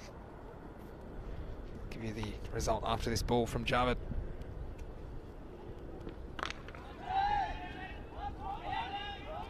Puneet sent back. And the news from the toss for match 44 is that the Hawks, they won the toss and they've elected to field first. They're in match 4 of the day, match 44. So it'll be the Trinidad Royal Stars batting first, match 44, and I'm sure hamsters behind the scenes are working on the fantasy dashboard frantically at the moment. We'll have that for you shortly. Oh, that's well hit. It's going to go all the way over, I think. Yes, it does. Well, Malwinder Singh, no wonder he didn't want to run that single. Sent Puneet back the ball before, and this time round hit it over everybody's heads for 6 runs. Nice, positive start this from Malwinder Singh. Yeah, and what I liked about that, didn't try to overhit the ball. I mean, we've seen people kind of taking their eyes off the ball and just swinging wildly, but that one was a controlled shot, but it got the maximum. And going for another one there. That time, just look at the foot, where the foot ended up. He ended up putting it where it perhaps should have been. But that front leg of his was way down towards the leg stump, and therefore not able to get the bat in the right area. It was the right shot. Shot certainly was on. I'm going to put a challenge out to our viewers on YouTube. And tell us where you're watching from. Let's see who's watching from the furthest away from Barcelona. So let us know where you're watching from in the chat, and I'll work it out. One's down the legs, and well, he doesn't want to take the single. You know what, I tell you, was there any pad in that? Because it wasn't called wide. Maybe just flicking the pad. All right. Well, it seemed to be a long way up, unless I must have taken something along the way. But well, Puneet won't be happy if he hit the end of this over. He ends up at the non-striker's end again. I mean, he's hasn't raced the ball, and we're into the power play's almost over. Yeah, he's bystander at the moment, isn't he? The captain Shamali. Balwinder on strike. Well, he should have taken a single. He's been bowled this time. Went for the big one again. Well, the last time he refused a single, he ended up hitting the next ball right over for 6 runs. But not this time. This time the bowler has his revenge. Hitting the stumps outside the off stump. And, well, Kawa Javid, he's happy about that. Yes, and again, hitting the target. We've seen so many bowl dismissals, haven't we, in this Fancode European Cricket Series so far. So, first one goes down, and well, after that, at the end of the second over, the score is 13 for 1. And yeah, let us know on YouTube where you're watching from. We've got Akibur Rahman saying, "How are you, Rico?" And he didn't answer him straight away, so he said Rico again. But I should tell him that it's a bit hard for you to read the computer from where you're sitting. So Rico says hello to you, Akibur. And yeah, let us know where you're watching from. We want to know. So let's see who's watching from the furthest away. Oh, this is a good one already. We've got Northeast Victoria, Australia. Okay, that's quite far. I think, is that like Albury, Wodonga, somewhere around there? Ted Bear, tell me. I'm a little bit familiar. I've driven through there before. I'm going to do a competition to see who's watching from the furthest away. Requires me doing some research though, so probably should have thought that through. Here's the third over starting, and it's Shiraz Mohammed to continue, and Puneet finally gets a go and gets the first ball away for a single. So it's St Vincent, so I think that's pretty good. We've got ECN saying Timbuktu. Well, that's not very useful. The robot behind the ECN desk. I'm going to... okay. Enrique, you're going to have to take over the duties while I do some research here. That's Mohammed. Well bowled. I was going to say to the new batsman, well, really both batsmen are new, because Puneet just there to Keith's first ball, taking a single, and now you've got Amanjot Singh. Both of these batsmen have just faced a one ball. And that's just managed to lift that over the man who's in the inner part of that circle, is the best way to describe that. So you've got the 30-yard circle, and then you've got some teams that then also push another player in quite close. You see that there.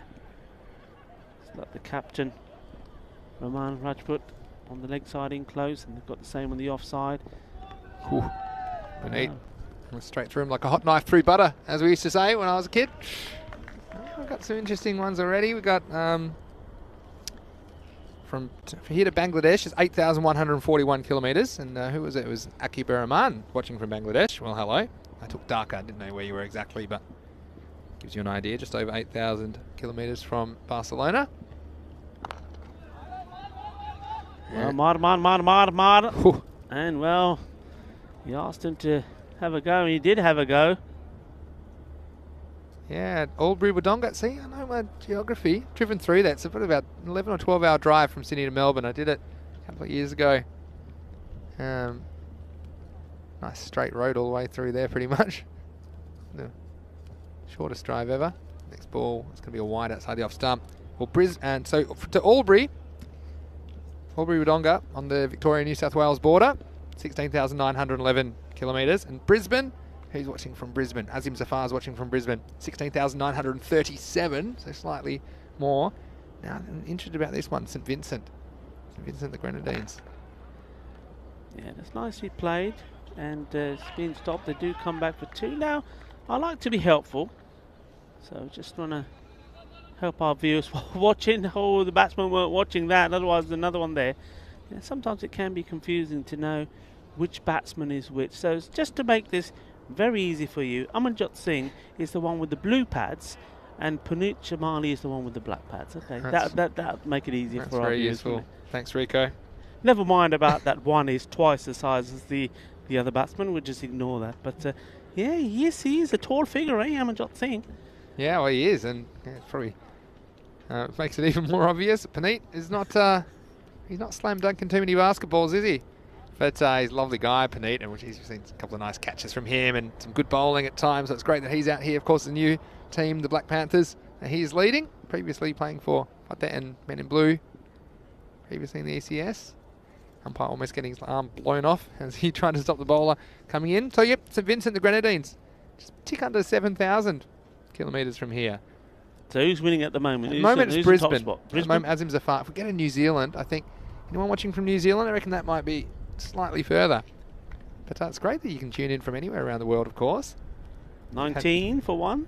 Yeah, 19 for one. Power play is over, and Kawar Javeed is to continue.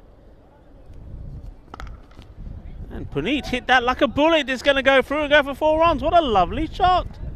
Well played indeed. He's unsure about where to put himself in the batting order. We've seen him open once before. Then he puts himself back lower down. He's come back opening again here. And he's played a delightful shot there, all along the ground. 4 runs. Nicely played. Beautiful shot, wasn't it? Timed nicely. And you see the value for strokes as the sun's come out in Barcelona, drying out this outfield. And that one skated nicely across the surface for 4. So nice shot, Puneet. We're just wondering if he might hit a 6 at some point in this series. He's got the chance now. This one swings and misses. And another viewer, Stuart Oliver from Brisbane. Yeah, Brisbane's winning so far. Beautiful. My favourite French restaurants in Brisbane. And I'm going to try and have to look it up now. But they do unlimited fries. Beautiful steak. They're like we serve one thing, but we do it well. And it's oh no, I'm going to have to Google it. But if you're in Brisbane, Fortitude Valley, I do recommend you check it out. Not a paid advertisement, by the way. This is up in the air, but it's going to fall safely, and Puneet's going to get a single down the ground. We've got Shubdeep saying he's watching from only a couple of miles away. Of course, playing for Men in Blue.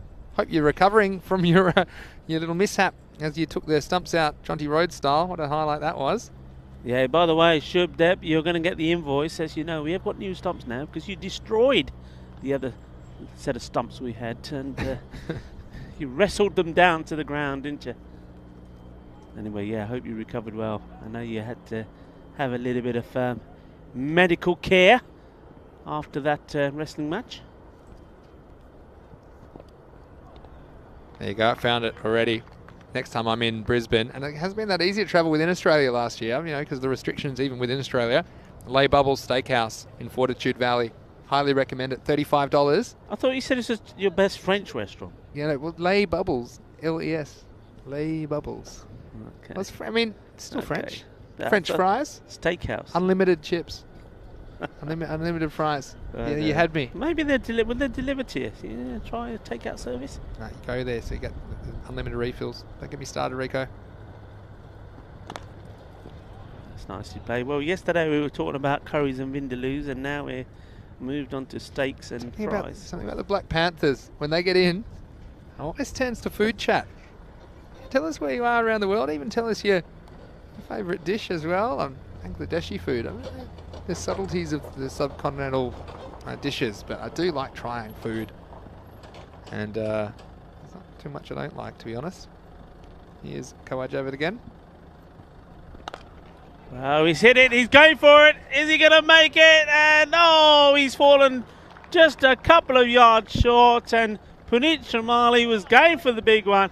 And the catch taken by the very competent Zishan Mohammed there. Oh, poor Puneet. Now, this isn't fair because, really, when you adjust for size, that would have been over the wall for any other batsman. Puneet, wow, it was right out of the middle. We thought for a second it was going to go up and over. We were debating it this morning on the way to the ground. Could we see Puneet hit a Maximo? He went oh so close, but unfortunately holding out, and the wicket goes down for the Panthers.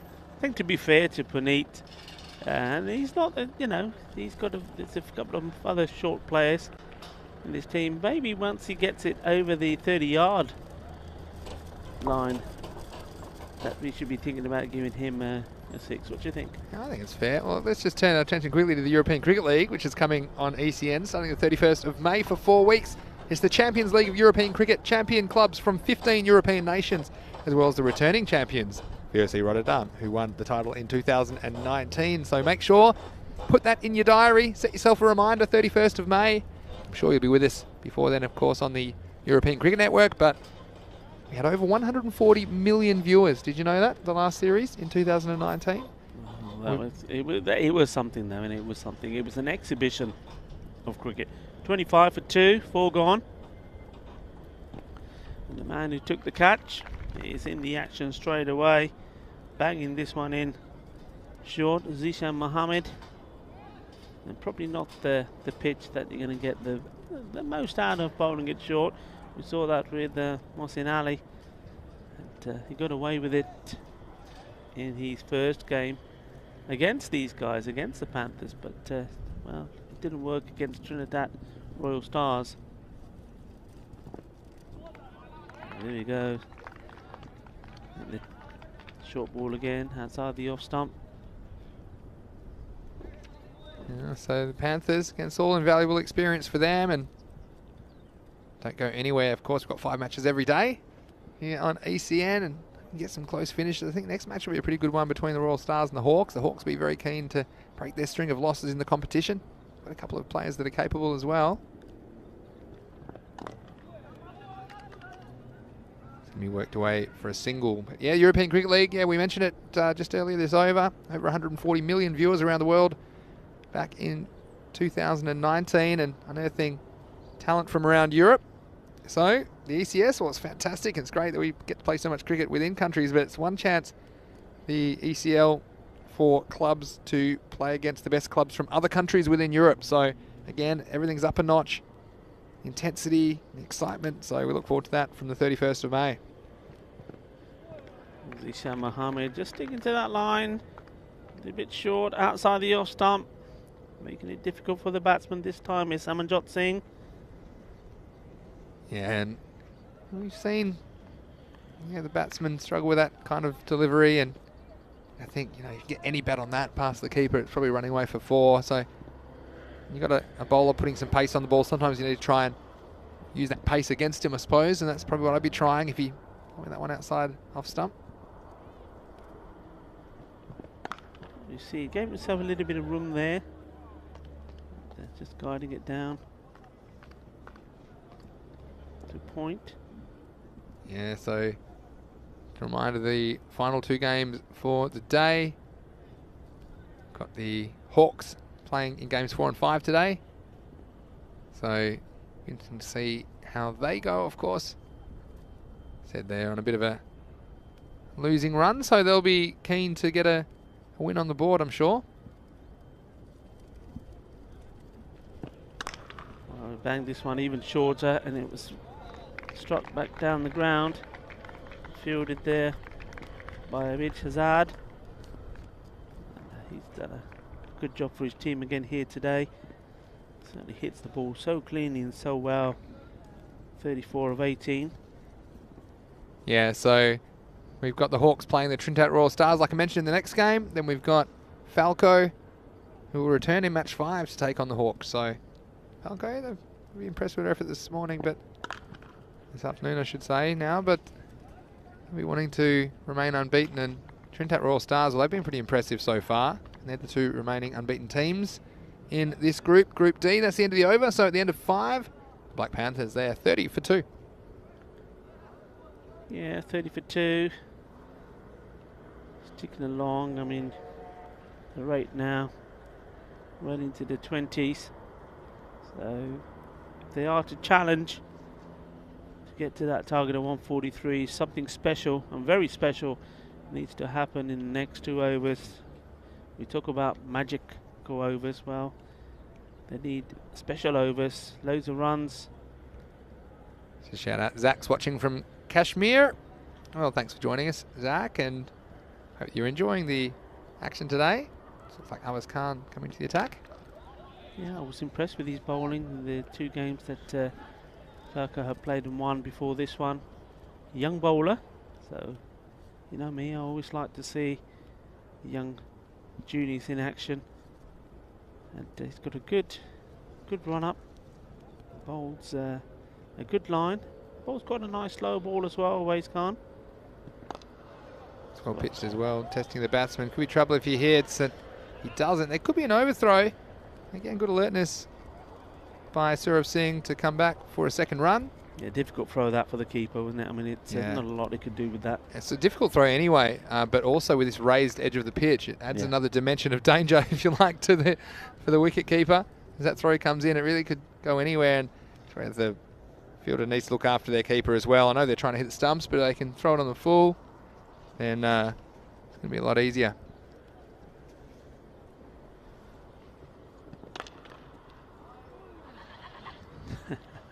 Awaz Khan goes ooh because he thought he was going to go on to, I think he probably got a little bit of something on that, going to hit the stumps. Quite a passive. Had a player here. Yeah, he did. Look at that. Got fingertips on it, and if the ball did go on to hit the stumps, would have been an unfortunate way to get out. I've been out a few times that way. That's very short. Just having a look at the 2 umpires. They're not short enough to be called a wide, but will certainly be one for the over. I was going to say, you don't want to waste your luck in games where it looks like the result's already beyond doubt. You might want to save that for a bit later in the tournament for Awaz Khan. You've been out a few times that way, have you? Yeah, a few times. A few's a lot. Come back to that in a second. Swing and miss. Yeah, I've only been out once that way. Yeah? Yeah.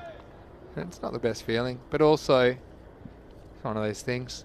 The worst one was when the ball was hit back and it hit the butt of the... So it was a cheeky one. It was a very cheeky one. It hit the butt of the bowler on the way back and went on and hit the stumps. Really? Oh, a bit of acrobatic work from behind the stumps this time from Ahmed Yassin, but no run. Don't think there's any bat in that. So that's the end of the over. Again, the Black Panthers, after 6, they're 34 for 2. So explain to me again. So it went off, the batsman hit it. The batsman hit it. It went off the butt of the bowler. Yeah, how was the butt of the bowler facing the batsman? Because it was hit pretty hard. It was a spin bowler. I remember it well. And he didn't fancy taking the catch. So, you know, when the ball's coming at you, you sort of go side on to think, you know, it's going to hit me. Well, it did hit him, but it hit him right on his right cheek. Down the keister. Right onto the top of the bails. And I thought it was quite funny at first when I saw it hitting his butt. And when I realised that I was out my crease, backing up, run out, I wasn't too happy. But BBW, backside before wicket. we did go on to win the game. I think I took about three wickets in that game. It was a good game. It was an important game. It was a semi-final, so got us into the final. But we won't talk about the final itself. But yeah, it was good.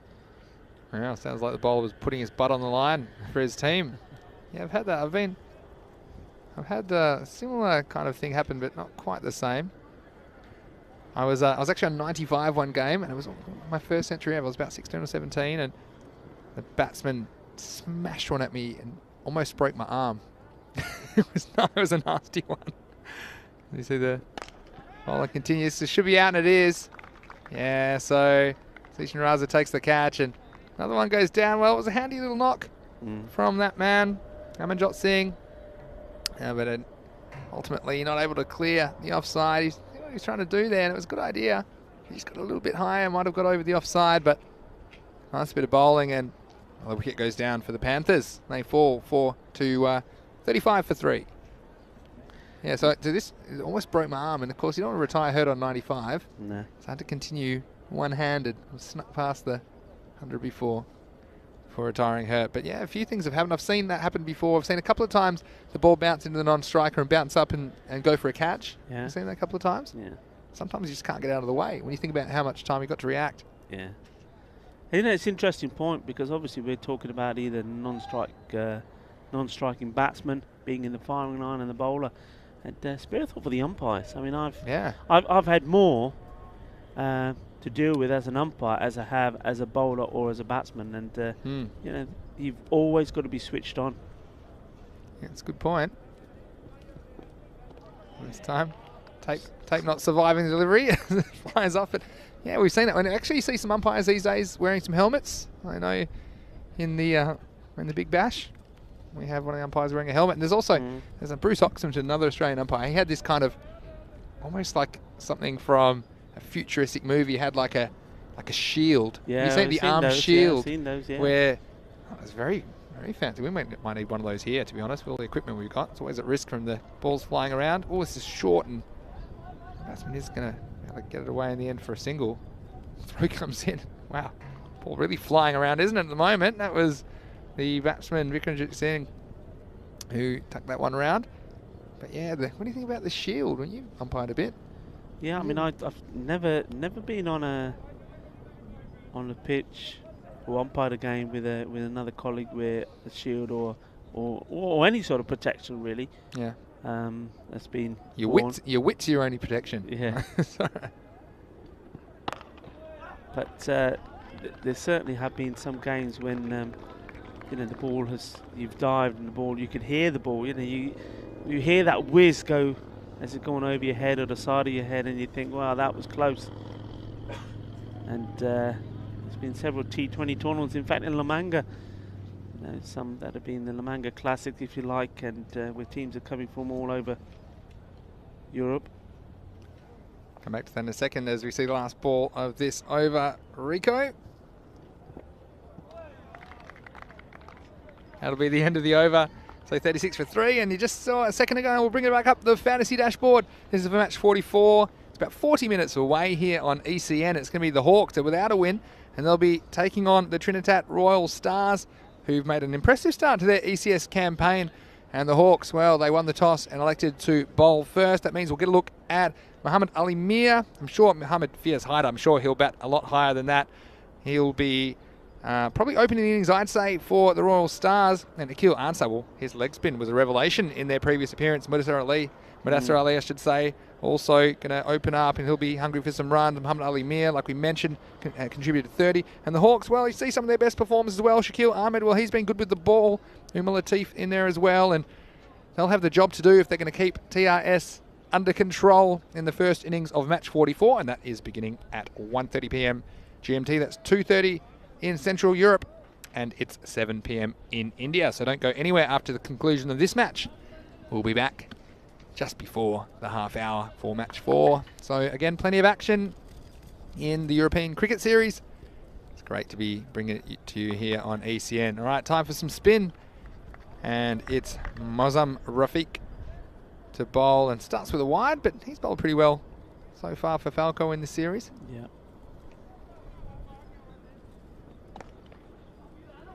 I don't think there's a run here, or is there? Just going to get there in the end, and both batsmen, luckily they took off quickly, but yeah, we've seen spin to be quite an effective tactic today, and important that you have the different types of bowlers, isn't it, Rico? Just to keep the batsmen off their rhythm and don't let them settle.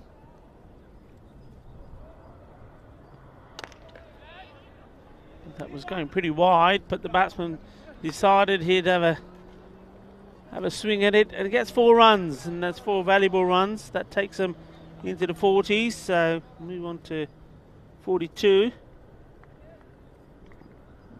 Yeah, nice placement from the batsman there, finding the gap between the 2 fielders. This is the one where, look, I don't want to get too technical, and I know it's not easy out there, but notice the batsman's weight going away from the ball. The ball's outside the off stump. I'd like to see him step towards it. Got more chance of making some contact. See again there, the front foot, the first movement was away to the leg side, and it just kind of takes all your weight and your impetus out of the shot. Let's see if we can do here. It's Rafiki again.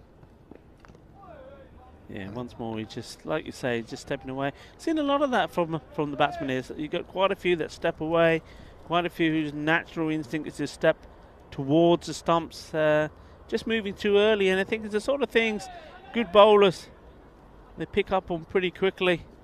And, well, to get the ball in the right areas. And you saw there, Rafiki almost just pitching that one up a little bit fuller, trying to catch his batsman on the back foot and not alert. Yeah, it's the end of the over. So, Bye to finish the over, finish on 43 for 3. But then again, the keeper, you see, he was looking for it. I tell you where it went low. And so, again, not easy conditions to wicket keep by any means. Mohammad Yassin, he's done some good things behind the stumps, but he just needs to stay lower longer.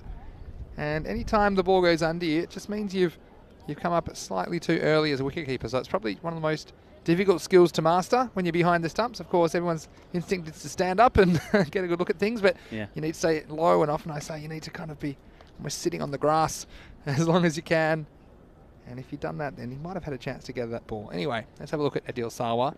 He's come in and swung away first ball. It'll go away for a single, but yeah, Black Panthers, a couple of overs to go. Hopefully they can get past the lowest total, which is 52. They haven't lost too many wickets, just haven't really had the firepower, have they? No.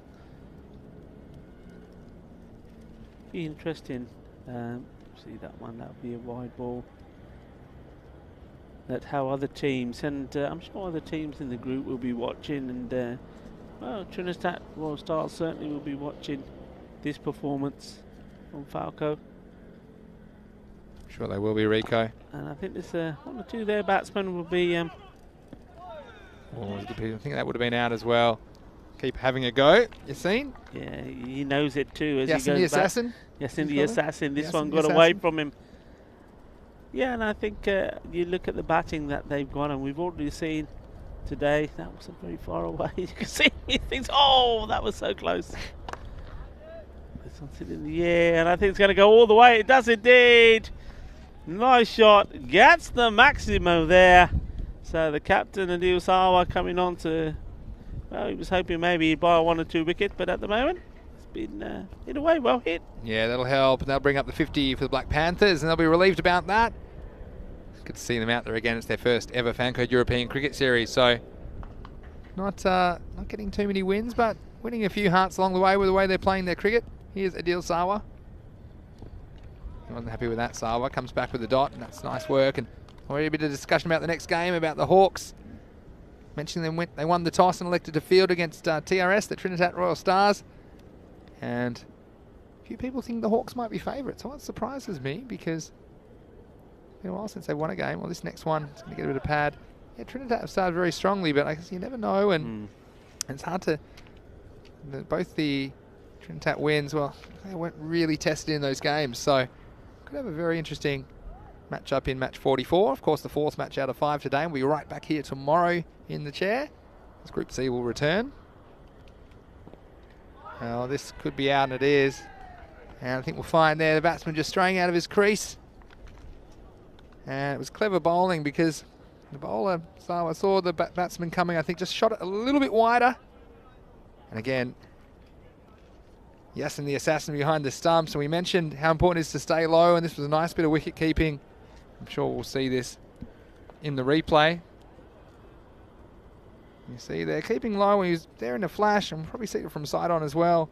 It's the batsman just getting a bit carried away, chasing that one from Sawa. And some nice wicket keeping as well. So again, not easy conditions for the wicket keeper.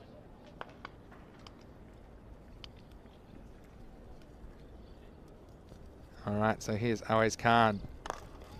And he is bowling the final over of the match. It was the end of the 9th over. They were 53 for 4. So again, they've crawled past the lowest total in this Pancode European Cricket Series so far this year. Just a reminder that in half an hour's time, we'll be back with a brand new match, match 44, starting in 30 minutes' time. Well, this is short. It's going to be pulled away. Yeah, that match starting at 1:30 p.m. Oh, watch out. And that's out. Another run out from the outfield. And Rico, we've seen this a couple of times. What a great piece of fielding that was. Great stuff by Falco. Yeah, that's very good work. That's Zishan Mohammed. And he's always somewhere there about in the action, isn't he? The short ball. And, well, we'll probably once more see that the batsman a little bit slow going. I said it was from the outfield, Rico, but by the time he got it, he intercepted it in the infield, and the batsman on the back foot. He was trying, wasn't he? But he was just on the back foot, and great anticipation from the fielder. Straight away, he saw that ball off the bat was going to drop short of him. He's in there like a flash, wasn't he? Yeah, Mohammed Zishan at long on. Nice work. Well, there's that slow ball. Still so animated, aren't they, Falco? You know, I was just saying that next game, 1:30 p.m. GMT, that's 2:30 in Central Europe, 7 p.m. in India. Wherever you are around the world, please join us in about 25 minutes because we have 2 more matches here on ECN today. Yeah, I just think the bowler here, the slow ball, thought he caught the edge of the bat. I'm just looking at the body reaction of the wicketkeeper and the bowler. Didn't carry at any rate. It's more of a leg spinner, so it just kind of had that illusion perhaps of an edge, but it's a nice bit of bowling from Awais Khan at any rate, and nice to see him. It's a good chance for him to try and practice those skills, and again against some more recognised players later in the tournament. They're the kind of things you need to be able to execute as a bowler to be effective in this format of the game and under these conditions. Yeah, and what I like about it, I mean, it's a young bowler. We've already seen the variation that he's got. He's banged in the short ball a few times, and then that slow ball, but he's only bowled it once. You see some bowlers, they've got a slow ball, but they use it a lot. You know what I mean? And it ends up being hit for a full toss, whatever. Yeah, it's got to be a surprise, doesn't it? Yeah. Lose the element of surprise. Okay, here's the last ball of the match. Scores 55 for 5. He tries it here. Well, again, it won't be the last ball of the match, and we were off to lunch, weren't we? And we thought it was the last ball. It's be an over. Last ball will be a free hit. That's what we want to see. Who's on strike here? Looks like Jagjit Singh on strike. And he hasn't scored a run yet, so hopefully he can get at least 1 run, get off the mark. I'm sure he'd love to for the Panthers. So there's the last ball of match 43. He will, nice looking shot. So that will end this one. Game peters out in match 43. And the Panthers, well, they'll end up on 57, so they go down 142 to 57 to Falco. And the Panthers, well, it was always going to be tough for them, wasn't it? After copying some punishment when they were in the field. And they tried hard, but ultimately they just didn't have quite enough in the tank to challenge this imposing score by Falco. Yeah, I mean, they started positively. That man you're seeing, just seeing his stumps knocked over there. Balwinder Singh, he was trying to give them a good start. He played 1 or 2 good shots. And Puneet Chamali promoting himself up the order. Yeah, that was a nice shot, wasn't it, from Puneet? And, you know, it was nice of him. Went up to the top of the order and he got a fair bit of that one.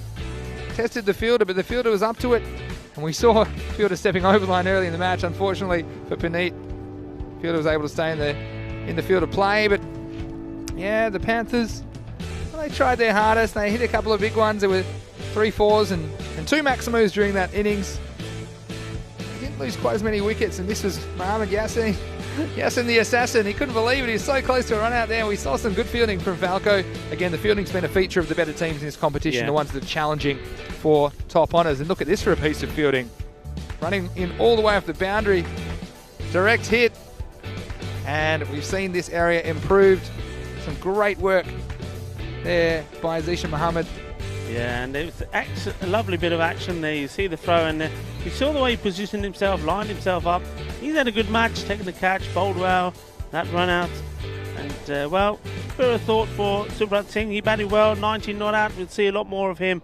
Yeah. And he just needs somebody to partner him as we go into the next game. The Hawks versus the Trinitar Royal Stars. Again, you get all the info here in the fantasy dashboard. Also, the previews are available at EuropeanCricket.com. Look, Karim Shazad, the tip from me is that he might open the batting for the Hawks, just trying something different, trying to get something going at the top of the order, and he could perhaps open the batting with Ahmed Javed for them. So again, he might be good value in your Dream 11 team, only costing you 8.5 credits. Well, for the Trinidad Royal Stars, we saw Mohammad Fiaz Haider in some fierce form, didn't we, in that previous game, as he coasted to 70 not out, and he could have got a lot more if he'd had some more of the strike, I think, as well. So look out for him, as well as Muhammad Ali Mir, who was pretty impressive in the last game. The leg spin of Safian Ansar, like I mentioned as well. I think that could be a key. So plenty to stick around for here today on the European Cricket Network.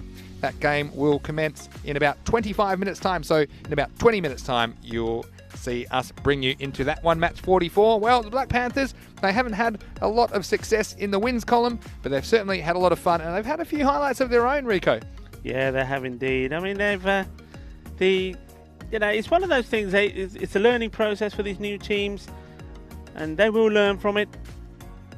And like I say, they've got to take the positives away. So Subrat Singh's batting is very impressed with that. I think also at the top, Balwinder Singh just needs to build his innings a little bit. Went for the wrong shot, but he did know that they went into this match needing 14 runs and over. And when you're starting off 7 off the first and 13 for 1, they didn't do it in the power play, and just weren't able to accelerate, and then losing those wickets at the same time.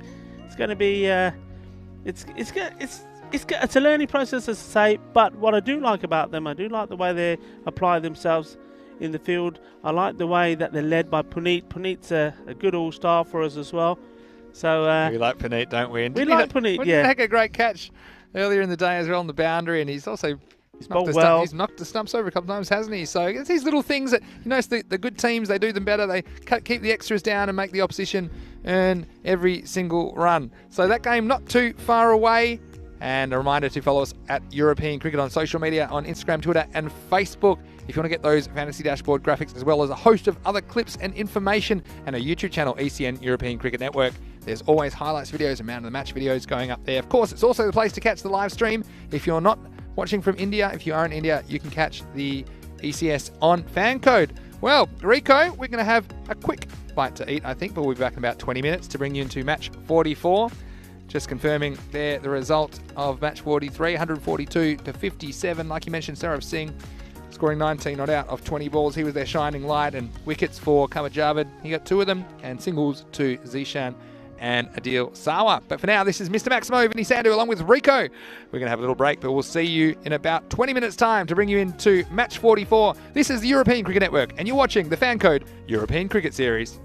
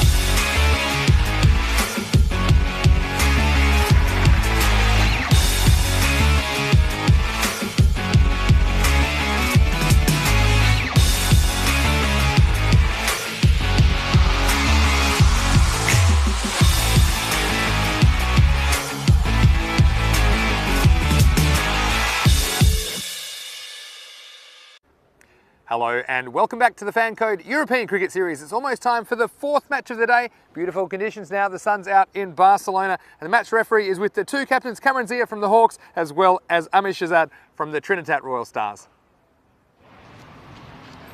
Tail is the call. And head is it. So Hawks is on the toss. What would you like to do? So we'll play the ball. Ball try. Hawks have won the toss and elected to bowl first.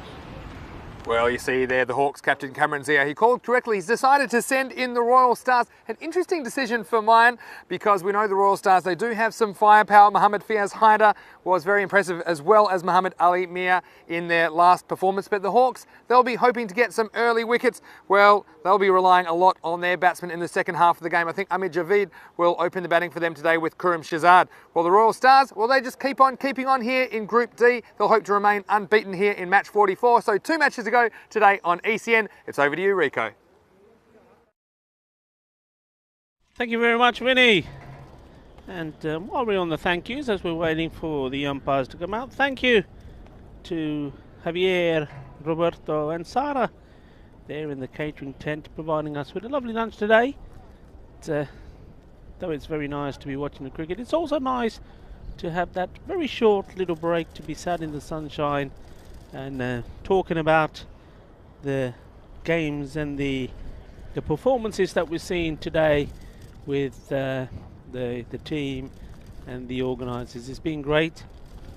So thank you guys. Thank you to the Cricket Federation of Catalonia for all of their hard work and efforts for putting on this great event. And the umpires making their way out is Shahidul Ahmed. He's the gentleman making his way to the bowler's end, and also it's going to be Safwan Naeem. Well, once more we see that fantasy dashboard, and Hawks, you see there at the top, played 2, lost 2. They'll be wanting to change that, and Royal Stars 2 from 2. We saw them earlier today and looked strong, and we heard Vinny talk about the men that have been in good form. So Mohammad Fiaz Haider certainly did hit the ball so well, and then a little bit towards the end, Muhammad Ali Mir. I think we've seen many good cricketers in this Fan Code European Cricket Series, but you always have those that just seem to be suited to this game, to this format, I should say, the T10 format. Batsmen who are able to come out and start hitting big from the very first ball. They don't need to get their eye in or play themselves in, and for me the Trinidad Royal Stars seem to have that firepower. And well, interesting decision for me. The Hawks, they decided that they'd like to take the field, so I think the captain of Trinidad Royal Stars would have been more than happy with that, Amir Shahzad, as we get ready to start this match. And the umpires just checking with each other that they're ready to go. It looks like the first bowler will be Mohammad Shabah. So he'd like a little bit of Shabah as well. If he can pick up a wicket or 2 early on here.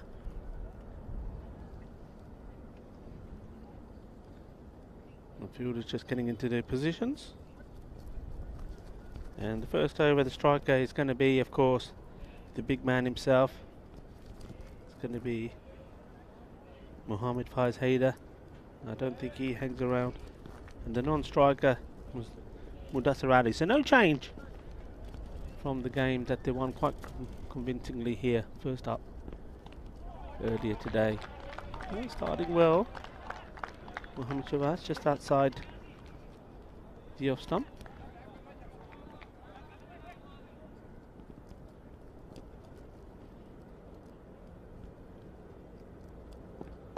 So I'm staying a little bit low, dugout. So welcome to you wherever you are, wherever you're watching from. Remember, you can watch and get all the information from the European Cricket Network. Just type it in on your search engine, and everything you need to know. That one, wait for the big one, just been played out for a single. All the info is there for you. Or some shabby fielding allows the batsman to come back for 2. And greetings to you if you're watching from the sub-Indian continent. Courtesy of Fan Code. Fan Code, one of our partners, along with Kookaburra, ball partner, and Bizaway, travel partner. And of course, Spring Productions. That's going to be close. Has he gone right across the line? The umpire's having to think about it, and then the finger goes up. Oh, that's a prize wicket. Isn't it just? The big man, Haider, went right across his line there. Well, for me, as soon as it hit him, I thought he's got to go, surely. It was low, it was straight, and, well, the umpire, Shafidal Hamid, took his time. I like to see that. All of those things went his mind. Was it straight? Was it in line? Did it pitch in line? In the end, it's the thing upstairs said, yes, yes, yes, yes, you can, and the finger goes up, and it goes up the moment that Mr. Maximo comes into the scorer's stand. We're getting tired of saying this now. People are going to think we're making this up, Maxi. People think that opening batsmen, that it's opening bowls that terrify them. But I think Mr. Maximo walking back into the commentary box, I think that's the thing they fear most of all. Great, another wicket. And look, he was so good in the last game, wasn't he, Mohammed Fiaz Haider? It looked pretty close to me. I didn't see the replay, Rico, but what did it look? Pretty adjacent? Oh, he's absolutely plumb. And, well, it was all part of the plan. The fielder there, letting them go for 2. A misfield. He came back, and the very next ball right in front, LBW. I thought it was, you know, like the first game we said, how can you let him get back on strike? He's going to punish you. Well, Yeah. This time round, it was get him back on strike and get him out. Well, he's going to have to watch the remainder of this innings from the dugout. I'll be upset with that, I'm sure. Mohammed Shabazz, early breakthrough for the Hawks. It's exactly what you want, isn't it, Rico? When you win the toss and elect to bowl first, you want early wickets. And look, it's a bold move by the Hawks, to be honest. But look, haven't won a game in a while. They won only one of their previous matches in the ECS. They were 1-6 back in October, and they haven't won a game so far this series. So they'd be desperate for a win. Now this has been launched, and that's the way he bats. It has to be said. He's been sent up higher up the order to do his thing, and do his thing he does. Smashes that away. That's a good big hit, opening his account with the Maximos. 6 runs, and that's the end of a very entertaining first over. 9 for 1. Well, and the thing about that was just the timing, wasn't it? We've seen some batsmen swing outrageously large swings in this tournament, but actually this one, it was all timing, and he just wanted to hit it correctly. And if you hit it in the middle of the bat, more often than not, if you hit it down the ground, the wind just assisting you as well. I went well over the fielder's fence on the boundary, and 6 runs. And, well, TRS, there's a lot of love for them in the chat, I have to say, but they'll be a bit shaky after that wicket. And I think if you do get, well, MAM here, Muhammad Ali Mir, then could find themselves testing some batsmen that haven't had too much time out in the middle. So Shakil Ahmed is going to continue for the Hawks, and he'll be hoping to keep the pressure on. Mudassir Ali's missed out a couple of times, and sure he'd like to get amongst the run. So very interesting start to this match, match 44. Shakil comes in and well pitched ball straight away. It's a wild throw. Big appeal. Yeah, I think he made it home, but I think he's made the hustle. And I like that again from the Hawks. When you win the toss and elect to bowl first, you want to be putting the batsman under pressure. In the worst case scenario is the openers start smashing it all over the place. Well, so one big shot last over, but for the most part, the Hawks. What about here? See, they're dropping his bat, but I think he was well home. They were asking the question, fair enough too, but good decision by the umpire. The umpiring's been very good, I have to say, today. Haven't missed too much at all, the men in black, so well done to them. Here's Shakil Ahmed. Edged and gets away from everybody. It's going to run all the way along the ground for 4. So again, bit of luck for TRS early in this game. This one's edged and really could have gone anywhere. Got wide of the keeper and 4 runs. Yes, and 4 valuable runs, and you see that there, the replays courtesy. Just mentioning our partners, well, Spring Productions, our production team there, doing a great job. And, well, Elmars, Elvira, Martin, excellent work from you guys. Bringing us all the information that we need. And the viewers, you at home, these lovely pictures. Well bowled again, Shaquille Ahmed getting the ball to talk a bit here in the second over. Got a few questions in the chat. There's some comments. Jamie Bundy, Brother Bundy, saying massive wicket there. Height of the danger man is gone. Absolutely. A huge wicket for the Hawks early in this match. One other question for you in a second, Rico. But first, we'll watch this ball from Shaquille Ahmed. Doing some good things with the new ball. This one's up in the block hole, pushed away for a single. Mohamed Usman is asking how many Spain national team players are playing. Well, we mentioned a couple in this tournament. Just off the top of your head, Rico, give us the rundown of some of the Spain national team players or even potential players that might be. Top of my head, I would tournament. say at least 6 across the board. Remember, this tournament or this series is this delivery. This series is here in Barcelona, so the Catalonia region of Spain. So a lot of other players would love to be here and playing in some of these teams, but obviously they're not allowed to move at the moment out of their region. So the likes of players up in La Manga, up in Sporting Alfaz near Benidorm, where some of those national team players play, are not able to attend. Tell you what, 2 of the biggest swings you've ever seen, Mudassar Ali.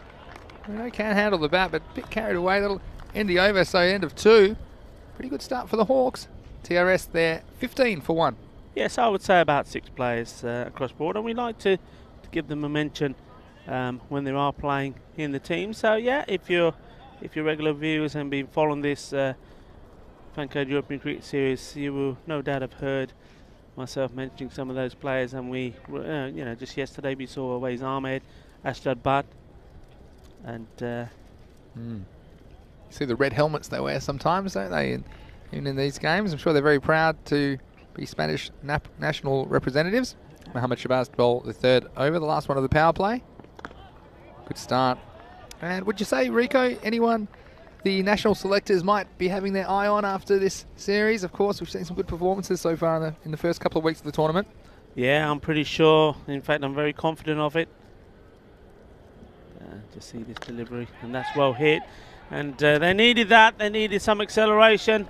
That's a nice positive shot. 6 runs straight down the ground. Yeah, I mean, there's some senior players that have caught the eye. But of course, many youngsters as well, and that's the other thing. The future of any nation's national team is dependent on the youth that's coming up, and we are so lucky to have some very good players coming up.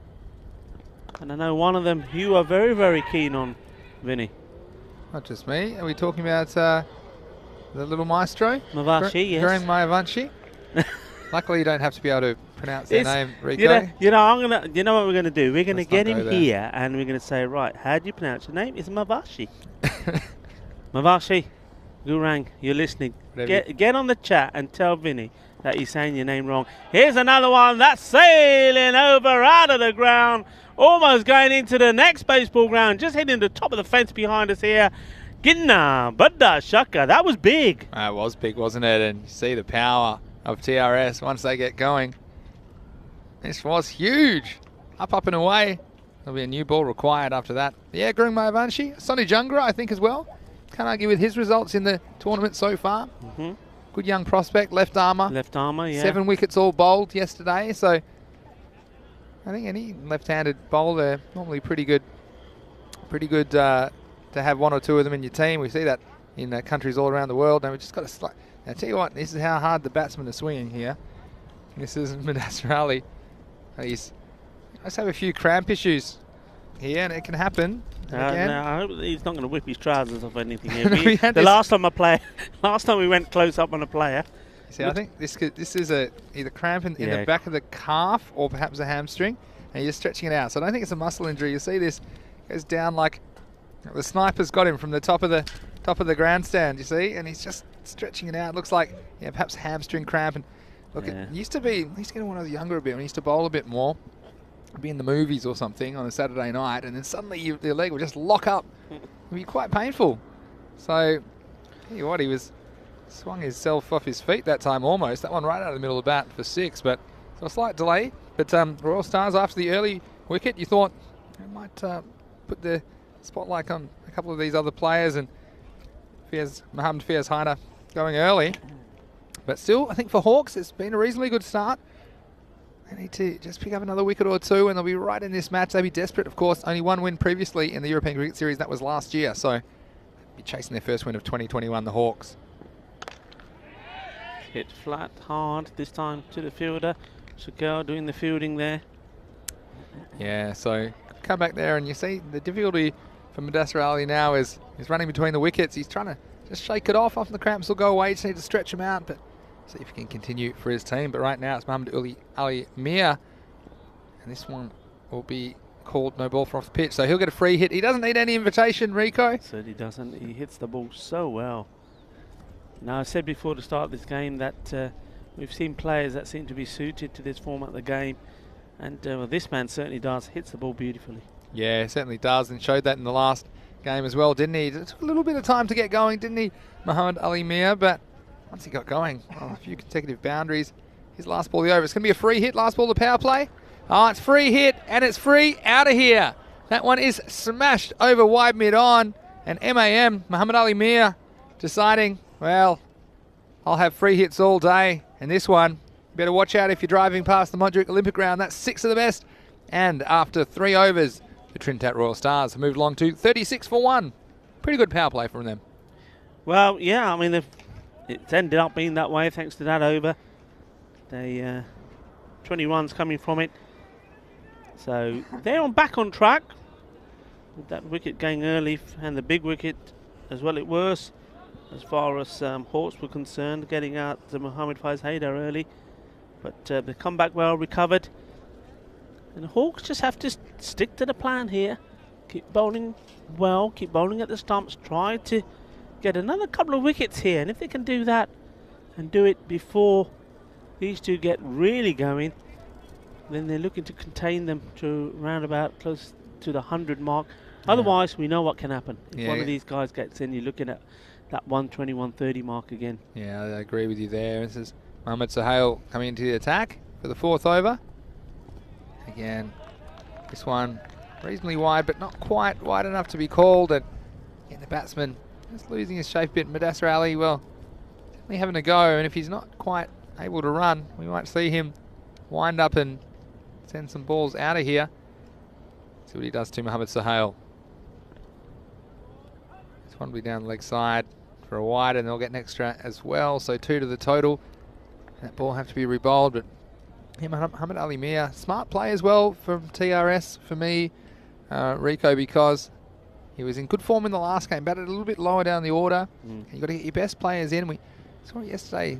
Govinda didn't come in earlier in the day, and maybe missing a trick, but this one's hit nicely, and it's going to go down to long off for a single. But yeah, it's so important you get your players in form, and they might not be the players you thought would be at the top of the order, but if they're making runs, I think it makes sense to get them in while they're in form. Yeah. And they've got that confidence, don't they, to build the score.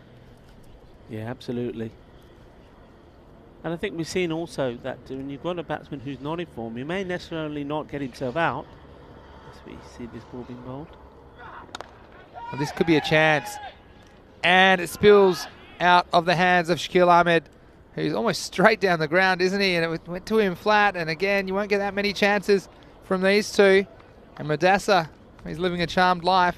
Yes, we see this one again. It looked like he was going to take it comfortably, didn't he? Like, got into position well. You can't say he did anything wrong there, really. It just straight in, straight out. Yeah, these very hard balls. We mentioned it a couple of times, and now he's being substituted out of that position. So a bit harsh, that really. It is a bit harsh. Someone else is queued up just in case something went wrong. It's Faisal Aslam who's straight down the ground now. The chance goes down for the Hawks. A good comeback from Mohammad Sohail. So, yeah, we just mentioned the importance of wickets, because I think I agree with you, Rico. If they can get 1 or 2 wickets, and particularly get these two, they could be chasing something in the region of perhaps 90 or so. But if these two stay in, well, it could be 120, 130 or even more. So Hawks, so important they hold on to the next chance. There's been quite a few of those balls that the bowlers have done their job. They've gotten outside the off stump, and some wild swings from the TRS batsmen. Yeah. And Hawks haven't had much success in the ECS, but they are more experienced, and you wonder if that experience is coming to play right here with some clever bowling from Mohammad Sohail.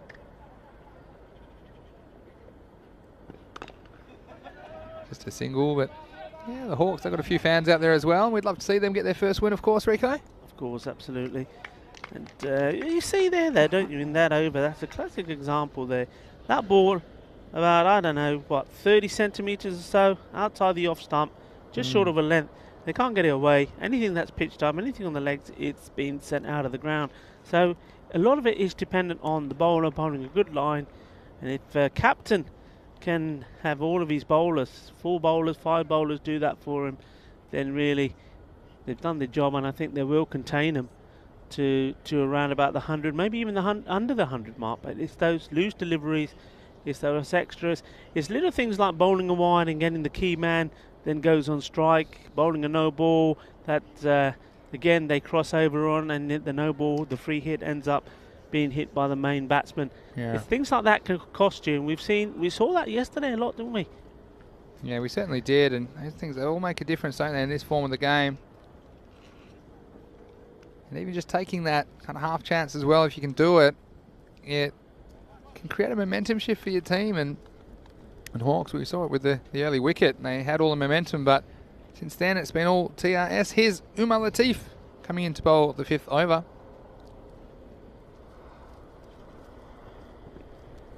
So we'll sneak down the leg side, and could be a wide. We're waiting the umpire's call. It will be called wide. So again, just praising the bowlers for haven't been too far down the leg side most of the time in this innings, and we've seen some teams give away a lot of extras, haven't we, Rico? And so important that you don't give the batsmen any extra runs. You want to make them earn every one. Yeah, absolutely. He's an experienced campaigner, Umar Latif, good all-rounder, useful with the bat as well. Oh, and he's got the wicket, so he might have been a little bit off the radar earlier in the over, but Latif with the perfect comeback. He has the last laugh. And Mudassar Ali, well, we saw he was a little bit injured, we thought. I tell you what, it's his pride that's injured ultimately, as his stumps, there's a real mess behind him. He misses, and Umar Latif hits, and an important wicket for the Royal Stars goes down, and they're now 43 for 2. Yeah, good time to break that partnership. Just as it was starting to flourish, they came together with a score on 15, moved on to 43. Something had to happen. I mean, Ali Mir would have been the ideal choice. I think if they were given the choice who they'd rather get out. I mean, he's the one who's been hitting the ball well. He's still there, 26 or 14 balls, and if he can go on, quite often he either runs out of time or he gets himself out when he's on this sort of score. What they need him to do now, certainly the Trinidad Royal Stars, is to carry that on. Yeah, absolutely right. And again, we're talking about momentum shifts, and that could be one that just shifts it back to the Hawks, because those two batsmen were chugging along, and they needed to break that partnership. And that man at the non-strikers end at the moment, Muhammad Ali Mir, sure, the Hawks would like to see the back of him, and that could save them a lot of runs that they would have to chase. But for now, it's Sufyan Ansar who's come out to bat for TRS at number 4, and he'll face Umar Latif. The sub's in the air, the fielder's in the game, and he's taken it! Oh my God! Talk about being casual. He was totally out of position. He ran in too much, and in the end, he just took that Faisal Aslam just one-handedly. Yeah, and didn't he ever? And it was a bit of a risk. He was moved into that position, wasn't he, Faisal Aslam? It went up. He's very, very straight there, and he's picked it up. And I tell you what, I don't know, it was up in the air. It was more hope than than planning, I think, in the end. But it stuck to the middle of that right hand. And wow, 2 wickets in a row. And would you believe it? He's on a hat-trick, Umar Latif. So, your luck can change in an instant, as I say sometimes here on the European Cricket Network. Now we've got, most likely, the man on strike will be Muhammad Ali Mir, because they crossed while that ball was in the air. So he's really going to have to earn his hat-trick if he's going to get it here, Umar Latif. But, wow, you see there the difference it can make holding onto your chances. I mean, that one looked to have been misjudged. It was sailing over his head, picked up the ball in the middle of that right hand. So here we go. We've already had one hat-trick. Could we have a second? We've got Umar Latif for the Hawks. He's just making a slight field change at the moment. And again, well, if you're going to get a hat-trick, you're going to have to earn it, and you will, because this man's in good form. Muhammad Ali Mir, he's on strike. But Umar Latif, he's on a hat-trick. What's up? It could be a hat-trick. It could be a hat-trick. It's not. It's dropped and it's over. It's gone over the fence. So, would you believe it? Oh, it's Mohamed Shabazz down on the long-off boundary. So, how's this for action in match 44 of the Fancode European Cricket Series? It's Fielder was in the game, and Shabazz, again, he's tried the same trick, hasn't he? He's tried one hand. But this time, well, you're never going to get two of those in a row. It's gone all the way for 6. So, Latif, he might never get closer to a hat-trick than that. He's not happy. You see the bowler shaking his head as he goes back to his mark. He believes he should have had a hat-trick. When he comes again, some bit more respect from the batsman. Well, you wonder if they'd held on to that, where this game would be at, really. It's Tariq Mahmood's a new batsman, but at the moment he's at the non-striker's end. How about that, Rico? What a hat-trick that would have been. Imagine 2 one-handed catches in a hat-trick as well. So, Umar Latif, can he pick up a 3rd wicket? Bowled again, and nicely played away, and that'll bring Tariq Mahmood on strike for the first time. But what an over it's been from Latif, and the Hawks, we mentioned they're up for it because they're chasing their first win of the series, Yes. and they've made a good start in the field. Yeah, they are up for it, and especially Umar Latif bowled well. Like I said, he's a good campaigner, a lot of experience. Last ball of the over. It's full toss and just be worked away for a single. So the 50 coming up off the previous delivery. He'll end the over after 5. TRS are 51 for 3. Yeah, 51 for 3 at the halfway stage. So they should comfortably get to the 100, but well, with that man, Mohamed Ali Mir, well, we'll think he's still a little bit fortunate to be there. It would have been a good catch, but for me, the fielder just didn't get into the right position, and probably was hoping that, like it did with Faisal Islam, the ball would just end up in his hand. It weren't. It didn't. It ended up touching his hand and going over for 6. Yeah, it was in his fingertips, wasn't it, for a second? Here's Shakil Ahmed to bowl the next over. So straight through the batsman's legs, wasn't it, from Tariq Mahmood? So again, a useful dot, and you see here these little things just bring new batsmen out. Will slow the scoring. And ECN on the chat saying, haha, way to deal with a hat-trick ball. Well, hit it for 6, but he's living dangerously. Here's Shakil Ahmed again. A big swing from the batsman Mahmood, but I'll get away just the single. They'll bring Mohamed Ali Mir back on strike, and wow, you just think if they can get Mir now, could even perhaps get the score down around the 80 mark the way things are going. But if he stays there, he's shown an ability to hit the ball out of the ground and could be well over 100. So much importance resting on the shoulders of Mohamed Ali Mir for the Trinidad Royal Stars. Yeah, they've bowled well. They've bowled well to him. They haven't given him too much room. And he's got him! So we just talked about it. What an important wicket that would be for the Hawks. And this one was right on target. And Mohamed Ali Mir, well, he was a bit lucky on the hat-trick ball to survive. There's nothing lucky about this. Shakil Ahmed, he hit the target. And another bold dismissal. We've seen so many this week in Barcelona. And a huge wicket for the Hawks, sniffing their first win of the year. And I tell you what, they've got the scent. The Hawks are circling here in match 44 of the European Cricket Series. Very well bowled.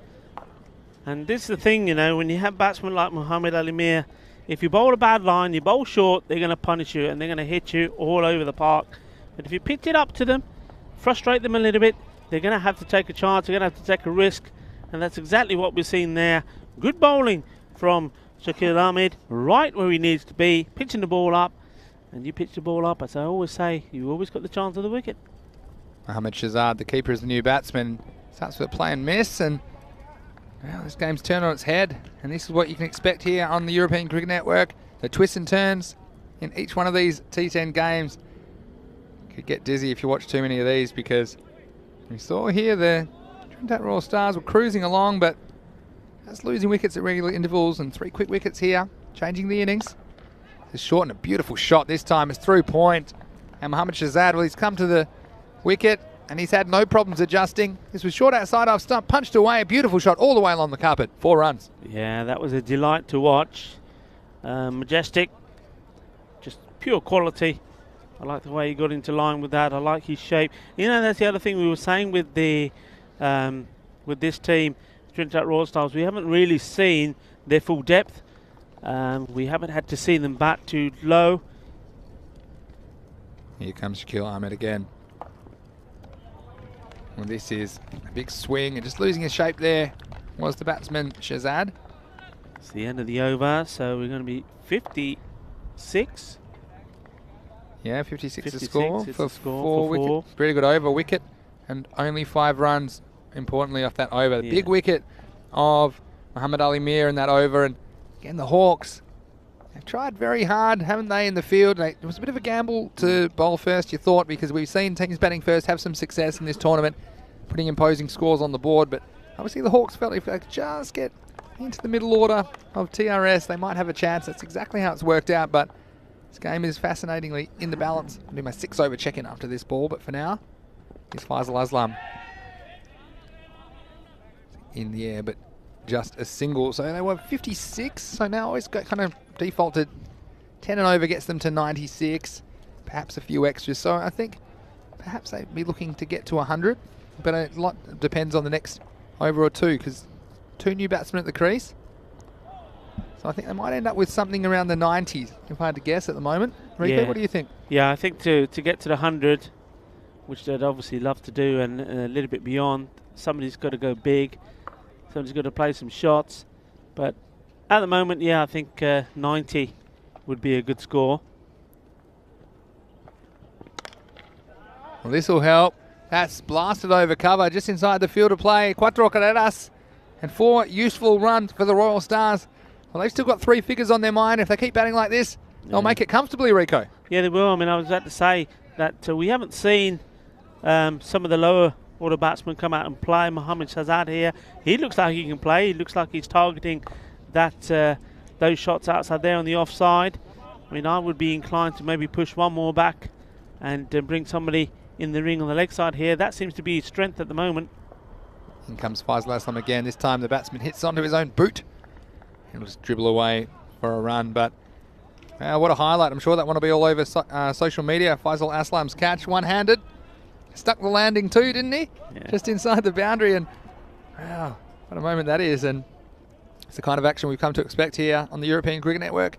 Cricket like you'll never see it anywhere else on the planet. Here's Faisal Aslam again. Well, this is half a chance for the fielder. For a second, I think he was entertained. Then the big throw. Again, it's the vortex down there, isn't it, down the ground? We seem to see a lot of run-outs from that area if the batsman's napping, but in the end, Mohammad Sohail, I think he was correct. Doubt he was going to get to that on the full. There's a similar trajectory to the one that Puneet Sharmali caught in the previous match. This is well bowled, again up in the block hole. They're just going to get one. And yeah, this is good bowling. And what I like about this innings as well is that it's been 5 wide, so not too many. I mean, I think it's been reasonably good bowling from the Hawks and not giving too many extras away. So that's the end of the over. At the end of 7, it's 64 on the board.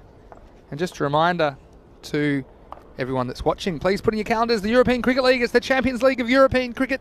It's coming your way on ECN. Of course, we had over 140 million viewers 2 years ago for ECL 19. ECL 21 is back bigger and better over 4 weeks in Spain. The champion clubs from 15 different European nations, as well as the returning champions of VOC Rotterdam from the Netherlands. So 31st of May to 25th of June 2021. Make sure you join us for the European Cricket League. It's a very unique and special tournament. Umar Latif, this is an important phase in this game, coming back on to bowl. Second over, bowled a brilliant first one. Here he comes. Oh, that was well bowled too, but I tell you what, good batting by the batsman. He squeezed it away. Yeah. And I think it was just stopped inside the field of play, so a good chase from the fieldsman, but they will get 2, but that's good bowling. So I'm talking about actually, Rico. They've been very good at getting the ball in places where it's difficult to lift up out of the field, and that's why we've seen the boundaries dry up and seen the Hawks come right back into this game.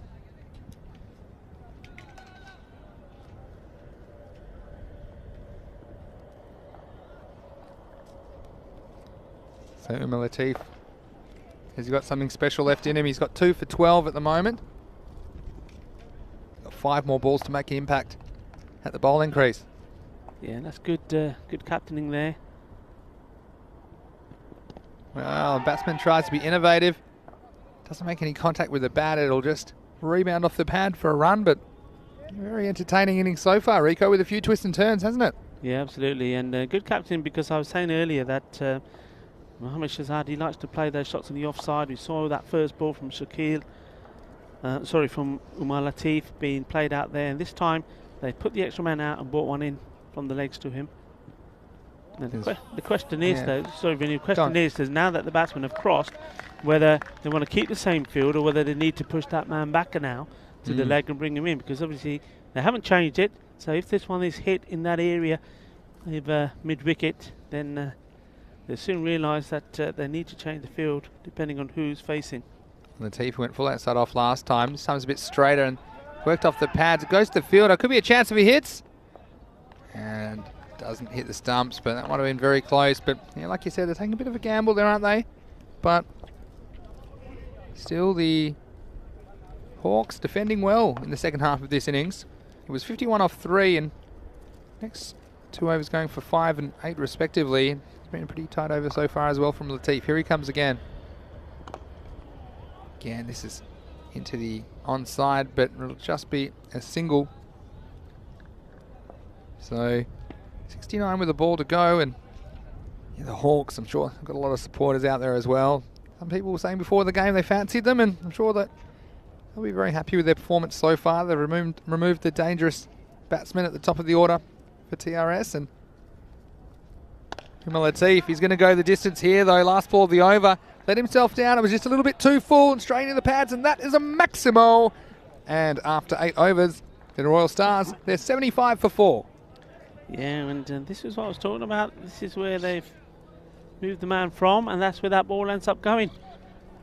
So you sometimes just got to be a little bit alert and knowing you've got the right field to one batsman, but have you necessarily got it right for the second? But valuable runs there right at the end there. Yeah, and if anyone had the man back, I think it was going over his head. It just meant he would have been close to fetch the ball from over the boundary, because that was hit pretty well. And let me say it before, Rico, we can't set a field for bad bowling. No. And that one, he's been very good, Latif, for sure. He's taken 2 for 20 off his 2 overs. He'll be disappointed about that last ball, because it relieves some pressure, and Faisal Aslam's going to come on to bowl the 9th over. And haven't we seen some 9th overs disappear in Barcelona? Let's see if we can keep the brakes on for the Hawks. Again, big swing, but ball just skewing away off the inside edge. And I said they'd probably end up somewhere in the 90s, and I still probably back that prediction at the moment.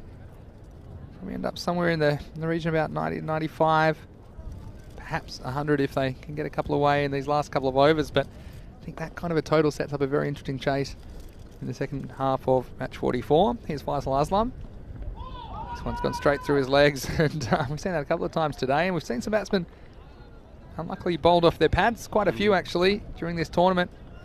But again, good bowling, and quite like his action, Faisal Aslam. He kind of loads up and slings the ball, so sometimes you can see these bowlers that can be a bit inaccurate, but I think it doesn't give the batsman a very good look at the ball, and coming through at a decent pace. Here he is again.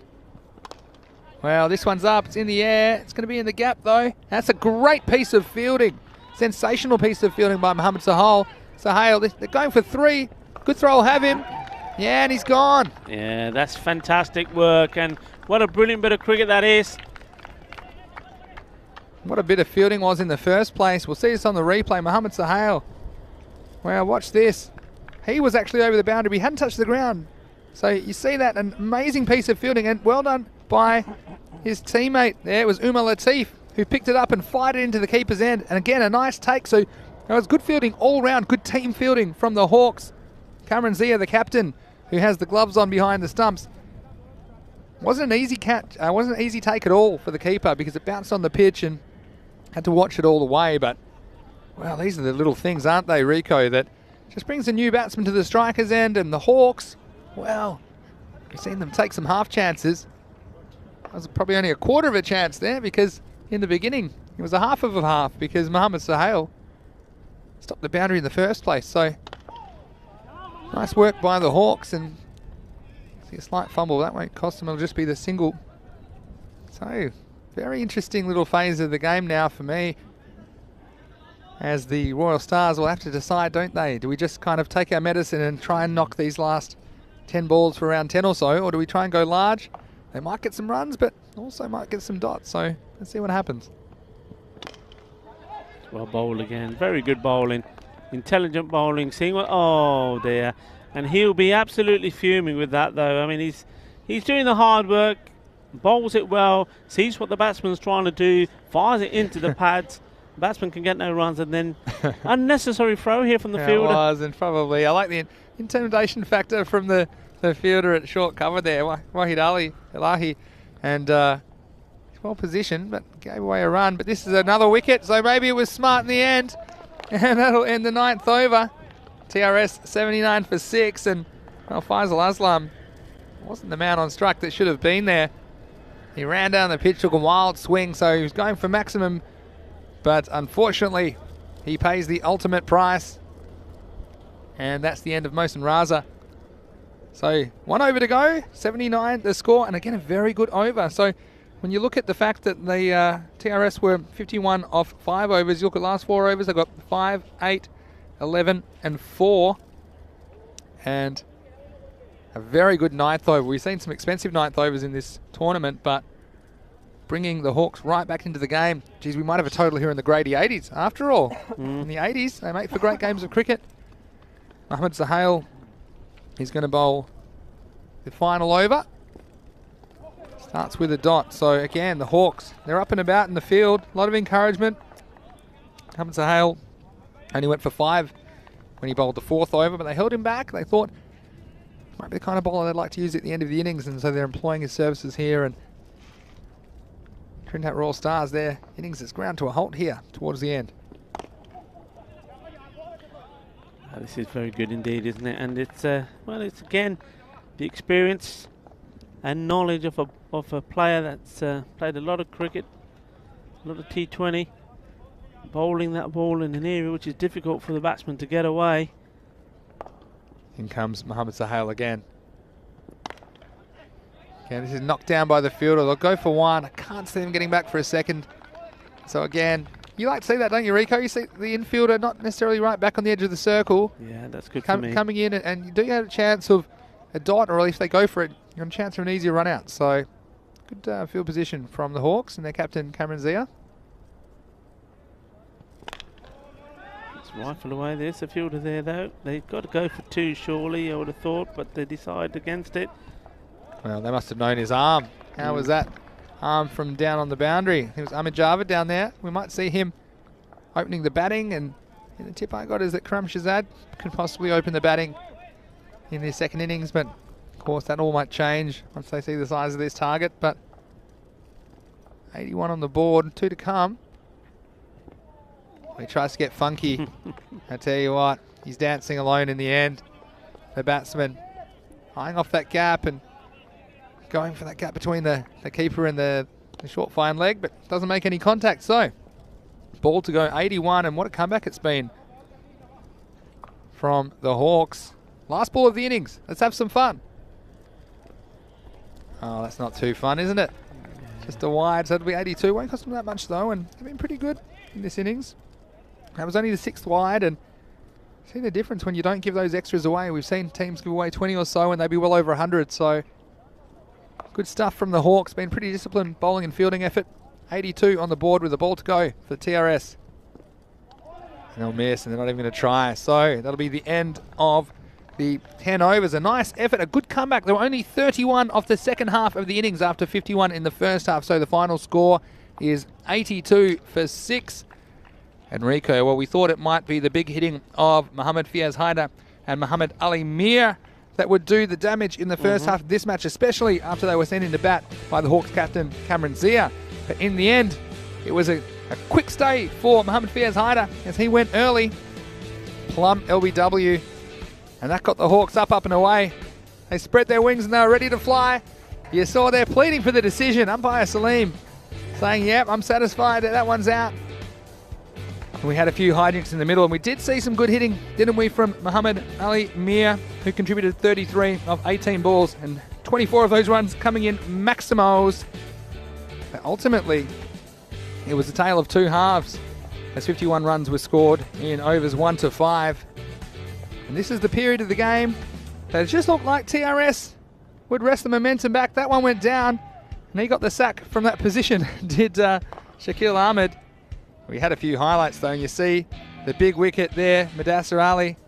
He stuck around for a while. He was only able to contribute 9 to the score. And then check out this for a catch. Like picking apples. It was a great catch by Faisal Aslam. And so, on a hat-trick. And here was the hat-trick ball. He was there to be caught. All the glory, but ended up just skimming off the top of the fingers and going for 6. But then, the game turned around with that wicket, the big wicket of Muhammad Ali Mir, when he departed for 33. Even though we saw a couple of nice strokes from the TRS during the second half, they were never able to keep the momentum going, scoring only 31 runs in the second half of the innings. And we saw some good feelings, the little things, not too many wides given away by the Hawks. It was a disciplined performance. They've obviously gone back, looked at the videotape from their previous games, have known how they can improve. That was a nice shot by Tariq Mahmood, slapping Umar Latif's last ball over for 6. And then this, what a piece of cricket this was. This is real team cricket. And going back for another run, good piece of keeping. But the stop in the beginning was sensational cricket from Mohammad Sohail.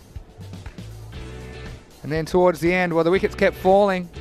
That was another one for the slinger, Faisal Aslam. He followed up his one-handed catch with a nice performance with the ball. So ultimately, the result is that Trinidad Royal Stars, after being sent into bat by the Hawks, they've made 82 for 6 off their 10 overs. And just recapping there, their best performer was Muhammad Ali Mir, 33 off 18 balls, including 4 sixes. And in fact, only two other batsmen able to make double figures. Mohammad Shahid, the keeper, well, I like the look of him. He made 16 not out. Also, Tariq Mahmood made 12. And as far as the bowling went, it was Umar Latif with 2 wickets. He was on a hat-trick, of course, almost. Jeez, he was within 2 or 3 inches of a hat-trick, wasn't he? But unfortunately, that went for 6. The hat-trick ball. There were single wickets to Mohammad Shabazz, Shakil Ahmed, and Faisal Aslam. So, that is the end of the first half of match 44. A very interesting run chase coming up as the Hawks will try and chase 83 for their first victory in the series for 2021. So please join myself, Mr. Maximo Vinny Sandhu, as well as Rico in about 10 minutes for the chase. This is the European Cricket Network, and you're watching the Fan Code European Cricket Series Spain. We'll see you shortly.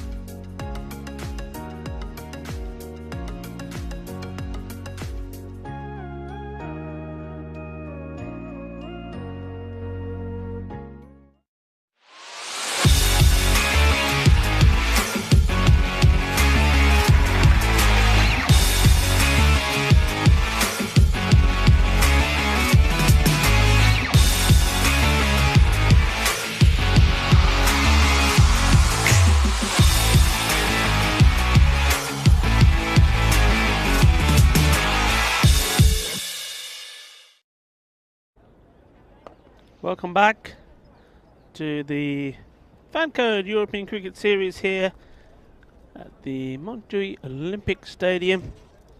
With the Hawks, well, they're the team you would say are on top here.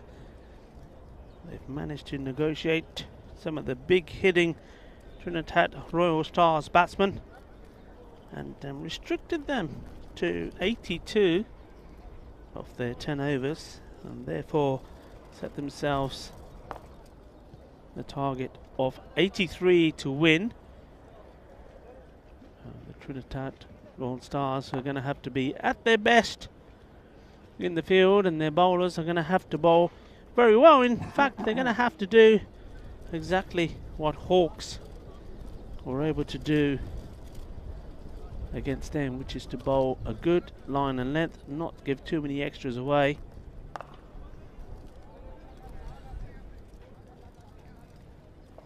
The umpires just waiting for everybody to be ready. So Shahidul Ahmed, Safwan Naheem.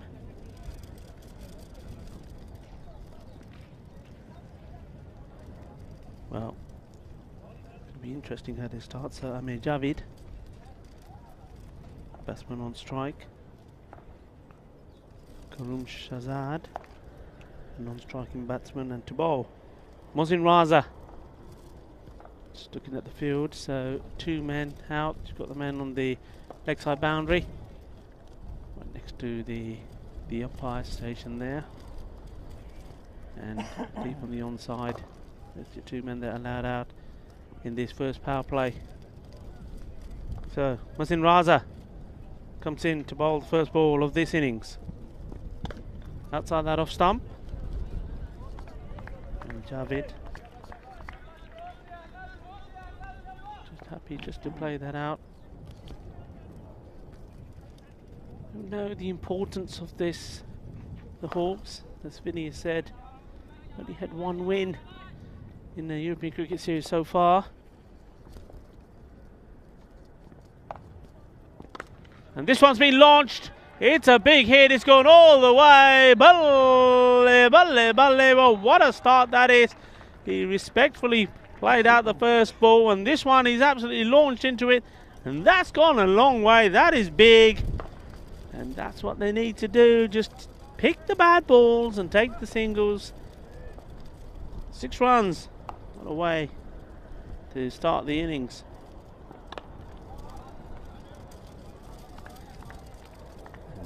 Back on the defensive now, just playing that one out. It just seems like he's standing there to say, well, I'm just going to block the ones I can't hit, but the ones I can, the ones I know are in my zone, I'm going to put away.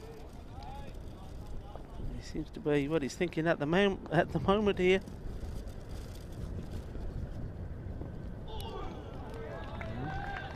Bits of oohs there. And that is the 4th ball. 4 balls gone, 2 to come. 6 is the score from 1 scoring shot. The bowler walks back to his mark, joined by Mr. Maximo himself. Vinny, welcome back, Vinny. Thanks, Rico. It's nice to be here. Haven't caused a wicket just yet, which is nice. Looks like a bit wide as well. So yeah, I saw that big. That was a huge hit, that first one, wasn't it? From Amir Javid. It's always cleared that large foul ball fence in front of the grandstand. So great start for him. And one of the Hawks mentioned earlier in the show how important it was for them to get a win on the board. Well, this one he's gone again. It's the same direction. It's the same result. It's 6 to the best. Another Maximo for the Hawks. And Javid's away. And would you believe it? 2 of them in the first over. A great start for the Hawks, chasing 83 for victory. They've moved along to 13 without loss. Still with the ball to go in the first over. Yeah, it's sensible batting, I think. He knows what his shot is. He knows where his strength is. He's realised that he doesn't have to go crazy every ball, and he's just waiting patiently for it. And once it's there in the spot, he puts it away, and effectively too. He can't get out this ball. Right, can't get out this ball. Doesn't matter what happens. Oh, he has a go, and it's almost going to carry. In fact, it's going to get past the fielder. Well, you can't really blame the fielder either. Mudassar Ali, he ran in and he tried to make it into a catch, and in the end, he's just kind of handcuffed himself, hasn't he, as the ball's gotten past him for a boundary. And again, he's looking for a wicket, so I didn't mind this. Again, it looked great on the videotape. He runs in and he tries to get the body behind it, but not able to deal with the bounce. So, well, he chanced his arm again, Jarvid. Obviously, not a fan of my coaching, but he'll get through to the end of the over. And after the first over, Hawks, great start. They're 17 without loss. Yeah, what a wonderful start that was. 3 boundaries and the wide.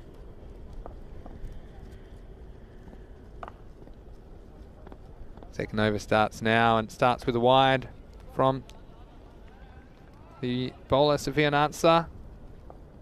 And I think, well, look, this total of 83, it might look a bit modest, but it's going to take some catching, and there's some good bowling options for TRS as well. We're going to see, sure, Akil Ansar bowl 2 overs of his leg spin in there as well. He was very good earlier today. This isn't too good a start from Sofian Ansar, who's put the first 2 down the leg side. And that was one area that the Hawks were very good, weren't they? You know, in their fielding innings. They didn't give too many wides away, and just the difference then, this total of 82 that TRS got. We're doing well over 100 in some other games when the bowlers gave a lot more wides. It's a big appeal, but I think it could be a little bit high on the back pad. Was going up, and Shazad, he's been sent to the top of the order. I'm sure he's been sent there for a reason. I'm sure he'd be a little bit nervous at this point of the game, but well, when you're approaching a target like this, you just need 8 and over and keep with the rate and keep the wickets in hand if possible. There's a good comeback from the bowler. Well, he launches this one. I think this one's going to go all of the way. It does. Another Maximo. And this time it's Kuram Shazad who's away for the Hawks. Well, it's almost like they're just waiting for that shot. That one you've seen the replay of the LBW, and then, well, follows this one up. And all of those shots have been in the same slot. Just waiting to play those shots over the boundary over there. Well, the bowler gets the comeback and he does it. He does the job. So, Sofian Ansar, he had the answer that time. He disappeared, and so far in this Fancode European Cricket Series, so many times we've seen the 6 and out, and we see it again here. And that's where I like the work of Jarvid last over. He hit the 6, but normally we just try and consolidate next ball, but this time trying to repeat the dose. He might have been sent up to the top as a pinch hitter, Kuram Shazad. But again, he'll be disappointed with that after hitting a nice shot for a Maximo. The next one missing, and the bowler hits the target. Yeah, I mean, more than a quarter of the runs already on the board. You're only in the second over. You've played, you've got lucky with a call, or you've been put under pressure. You've then come out of that pressure with a big shot. And there was really no need to be playing that shot. That's a little bit of inexperience. Now, Hawks have to be careful here. They're on top of this game. You've still got, Javid is batting very well, seeing the ball well. You just got to be patient. Don't try to hurry to get there, because all of a sudden you lose a few wickets and Trinidad Royal Stars get on top. You're under pressure straight away again. Yeah, absolutely. Shakil Ahmed, the batsman, coming out number 3. And I tell you what, he's not listening. No. Because he's this first one, again, a few nerves. It does funny things to you, doesn't it? The most 6 inches, the most important 6 inches are between your ears when you're on the cricket field. It's true for so much of life, but this is the time. They don't want to lose another wicket. Hawks ahead of the rate still. Need to consolidate. But he tries it again, strike 2. It's fired back by the keeper, and again, this is crazy cricket. You see the Hawks, well, sometimes losing can become a habit, and they've lost quite a few in a row in the European Cricket Series, and they've got a chance, a very good chance in this match of registering a victory, but they don't want to shoot themselves in the foot. They just need to keep scoring. Ones are fine at this stage. This time he goes again. It's going to get over the infield. It'll plug. I think they'll just get the 1. Again, big risk, but only 1 off the last 3 balls. That'll be the end of the over. So, very interesting one there. They went for 9 runs, but a crucial wicket for TRS. And the Hawks, after 2, they're 26 for 1. Yeah, a lot of swing and missing. Made contact once, but he's going to take himself back to the striker's end. So, just get the feeling here. I mean, it wasn't a great over from Mohsin Raza, to be honest. So, I'd expect there to be a change. Just get a bowler on that can just push that ball up a little bit fuller. Nice and straight, and anything could happen, and that's what they've got to concentrate on. Not sure what's happening here. There might be some sort of an issue The batsman trying to discard his helmet again, and the players are under strict instructions to keep the game moving, so umpire's a bit fortunate perhaps to allow that. But the batsman dispensing with the helmet. Could have been an issue with that helmet, perhaps the straps come loose. You can see on there. So Shakil Ahmed is going to face up, and well, we've seen him go for it so far, haven't we? Only 3 balls. It's going to be Akil Ansar, and this is a key moment for me. The leg spinner coming into the attack. Still within the 3 over power play, so it'll only be allowed 2 outfielders. And you see that it's very important what he's going to bring. And this one, it's going up, and it's going to go all the way. It's going to go over the fence, and what a start it is. And well, the batsman, Shakil Ahmed, he dispensed with the headwear. And it was the crowd that needed the helmet, because that one was all the way for 6 runs. Yeah, I mean, okay, slightly too full and on the legs, but it still needed to be put away. And you think he was trying to hit the ball so hard in the previous over here, just flicking that away. 6 runs. Well, this time he goes again, and I think he's going to get the same result. So back-to-back Maximals, and a calculated gamble from the TRS skipper, but it's not paying off at the moment as Ansar, Akil Ansar, coming back into the attack in the 3rd over, goes for back-to-back 6s. Yeah, this is a pressure point now for the bowler. Needs to get one to straighten up. Easier said than done when you're under this lot of pressure. That was better from him. The field a little bit slow coming in there. So a single taken as well. So he's hit 2 big 6s, takes a single, and puts Ahmed Javed on strike. Now Javed, he's not going to hang around either. Oh, it's interesting. You thought they might pay Akil Ansar some respect the way that he bowled in the last game, but they've swinged from the bootlaces. Of course, it's power play, only 2 outfielders allowed. There's a deep backward square leg and a long on placed at the moment. Oh, he gets a little bit of bat on this, and I like the running between the wickets. The ball before, it was Amir Javed who was backing up, and even though Shakil Ahmed didn't really know where the ball had gone, the non-striker spotting, there was a run there and communication between the 2 batsmen. Now a little bit more respect, and this is sensible cricket for me, because you've got your runs off the over. You just don't want to let them back into the game. You're well ahead of the rate. I mean, you need 8 and over, so you kind of got enough runs for even at the 5 over mark at the moment, so no use taking unnecessary risks. I feel like I'm going to rue those words. It's a big swing, isn't it? That's what I love about the European Cricket Series, and that's the end of the over. The end of the power play. Hawks, they're cruising. They're 39 for 1. Yeah, very good power play. Look at that rate is now. They could do it in singles, but you've already seen the way these 2 bat. They're not interested in doing it in singles at all. But what that does mean is that they do not have to be swinging at every ball. I've certainly seen that from Ahmed Javed. He's quite happy to respect balls that are not there to be played for the big shots. Yeah. Well, Ahmed Javed, he's been sent out at the top of the order. I think his job is to see them home. Okay, they've got other people that are going to swing the bat, and that's fine, but he has to hold up an end and be the anchor, if you like, through this innings. And Sufian Ansar is going to bowl his 2nd and final over here in the 4th over. It's gone. Big swing on the leg side, but not quite the contact, so it'll just be the 1 run, and they move to 40. Yeah, this is a bit of an old adage, isn't it, in cricket, Rico, to play each ball on its merits, and that means if you get a good ball, you can pay it respect, and you don't have to force the issue. But if you do get a bad ball, put it away by all means. I think that kind of sensible batting will see the Hawks home. This one again, big swing, but no contact. And look, if you're the Trinidad Royal Stars in this situation, you just have to try and turn the game around. You can do that by taking a wicket. You can do that by saving some runs and turning a boundary into just a 2 or a 1 and limiting the wides, putting the pressure back on this Hawks lineup.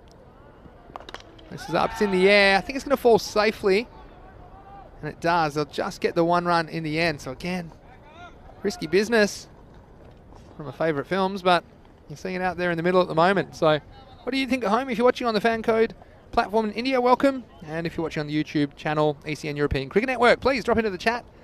Leave us some questions and comments. We always love to have them. Well, this one, just going to get away from the keeper. They can sneak a run there. They're all handy at this stage of the Hawks. Well, it's one of those things like winning or losing is a habit. I remember hearing that expression and believing it's really true. And the Hawks, well, it's been a while since their last win. They've only had 1 win in the European Cricket Series in their history, and hopefully they can rediscover that winning feeling. But sometimes when you haven't won a game for a while, you're looking for ways to lose. And they're getting away with a couple here, but very, very high-risk batting. But this is Ahmed Javed on strike now. Well, he lifts this one. It's big. It's really big. It's out of here. It's off the pole. That is a big Maximo. And half a dozen to the Hawks. Yeah, lovely timed shot this. Didn't seem to hit it that hard, did he, when you look at that? It was just all about timing, getting his body in the right place, and did it go a long way. Wow. One hitting the floodlights in the end. That's a huge hit. Next one's in. It's slower ball. And some good fielding from TRS, and that's what they're going to have to do to try and stay in this match. They're holding on for dear life at the moment. That'll be the end of the over. So 48 for 1. There were 9 off the over, including that large 6 from Amir Javed. He's doing a good job for his team. So well ahead of the rate. They're 12 and over at the moment. And the Hawks, wow. I would have called it an upset. They're yet to win, whereas the Trinidad Royal Stars yet to lose. And so it just shows you anything can happen in the Fancode European Cricket Series. And I think this is a huge over for me. They're deciding to bowl out Akil Ansar. And he's a dangerous bowler. I think we're going to see something very interesting here. The batsmen are going to attack Ansar. Well, he bowled very well in the previous match, and if he gets it on target, it won't be easy to get away. So here he comes, Akil Ansar. He's in the air. The fielder's underneath it, and he takes it. So an important wicket. We said that the man Ansar could be the one to come up with a wicket, and he's done it off the first ball of this, the 5th over. So at the start of the 5th over after 4.1, the Hawks lose their second wicket. They're 48 for 2. Yeah, that was an important wicket. Just had to break this partnership. I mean, they've still got a lot of work to do here, the Trinidad Royal Stars. But you know what? It's a funny old game, and we have seen it so many times. And how many times have we seen bowlers already in this European Cricket Series on hat-tricks, where they've taken 2 wickets on the spin? So pressure straight away, and the new batsman coming in. He knows this ball is probably going to be flighted up.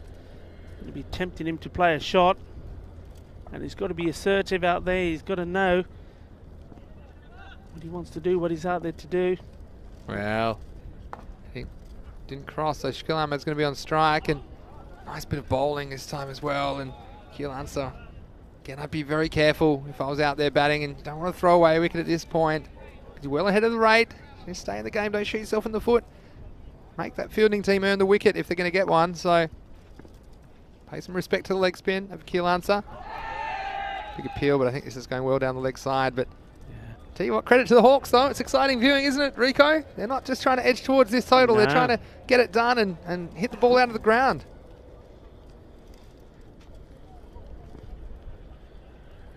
Here comes Akil again.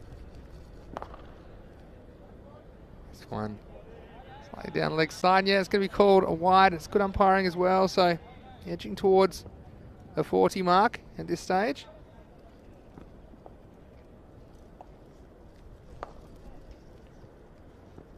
Oh, that's got to be close.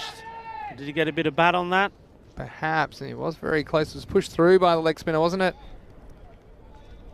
So a very good comeback. He went for a few in his first over. And batsman pushed right back and hit him on the back pad.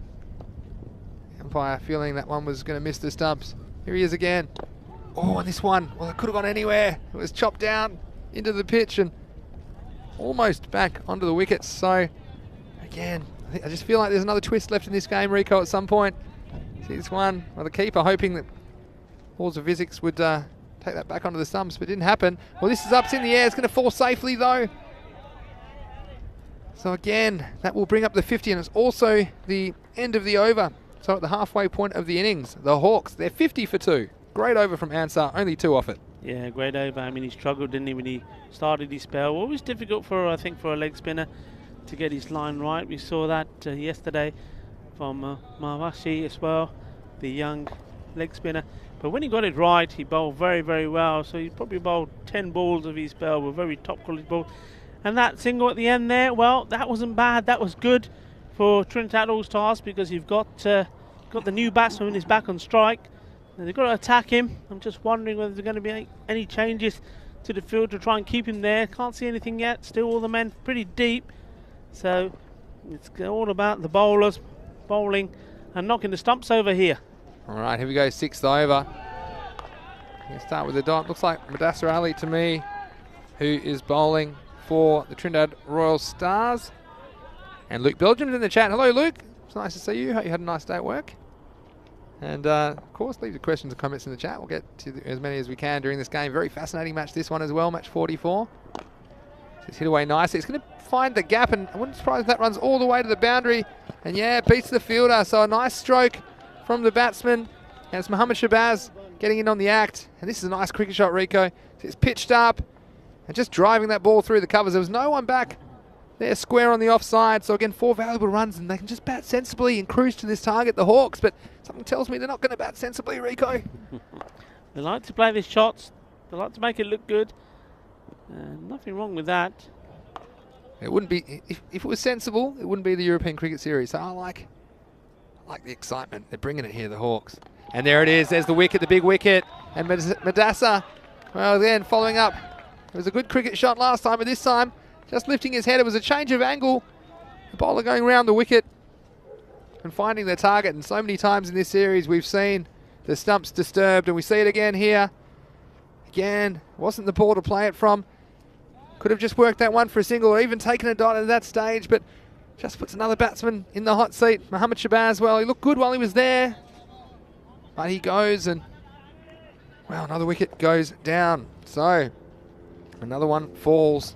Rico, I said there might be another twist in this game, and perhaps that wicket might spark something for TRS. Yeah, I think there's more twists here, Vinny, and I think those twists will continue as long as that man, Amir Javed, frustratedly is standing where he is at the moment. That's not where he wants to be. 23 of 13 he's got. It's Kamran Zia has now come out. Yeah, the captain, and so if anyone's going to be sensible, surely it'll be the captain. Out he comes to bat at number 5 for the Hawks.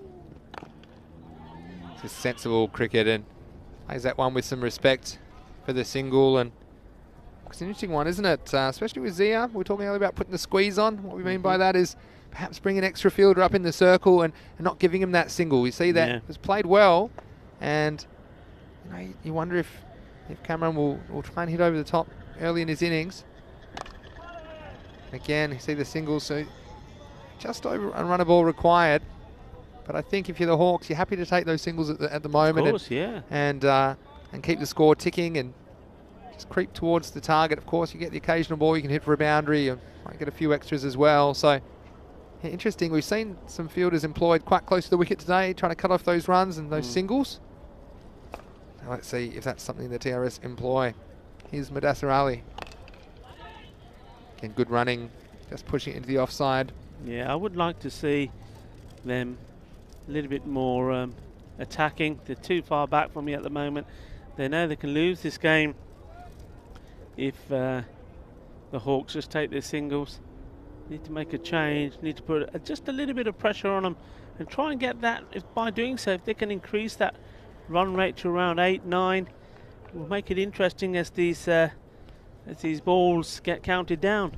Yeah, it's the end of the over, so the result at the end of 6 overs is that the Hawks are 57 for 3, chasing 83 runs, and they require 26 off 24 balls. And again, the rates we've seen the scoring going in this series, that might look easy, but it looks a lot easier than it feels when you're out in the middle with a bat in your hand. And it's going to be Muhammad Ali Mir to bowl now. We've seen him be quite the match winner for Trinidad Royal Stars so far in this series. Comes in now. This is on the stumps, and this one's creamed. In fact, it's gone all the way. There's a fielder back there, but all he could do is watch it go over his head, and 6 runs to the Hawks.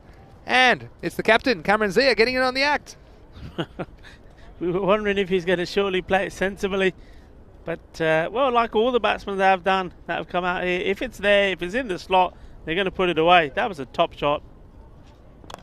And this time, we drilled down the ground for a single. So that takes on a run of ball after that previous 6. And now 19 off 22. And this is the point where, well, the Royal Stars are desperate for a wicket now. they'll take whatever they can get at this point, and Muhammad Ali Mir, can he get the breakthrough? It's in the air. Oh, that would have been an amazing catch. What an effort it was from the man down there, and it's Mudassir Ali down on the long on boundary. Had to go with one hand and was diving. We saw him miss one earlier, but he was attacking the ball, and he definitely was attacking that one, and that would have been sensational. That could have been the catch of the year down at Long On, but unfortunately it spilled out, and well, Hawks live to fight another day. Yeah, that was an absolute amazing effort. Coming in, the ball not just hit hard, but dipping sharply and diving forward. They're always the hardest ones anyway, but diving forward, reaching one-handedly, well, if that stuck, that would have been amazing. Well, this is the kind of thing that needs to go right for TRS to get him back into this game. Muhammad Ali Mir with the ball. Sensible batting and just knocking away, and singles are what's required at the moment. Singles are going to help. So if you're the captain of TRS, what would you do if you're Amir Shahzad? Are you bringing an extra man or two up into the circle and trying to put some pressure on Rico? No, I would have done it about 8 balls ago. You know, maybe even earlier, you know, when you know it's run a ball, put the pressure on, because I'll tell you why. If you see this one that gets fielded. Oh, yeah, I was going to say that would be dangerous. Now, the reason I would do that, the ones that we've seen hit, that have sailed over the boundary, have sailed over the boundary. Yeah. Even the players that are there are not going to stop it. It's 6 runs, regardless of player there or not. Whereas the singles that we've seen taken, well, if the man's there, you're stopping the runs. Yeah. So having them in to stop the runs, they're out. These guys are hitting it so clean, 6 is 6, you know? Yeah, it's a good point you make, Rico. And see there, the single taken off the last ball. So the end of the over. 7 overs down at 67 for 3. There were 10 off that one, so they're just cruising at the moment, the Hawks. Still 16 runs required. But again, anything can happen. We saw Mudassir Ali get the big breakthrough in the last over. Time running out for the Royal Stars, though. Oh, and again, this is Amir Javed. All they need to do at this stage is, I've said this before, when we've gotten into game situations like this, is only dot balls really kill you as a batting team at this point. So to avoid the dots and don't risk the dots. And big swings like that, well, sure, might disappear, but if you miss it, risk the pressure building. This time it's up in the air, the fielder's in the game, and he holds on. So a nice piece of fielding, and that's exactly what they needed to do, the Royal Stars. They need to make something happen, and the sun was an issue for the fielder there, but he's done a great job holding on to that catch, and it was Safian Ansar down there at deep mid-wicket. We've seen a couple of tough chances go down, but the slight flame of hope stays alive for TRS as Safian Ansar holds on to that catch at deep mid-wicket. What a catch it was. What a great catch it was. And Mudassir Ali, that's his second wicket. Is he going to be the hero here? Is he going to be the man that can turn this round? And somehow, amazingly, Trinidad Royal Stars end up winning this game. Well, they need a few more wickets. But that was a fantastic catch because he was under pressure. The ball was travelling. It's at that awkward height where sometimes when the ball's coming to you, you're sort of not sure how you're going to take it. Well, he stood firm. Good balance. He knew where his feet were. Great catch. Okay, the new batsman is non-strike sense Umar Latif, but it's the captain, Cameron Zia. Well, he's got a thick edge on that. That's an old Spanish drive. Not quite where they wanted it, but they'll drive anywhere they like here in Spain. And 4 runs and 4 valuable runs as the Hawks, they creep towards this target of 83. Yeah, I mean, that's a little bit unlucky. But sometimes, you know, the fortune favours the brave, they say. Got enough on it, raced away, fielder giving it chase, but very few have been stopped. Once they go down there, they do. Money's always on the ball. Can Mudassir come back? Oh, and that was so close again to the stumps, wasn't it? Oh, there can't have been too much in that. As his inside edge went past the stumps. In the end, they'll get 1, so a nice bit of fielding down there in the fine leg position. So we're getting down to the business end of the game here, and it's going to be tense. If they don't get any boundaries here, it could go right down to the last over. Here's Umar Latif to face his first ball. Struck nicely again, but it'll only be the single, so this arm wrestle will continue as long as there's only dots and ones. See, all of these batsmen just all play the same way, don't they? Whoever's coming is played the same way, the same shots, and quite often the same results. He's going to be chopped out, and again, they're going to get a single, so Again, could be headed for a blockbuster finish as the Hawks creep up on this target. It's the end of the over, so 74 for 4 at the end of 8. So got 2 overs left. Only 8 runs required, and again, that might look like a simple task, but those batsmen have to get them, and this is the time, Rick. I think this is the time you do need to gamble and bring some more fielders up inside the circle. But just around the corner, we have the final match of the day, of course, starting in just over half an hour's time, match 45. And it's the Hawks who'll be returning against Falco. And they'll have their wings up, or the tails up, I was going to say, the Hawks, if they are able to win this one. And Falco, they've been pretty impressive so far. They've won the toss and elected to bat first. They'll be looking for some big runs at the top of the order, and they do have the batsmen to put a big score on the board. But we saw the Hawks, they fielded first, of course, in this match, and did a very good job. So I don't think they'll be upset to field first in that last match of the day. Make sure you join us from, it'll be 3:30 p.m. GMT, 4:30 in Central Europe, and 9 p.m. in India. Vinny Sandhu, Mr. Maximo, along with Rico here for ECN. And this ball's up in the air. Again, the fielder's in the game. It might go back over his head. It has. Oh, I tell you what, it's just a little breeze that took that ball, and really all the pressure now relieved on the Hawks. They needed 9 off the last 2 overs, and they've got 6 of them right there with that Maximo. Yeah, the captain, you come in at a situation when you've just lost the big hitters, and we thought that it was key that he was going to have to stick around. He has done so, and that shot has taken all the pressure off his side. Well, 3 to win, and I get one of them here, and the Hawks, aren't they happy? It's been a while since their last win. It was back in October 2020, so aren't we so happy to get their first win on the board? Only 2 required now, so the score 82 to 81. And Umar Latif on strike. And the Hawks, well, it all comes down to their fielding and their bowling, I think. They didn't give away too many extras, and again, they've helped themselves out with the bat. They haven't had to chase the unnecessary extra runs. So 2 to win for the Hawks. And there's one of them, I think. That'll tie the scores, so it'll be fitting if the captain does the job for them. The score's tied now 82-82, but yeah, it's been a good game, and look, most people probably would have favoured the Trinidad Royal Stars going into this match, match 44, but the Hawks, like we said, they got the danger man early, didn't they? Mohamed Fiaz Haider, and kept taking wickets, so they've kept it under control. Score's tied. Any score will win it for the Hawks.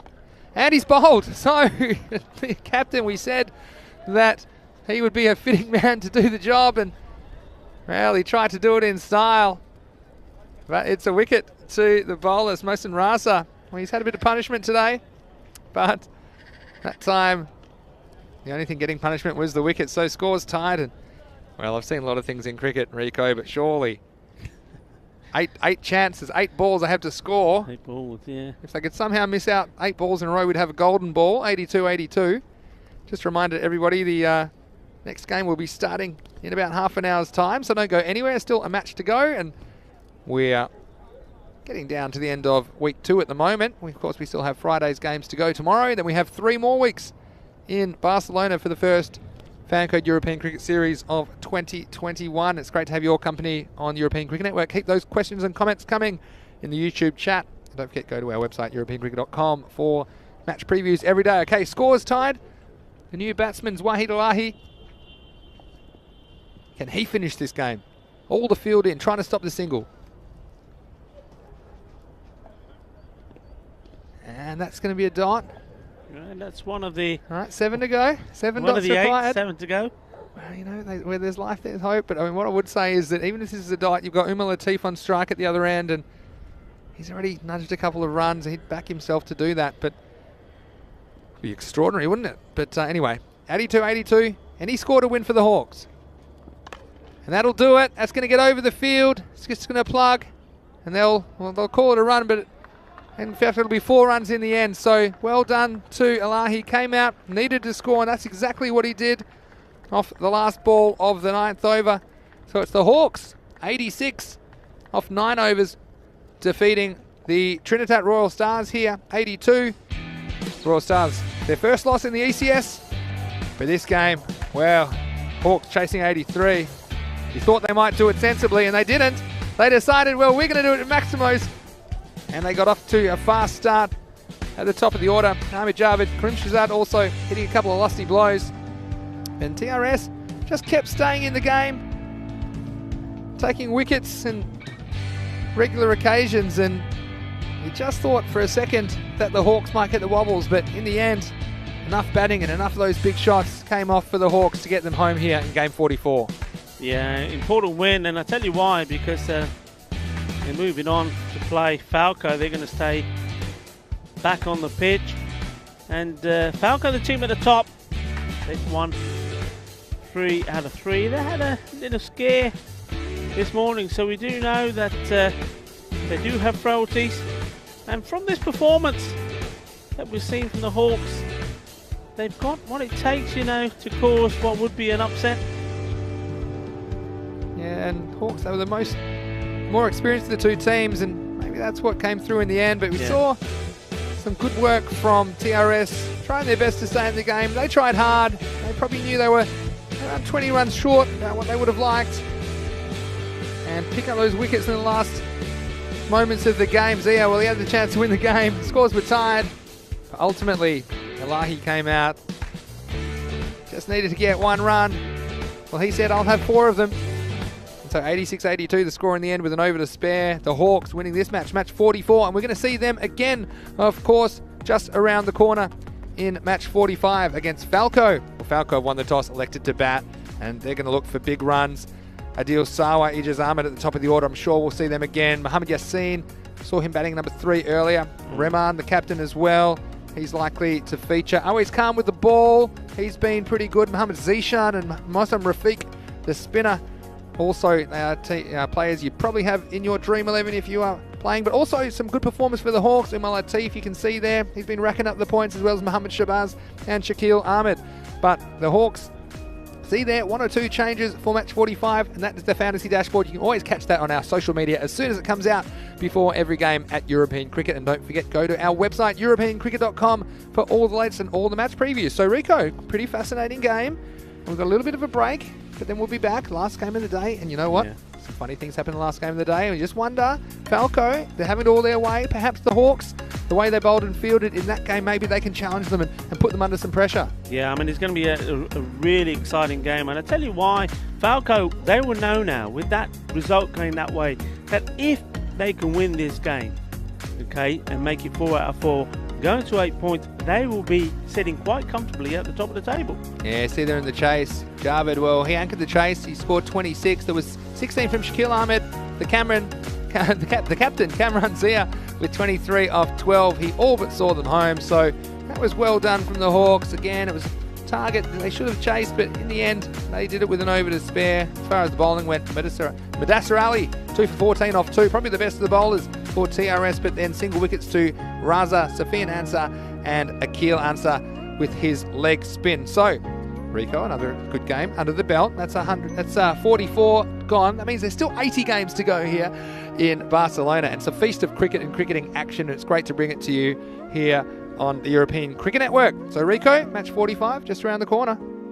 Just around the corner, like I say, it's going to be a humdinger, because really, Hawks, I think they played very well. You used the word which described that performance very well when they were in the field, and that was how well disciplined they were. And I think that's very important. It was a very good professional performance from them. They were well disciplined. They bowled really, really well. I was very impressed with the way they bowled against a team that if you bowl badly to, are going to punish you. And then when they batted, okay, they know what their strengths are.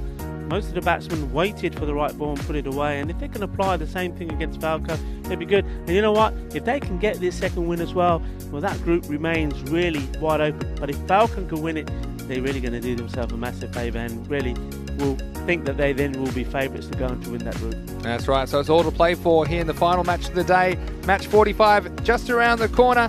We'll rejoin you in about 20 minutes' time here from the Montjuic Olympic Ground in Barcelona. You're watching the European Cricket Network. Spinny Sandhu here, Mr. Maximo, along with Rico Full. We'll see you then. Until then, you're watching the Fan Code European Cricket Series.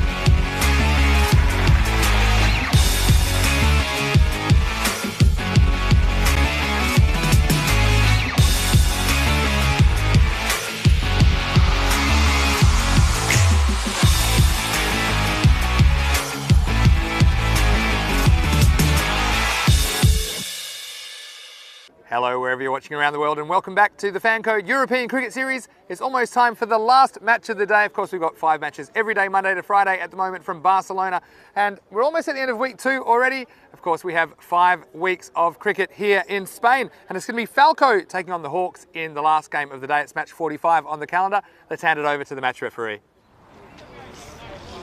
Tail is the call. And head it is. So, Falcon, you won the toss. Yeah, I'm going to bat. Falcon have won the toss and going to bat first. Well, you see Falco captain Reman Rajput. He called correctly, and no surprises that he wanted to bat first. He's been very good batting first so far in the series, and he does have the batsman to put a big score on the board. We've seen it time and time again from them. But I'm not too concerned about the Hawks bowling first, because they chose to bowl first in their previous match and did a very good job keeping the TRS under control. So it's going to be a sensational game and a great finish to Thursday here on week 2. Rico, it's over to you. Thank you very much, Vinny. Yeah, what a game we have in store for you here. Falco, no surprise there, Vinny, that they're going to have a bat first. You've got to go with your strength, haven't you? Their strength is with the bat. We saw them had a mini little blip in the last game, but the thing with good teams is that somebody may not be the person that you rely on most, but somebody does always turn up, find some form and help you get the runs on the board. So they've been getting to the 120-130 mark more or less every game, and that's why they are sitting on top of the group. Now you heard me harping on, didn't you, about how important this game is in the group stage as well. The reason is Trinidad losing that game to the Hawks lost their opportunity to be sitting level with Falco. So Falco have a 2-point cushion over Trinidad. Hawks there picking up their first win are on 2 points. Now if Hawks can stage a bit of an upset, they'd have to be the underdogs in this game. They would also move on to 4 points. So 3 teams, Trinidad, Punjabi Warriors and the Hawks, would be in 4 points. Falco still would be at the top of the table. But if Falco know that if they could win this game, well, all of a sudden they would jump to 8 points, and the next team, the closest team to them, would be Trinidad Royal Stars on 4. So that really would, that would suit them well.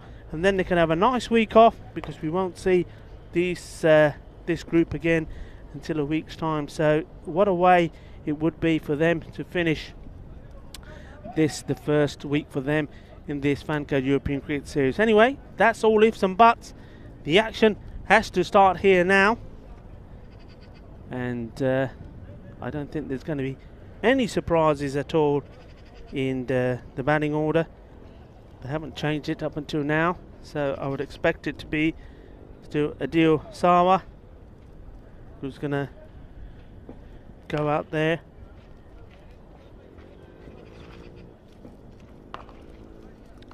But, while that's being confirmed for me, I can tell you who the bowler is going to be.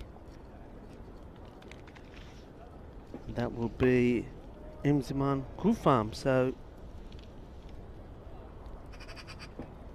he's getting ready, just checking his field, and we can see there the fantasy dashboard just one more time. So key players there, the Falco, we've seen a lot of them being led very well by their captain Rajput, and he's played well himself. The umpires for this game, the final game of today, Nisar Ahmed, Nukesh Patel. And I just have a feeling that after a couple of really low scoring games that we're going to end here with a bit of a run feast. Let's see if I'm right or whether I'm wrong, but I think the sun is shining. These teams are used to the pitch, and Falco certainly have been having fun out there with the bat. Getting off the mark straight away. Don't forget, you can still get in touch with us here, courtesy of the chat, the European Cricket Network YouTube channel. Get in touch with us, get involved in the chat, anything that you want to know. We certainly do appreciate you being there with us, our cricket family. We appreciate all the nice comments that you've been making about the cricket here, about the umpiring, about the commentating, and also about European Cricket Network in general. It's brilliant. It's great. It's great to see cricket in Europe being played here and enjoyed by so many people around the world. Gulfam going down to fine leg there.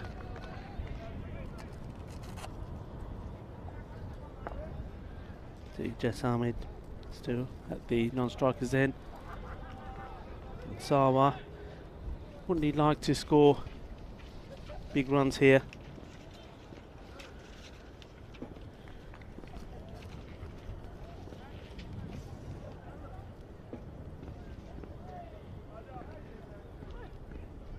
That's well bowled. A little bit of zip. That one's come through quickly.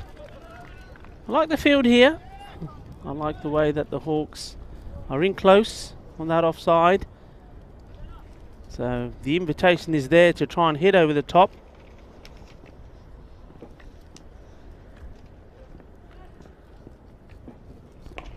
Good contest this. Try the batsman and the bowler. And there's that one chipped out, and well, you see, that's what happens. That's what the men, rather than being right on that 30-yard circle, being in at least another 8-10 metres and walking in from there, normally that would be taken as a single, and Falco do run their singles very well, the openers, but when those men are a little bit closer, watch how quickly they come in. Already here in, but that's been played well. The fielder is out there, not able to get to it. That's a nicely played shot. He didn't know there was a man out there. It had to be hit finer, had to be hit sort of the backward square leg area, the boundary, and that certainly was. So valuable runs. It looked like it was going to be a very good over indeed. But that boundary certainly would help Falco. Well, they're up and running. And that is the end of the first over, and as that over comes to an end, we'll welcome back Mr. Maximo to the commentary station with the score 6 without loss. Welcome back, Vinny. Thanks, Rico. All set for the last game of the day, and I just noticed Inzamam Gulfam opening the bowling, and he's going to be a key player for the Hawks. He's good inclusion for them for this, their second match of the day. I'm sure we'll see him open the batting as well. Cameron Zia listed himself actually to open the batting, as well as Inzamam Gulfam. You see he's got a bit of zip. Went for a boundary last ball, but I just think the Hawks with that inclusion, they perhaps fancied their chances. Their confidence high after their first win for the year in the previous match. He's edged and be a single. Yeah, but I went to the archives, Rico, in the break, and I saw that the Hawks, that was their first win in the European Cricket Series since the 20th of October. 2010-2020 it was, against Barcelona, when they won by 5 wickets. They won 89-83 with 3 balls to spare. So that was against Barcelona back on the 20th of October. So great to see them back in the winner's circle. That's a lovely shot. Very well played. Fielder does give it chase. Fielder there. Well, try get दिया, but चौका हो गया. कितना अच्छे shots गया. Timing देखो हुए थे. Replay the pitch. Positioning and timing. That's what this is all about. That was nice, and that's what he can do when he gets in and plays his shot. We've seen a lot of times him throw his wicket away, but that was put away. Beautiful, quality shot. Shakil Ahmed needs to come back with a reply. Oh, this will be close. Oh. And he's gone. Well, not only will it be close, it is out. That is a fantastic breakthrough there for the Hawks. What a piece of fielding that was. Have a look at this.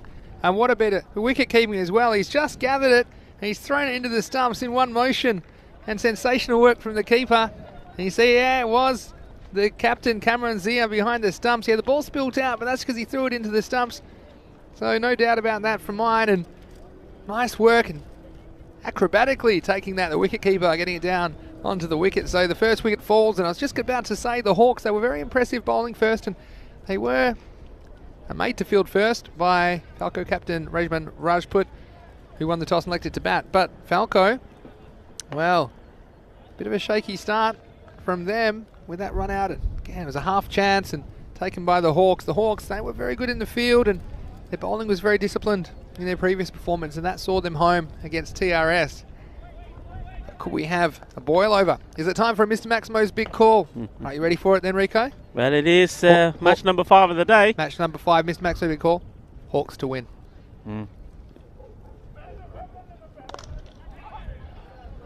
I feel like you're not giving the call the respect it deserves. That is a big call. Hawks to win. Well, it's a huge. Okay, it's a huge call. I don't like agreeing with you, but it's something. It's a feeling that I've had, and with the introduction of Inzamam Gulfan as well, I just think Falco. Let's see how this ball goes. It's played out back in the similar position as before. It's going to be a repeat. No. Run out of what we had before. Well, that would be something. No, I just think Falco, they've, from situations like this where they've again lost a key batsman with what I would say is not the best of cricket early on. They've done it a few times, but they managed to recover. I just think there'll be a time when they're not able to. Maybe it's going to be this time. Well, let's just put it this way: it would make it far more interesting for this group if Hawks were to pull this win out the bag. Let's just agree, it's a huge call. This is Shakil Ahmed to bowl. And first ball called wide. We've got Luke saying, come on commentators, you know Falco and Badalona Shaheen will fight it out for top spot in this group. Well, that would be the most likely scenario, but what I would say, Rico, even if that's the case, and of course we saw Falco get over Badalona Shaheen a couple of days ago, well, what I would say is that makes all these matches important as well. If those two are going to fight it out for top spot. This one might have been edged, but not carrying to the keeper. Yeah, because if you drop a game against one of these teams that you're expected to beat, then it could get quite congested up the top of the table. It just gives the other team a chance to leapfrog you. So that's the end of the over. It's a pretty good one, Falco. After 2, they're 14 for 1. Yeah, keeping the pressure on Falco. Now, quite often we've seen good starts by the fielding side and the batting team being in a similar position to this, and then all of a sudden this third over, the last one of the power play, has gone for plenty of runs. Well, is this one going to go the same way? Well, we shall see. There's going to be no change in the bowling department, so Inzamam Gulfan is going to bowl himself out. Yeah, I'd love to see him pick up a wicket or two here, and the Hawks, if they can somehow keep it down to about 100 to chase could be on. Look at that, you can see this. Man, he's going to make a big difference to the Hawks lineup. Inzamam Gulfan coming in, and some genuine pace, left arm over the wicket. And Yes was saying, Mr. Maximo, I was saying Vinny Sanders is a legend. Thank you, Yesus. I think you're okay yourself, and don't have to repeat every single comment like that, but I like the occasional one. But we hope you're enjoying the action wherever you're watching in the world, of course. Team effort here at the European Cricket Network. Lots of people on the ground in an official capacity, helping this cricket go smoothly. That's smashed away a little bit too short, and straight away you see the difference that makes. Ball pitched up, and Sarwar struggling with it, going across him outside the off stump. That one a bit shorter, still a good amount of pace, but he's onto it like a flash. Yeah. 4 runs. Yeah, and you see the difference when he does drop short. That's the only time that Sarwar's been able to get him away. It's been pitched up, and the batsman looks in a bit of trouble, but if it sits up on this surface, short of a length, pretty easy for the batsman to rock back onto the back foot and punish the ball square of the wicket. Well, he bowls another one. Then this has been put even further. That's gone all the way. Lovely shot. Manos arriba, arbitro. 6 carreras. Well, I said the other day that the definition of his insanity is doing the same thing twice and expecting a different result. And that man Gulfan, he dropped it short again. Sawi jumped all over it. He has to pitch it up. Again, he's only got a couple more balls to get this breakthrough for the Hawks. An important breakthrough. Good slower ball here would do the trick, wouldn't it? That's pushed away. It's going to be 4 more. What a lovely shot that was. I think maybe it was slightly slower. It was also fuller, But look how well it was dealt with. This is pure timing, and this is what I'm talking about. It's the timing of the man. When he's playing these shots, Eddie Osawa, he's as good as any batsman we've seen here. Yeah, it was a beautiful cricket shot, wasn't it? All the way along the ground, and the timing, beating that mid-on fielder. Couldn't do anything about it. So a good start this for Falco. Even despite the loss of that wicket, Ejaz getting run out in the second over. So can Gulfin pull something out after the last ball? Probably just on the leg stump for me. A good call, little shake of the head from the umpire. So one to come actually, that one looked like it might have pitched outside the leg stump, so wasn't going to be given out. We do appreciate your company again. Great time for some comments and questions in the chat. We've appreciated everyone joining us today, wherever you're watching around the world. Here in match 5. Of course, we'll be back tomorrow from 7:30 AM GMT, which is 8:30 in Central Europe. It's 1 PM in India for the last day of day 2 action. Oh, hesitation from Mohammed Yassin there. He needed to go straight away. Luckily for him, it wasn't too close to any of those fielders.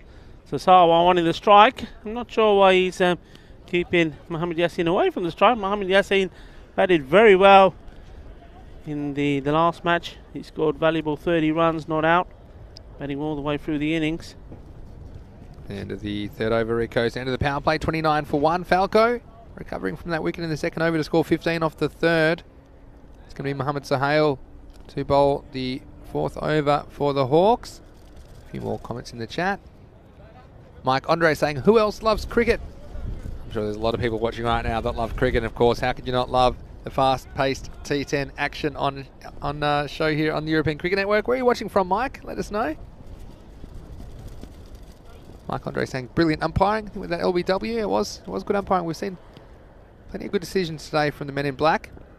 This first one just going to sneak inside the wide line, yeah, but that's one thing. And there's some questions about the umpires, of course.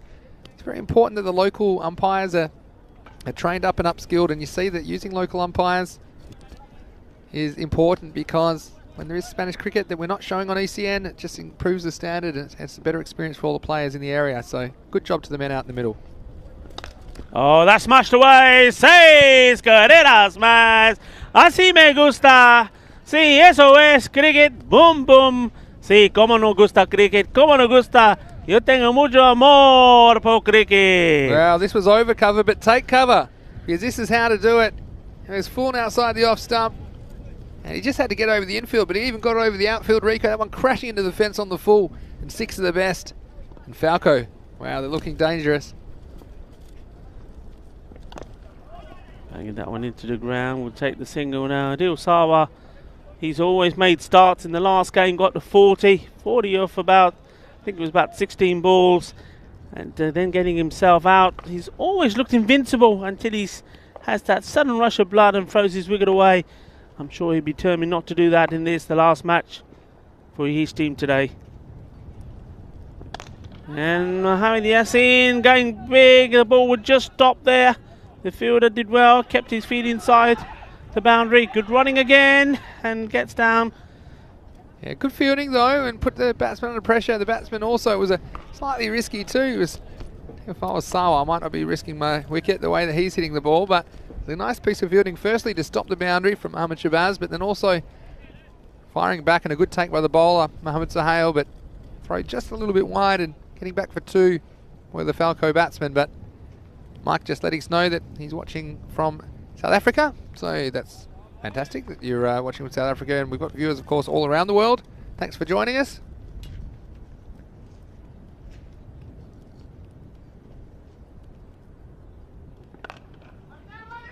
Lashing out at that one, but straight to the fielder, and good call. I don't think they would have got in there. Good throw over the stumps, would have been out by a long way. So Javid, he'd like to break through here, put a bit more pressure on Falco and see how they do in the lower end of the batting. That's well bowled, right in the block hole. And look, Rico, even though we've seen Falco getting away in the power play a little bit, and we've seen, of course, the big Max move this over already, but what Hawks just need to do, and they would have seen it before. There's been a lot of times where they brought themselves back into the game with some good bowling and fielding. See the end of the 4th over. It's 39 for 1 after 4. But if they can pick up a couple of these dangerous batsmen and hold their catches, take the run-outs when they're on offer, they can somehow keep this under the 100 mark. The Hawks possibly could chase it down, and we saw they've got some batsmen. Well, they're a high-risk, high-return kind of batting unit, aren't they, the Hawks? They were chasing a smallish target in the last game, only 83, and they left nothing on the table, trying to send many, many balls out of this stadium. And again, it just gives them the chance, and need to have some sort of a chance with the bat. And to do that, they need to keep Falco under control, and can't let Falco get away like some of the other teams have let them, scoring 130 plus and really batting teams out of the game. So Hawks, they've got the ability to do it. Just a reminder, the European Cricket League is coming to you from the 31st of May on the European Cricket Network. This is the Champions League of European Cricket. It's the domestic champion clubs from 15 nations around Europe this year, as well as the returning champions VOC Rotterdam, who held the trophy aloft in 2019 in La Manga. So make sure you put that in your diary or in your smartphone or whatever it is you do. Put it on the wall. Umar Latif, key player. Well, the first one drifting down leg, and well, anything over there is going to be smashed away. What an awesome shot that was. Loving that one from Yasin the Assassin. Well, this one was dead on arrival, wasn't it? Stepped across and timed the cover off the ball, landing a long way past the boundary. So welcome to the crease, Umar Latif. You might want to check that ball when it comes back. It was well picked up indeed, and well, he's on his way with boundaries now himself. And going for another one. Oh, and Umar Latif got fingertips to it. It would have been a sensational grab. We've seen a sensational one-handed catch already this European Cricket Series. Well, what a catch that would have been. Yeah, watch this come back. It was bowled at a decent pace, but it came back twice as quick. Have a look at this, and it was well done to stick his hand out. Tried it just off the end of the fingertips. And they don't tickle either. Umar Latif. Well, he'd love to get a wicket for Hawks at this point. They can get 1 or 2. That might just keep this Falco innings under control, otherwise it's spiralling out of it. That's how the off stump. Now that's got to be stinging. Yeah, you got to shake those fingers. That was travelling so fast. I mean, how fast do you reckon that was going, Vinny? Well, fast. I mean, I was going to say, I hope he hasn't just had his nails done, although I don't know if the beauty salons are open in Barcelona yet, but yeah, that can be very nasty if that gets all on the end of the fingers. So see when he come back with Latif. Straight a little bit on his legs, but this time along the ground, fielder gets down. Yeah, that had to be travelling, what, 80, 90 clicks for me? Oh yeah, more than that probably. I mean, it's probably being bowled probably getting bowled around 100, you know, so it's probably coming back quicker than that. So yeah, probably around 110, 120. It's hard to say off the bat, but it definitely was pretty well struck by the batsman. But it was good. I'm glad he went for it as well, though. Might have been pulling the fingers out of the way, but he tried for the catch. Unfortunately, couldn't hold on. That one's wide. Played out hard along the ground. Just come through for one. Well, you can see it's still giving him some bother. He's shaking his hand, his fingers, and no doubt that they'll be swelling up as he's going for the motions of bowling. But he's bowled well. He's still kept the ball in the right areas. Yeah, Umar Latif. Well, he's an X-Factor kind of player, isn't he, for the Hawks? He'd love to get the big wicket right now and break this partnership. We've seen it before, the momentum shifts within the 10 overs. The Hawks, they badly need a wicket. Latif trying to do the job for them. Full toss, doesn't quite get hold of it. It's called no ball at square leg. It's too high according to the umpire. So it's kind of borderline, but I don't mind the batsman getting the benefit of the doubt on this one. Umar saying he didn't think it was that high, but there's no real excuse for the bowler to be bowling them high at all. So I think anything around that waist height, if there's any conjecture at all, I like the call of no ball from the umpire. You see square leg umpire calling it straight away and just communicating, I think, to his partner at the moment that it has been a no ball, but we'll just get confirmation of that in a second. Yeah, not sure what the debate is really about. It's been called and that's the end of it as far as I'm concerned. There seems to be some conversation. Get on with the game, boys. Come on. Let's play ball. Yeah, so it'll be a free hit as well. And Again, just going to wait. In fact, we're just waiting on the final decision from the umpires. Of course, it's always good when they go and have a chat, and eventually everyone will agree. So, just waiting again, and maybe we can have another chat about it. But I'm not sure it's been communicated to the bowling team at least. I get the feeling that maybe the bowler couldn't continue because of that injury, so somebody will confirm. I think this is still the same over. We're going to get clarification soon. Well, we'll find out, won't we? But at any rate, it's going to be Wahid Elahi to bowl this ball. And it's going to be a free hit. Yes, I think you're exactly right there, Rico. So there's a ball to go in this 5th over. It's going to be a free hit. And he bowls him, but unfortunately, that'll go down as a dot. So, wow, that was an eventful finish to the 5th over. And because there was no ball, the ball before, the next ball, the batsman couldn't be dismissed bowled. And at the end of 5 overs, it is 50 for 1. Halfway through the innings, so 10 and over the rate at the moment. But Falco with those 9 wickets in hand, they'll be looking to accelerate through the second half of this innings.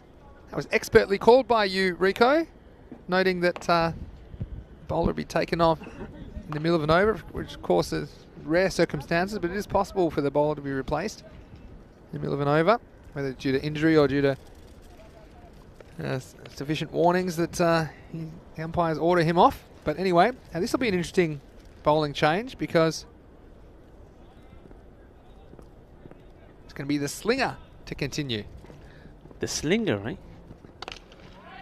This could be a chance, or, well, for one moment I thought it was going to come down. Fielder was coming across to it, but it's gone all the way over the top. That's a good shot from Sawa. Once again, not trying to hit it too hard. We watch this again. He just gets into position and, well, lofting that over. Nice shot. 6 more runs. Very important stage of the game now. We're halfway through. Hawks have to keep battling. That's good work. Really good work on the boundary, wasn't it? Elahi, well, I was saying a second ago, he bowled him off the free hit. It's the only ball that he's bowled. I wonder if he'll get another over now. That does count as basically a whole over for him That as does well. indeed, even yeah. though it was only 1 ball. So he's on a hiding to nothing there, wasn't he? We did well. He's bowled the ball without conceding a run. This is Faisal Aslam.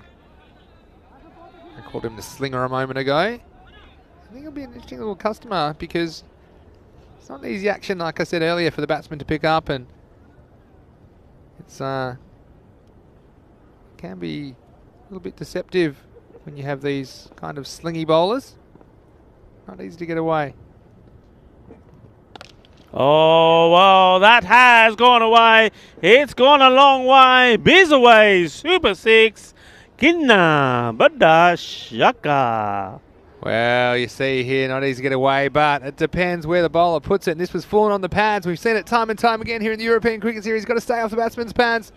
That one was too full, and paying the maximum penalty was Faisal Aslam on that occasion. Has to get it outside the off stump. Has to get it in the right spot. Short outside the off stump. That's a lot better though. I mean, at least you can protect that area. It's very difficult to protect that leg side and force the batsman into an offside shot. It's exactly what happened here. If they're good enough to hit you over the offside for 6, well, fair enough, I think. But you're going to have a better time if you put it outside the off stump. Well, we saw Mohamed Yassin play some beautiful shots over that offside boundary.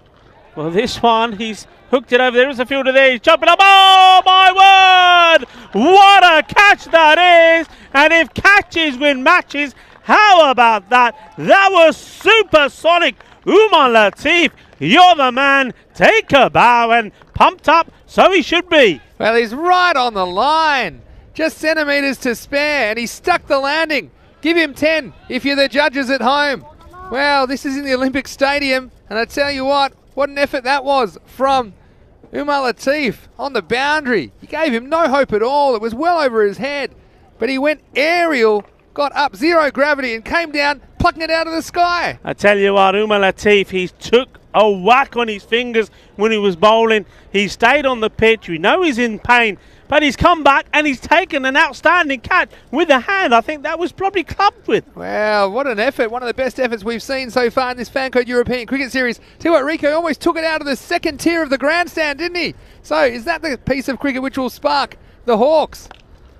Well, he's going to get another chance here, is he? No, he's not Superman. He says, I'm not Superman. I can get some of them, but I cannot fly. Well, how about that? And geez, I wouldn't be hitting it anywhere near him. His confidence is sky high. But again, the bowler dropping short, paying the penalty. That's another Maximo. End of the over. What an over it was. Action and excitement here in the Fancode European Cricket Series Spain. It's the end of 6 and Falco. They're 71 for 1. Oh, there you have it. The Fancode European Cricket Series here in Barcelona. A frenzy of explosive and action-packed entertainment. Well, who would doubt that? What have we? We've had everything in this match so far. And there's more to come here. Just dipping, but that's very good work by the fielder. Excellent work. As soon as he realised that the catch was an on, making sure he got something on it. That's a good stop. Well, that last over, the slinger, he went for quite a few. He went for 21 off the over, but he took the wicket off the last ball. What a wicket it was. And you just wonder, the Hawks have been fighting hard all day. Shaquille Ahmed with the ball, 7th over. Can they keep them, well, somewhere around that 100 mark, which they might fancy their chances. It won't be an easy chase, but at least they'll be in the game. So Rico, what a catch. It was still a little bit breathless here at the ground, but he'll be watching that one back again, I'm sure. Shaquille Ahmed to continue now for the Hawks. It's probably too wide. It is. Wide ball signalled. That's probably, I mean, we've seen some good catches today. We've seen a couple of one-handed catches in the outfield. I mean, I don't think that there's been any better than that one. The reason was he was so close to the boundary line, he had to negotiate his foot position, and that one, you could say, it was almost behind him, wasn't it? And, geez, it would have landed a good 2 or 3 metres over the boundary. So he had that to contend with. And, well, it was an amazing piece of work, and I'm sure we'll see that. And I'm sure where you can see that is the social media at European Cricket. I'm sure that'll appear before the end of tonight at European Cricket on Facebook, Instagram and Twitter. Make sure you follow us. Don't forget you can catch all the highlights of this match on our YouTube channel as well, ECN European Cricket Network. Sliced away, and the slice of luck as well. That will go for 4 runs. And Falco here, a lot of things been happening, a lot of excitement. Yeah. All of it going against them, so they've got to rebuild, got to clear his head. Well, they've got the big man. Sawa is still there. He's got to be the prize picket for them now, hasn't he? Yeah, absolutely, and he's the one with the responsibility on his shoulders to carry him beyond that 100 mark. And, well, a lot of chat, as you'd expect in the YouTube chat about that catch. What a catch by Umar, says Irfan Latif. Very good fielding, says Shimam. Next one's a swing and a miss. Yeah, so thanks Irfan and everybody for your thoughts. Shamim saying very good fielding. Luke saying great effort. Mohammed Mamun saying game-winning catch. Well, I guess we'll see if that's what sparks rearguard action from the Hawks. Oh, another swing and a miss now. They've got to be careful here, Falco. You can see Sawa getting a little bit frustrated at the other end. The last thing that you want is for him to get frustrated. You need him to be focused.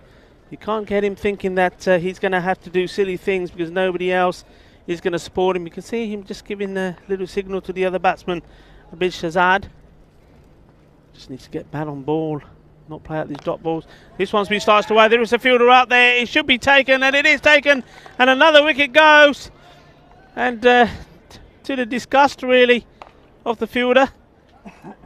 Well, this is another good catch. And they're going to have to hold him, the Hawks. They're going to stay in this game. There's some discussion about it at the moment. But yeah, the batsman's been sent on his way. So another good catch out on the boundary. And the Hawks, while they're bowling, their fielding has got them in the contest today. So it's the end of another over. And I tell you what, they've been their own best friend, the Hawks. They haven't given too many wides and extras away.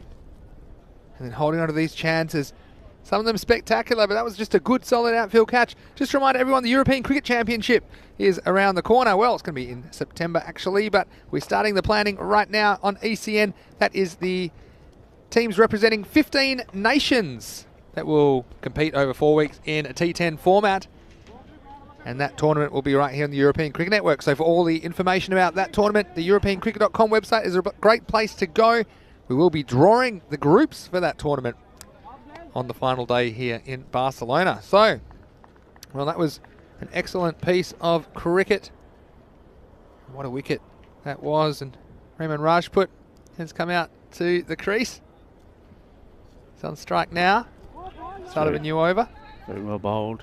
Right in the block hole. And, well, the captain probably out there. And one of the most important things he's got to do for me is, A, bat out along with Adil Sarwar, what's left here, and score, punish the bad balls. But most importantly, try and get into Adil Sarwar's head and let him know how important it is that he stays here to the end and continues with what he's doing and scores big runs. He's on 47. Yep. So one big hit away from a 50. That's eluded him so far. He's got close but not there. Getting out in the 40s several times. Score is 78. One ball into this over, the 8th over. It's going to be a wide, so actually be called a no ball in the end. It was that wide, it was called a no ball. So we'll go over to 79. Still off 7.1 overs. This will be a free hit. So you can see here, just teetering at the moment. 3 overs to go again. I think Falco still fancy themselves to make 100 plus, but the Hawks, if they can take another chance, might restrict them. This is a free hit. They struck nicely, in fact, very nicely through the offside. It's a nice looking cricket shot. We've seen some batsmen trying to overhit those free hits, but this is just a good old fashioned cover drive, and there was a big gap, and he drove straight on in. 4 more runs to Sawa, and he goes past half century. Yes, well batted indeed. And just showing you the class of the man. I mean, he can hit big, we know that, but he can also play exquisite shots, and that was just a beautiful shot. Top draw, that one. Yeah, 83 off 7.2 overs at the moment. Next one straight back, and it's going to bounce off the bowler. Bit of pinball.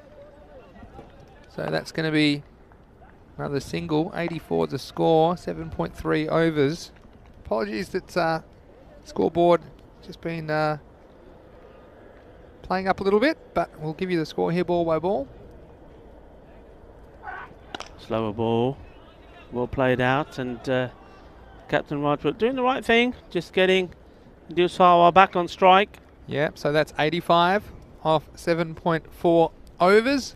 2 balls to go this over from Mohammad Sohail. It's been a pretty good one for the most part, just holding, and don't want to give up the maximo at this point. It's going to be difficult because the big man, Adil Sarwar, on strike. He's been hitting the ball very well. That's if Mohammad Sohail can contain him. That's it.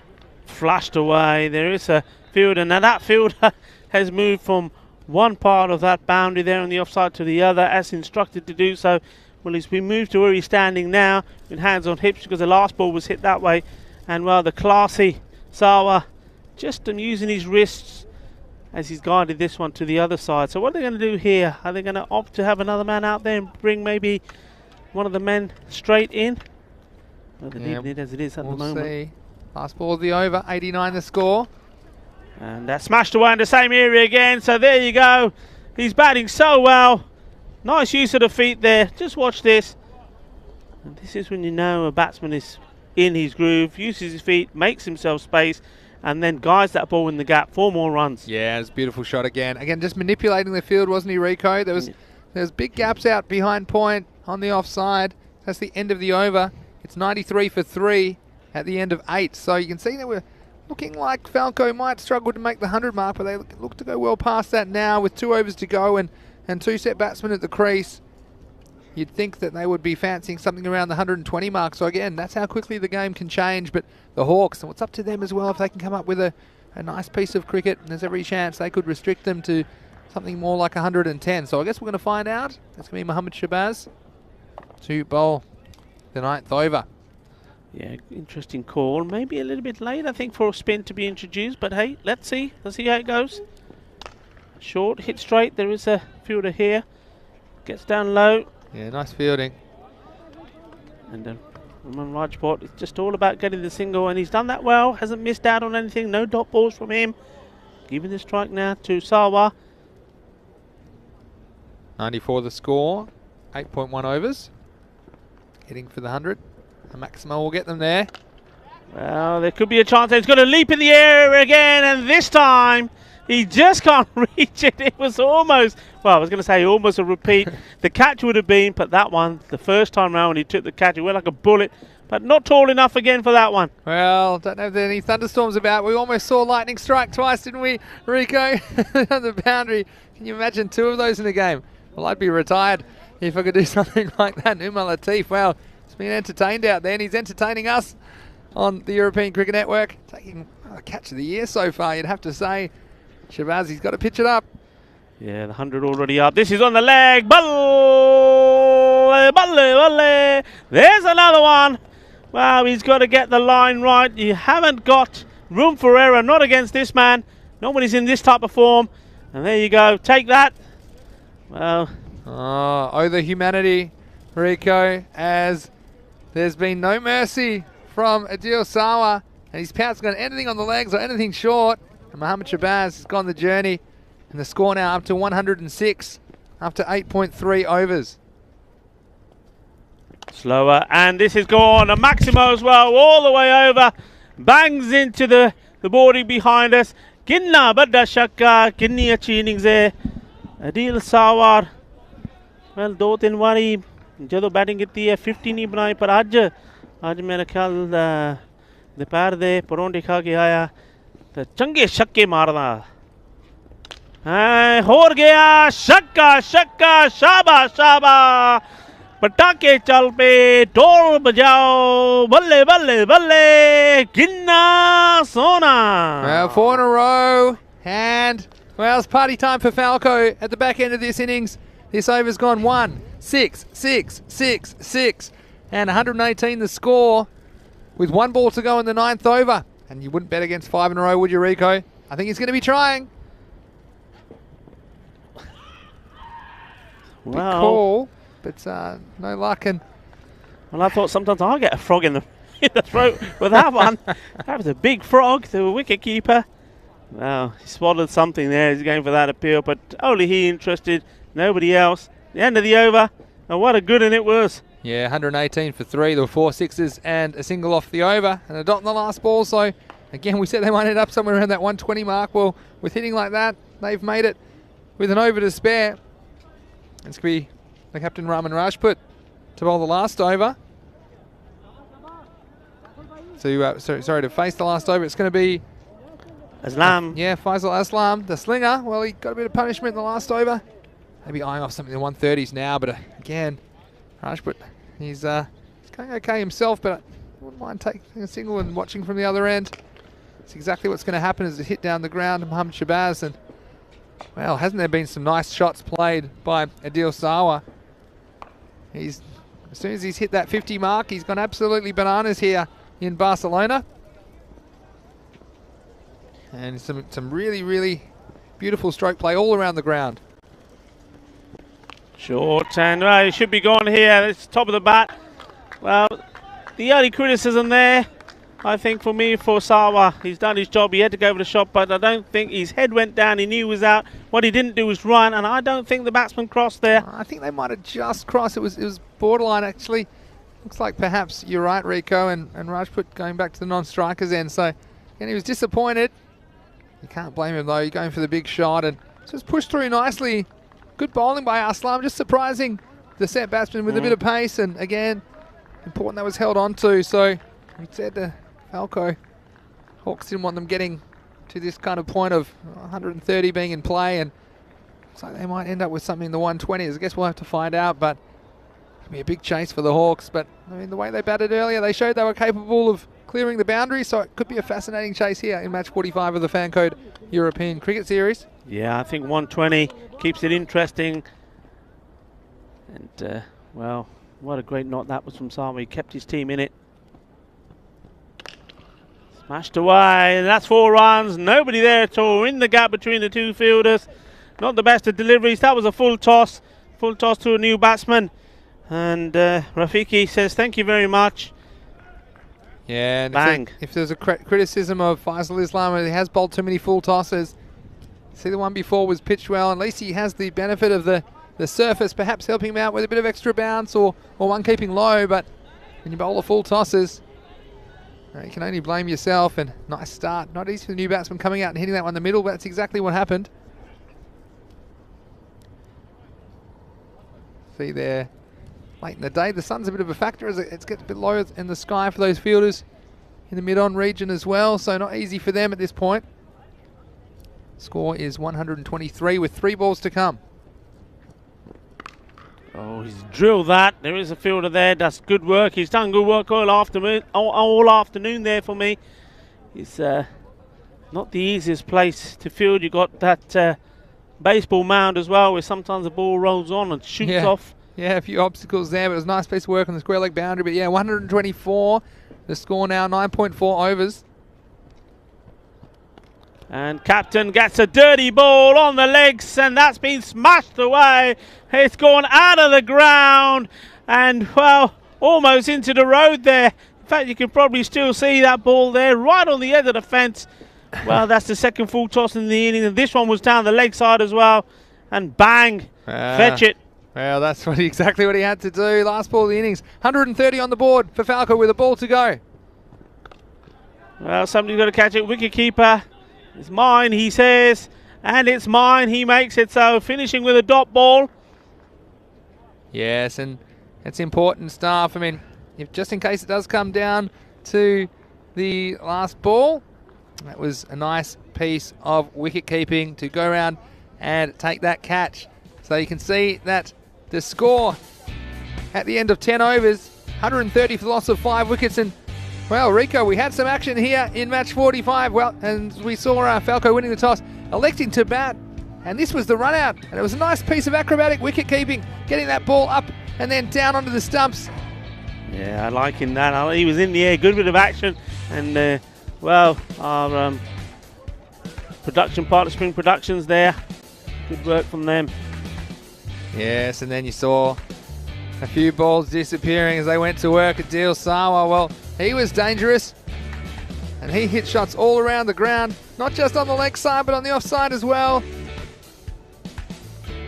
And you see there was some excellent stroke play. But I tell you what, there were a couple of moments that the Hawks will be proud of as well. See, they're trying their hardest, and they did excel with in the field and with the ball in their previous match, and they tried to take that into this game. We saw that was the moment that, well, we thought, Umar Latif thought, I won't get another one-handed catch today. But then, lo and behold, wasn't too far away that he'd get another opportunity. You saw this one right on the line, and he took it out of the third row, and wasn't he happy about it? Umar Latif, it's the catch of the tournament, and you saw it right here on the European Cricket Network in match 45. And although they held on to some of the chances as the batsmen tried to stay suitably distanced, it was Falco who ran away, and in particular Adil Sawa with some big hitting. He was able to clear the field several times, including 4 consecutive sixes in the 9th over. And we've seen some big 9th overs, Rico. This one went for 25 and broke the back of the Hawks. You'd have to say that was the end of him in the last over. And then we saw a couple more good shots from Falco. Wicket off the last ball. And the score at the end of 10 overs confirming it is 130 for the loss of 5 wickets. Falco, that means that the Hawks, well, it's a big chase, but the way they were swinging, if they get a couple in the middle of the bat, maybe they can just get this 131 for victory. Yeah, you know, I think it's the same rule, if you like, applies to them. You need 2 batsmen to get established and take them all the way.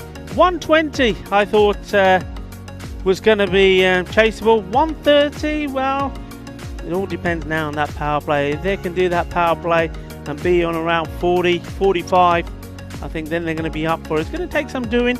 They've got the introduction of Inzamam Gulfam, as we said. I think he's going to be key. But they batted well, you know, the last game. But sometimes, listen, they were very, very good in the field. Now that 130, if it weren't for some outstanding fielding and catching, you could have been looking for one at 150, 160. They really were that good. We saw quality, world-class fielding and catching from them. And, you know, that's what they've got to focus on. Look, we did a good job. Yep, they're a good team to score 130, but we can go and get them. And if they get them, it'll be an absolutely fantastic victory for them. Well, it'll be essential viewing, that's for sure. Just responding to a question in the chat, Simon asking about the field. He knows it was used for baseball. Is it still used for other sports? Yeah, it was still mainly a baseball field, and there's Question about the condition of the outfield. Well, again, it's not necessarily the best possible outfield for a cricket match, but you got to remember also, Simon, it's still February and it's still winter here, so that's why the field can be a little bit slippery at this time of year, but it's great that we're out here, and the fact that we're able to convert it into a cricket field is amazing, and great work by Rob and all the ground staff here at the Montjuic Olympic Stadium.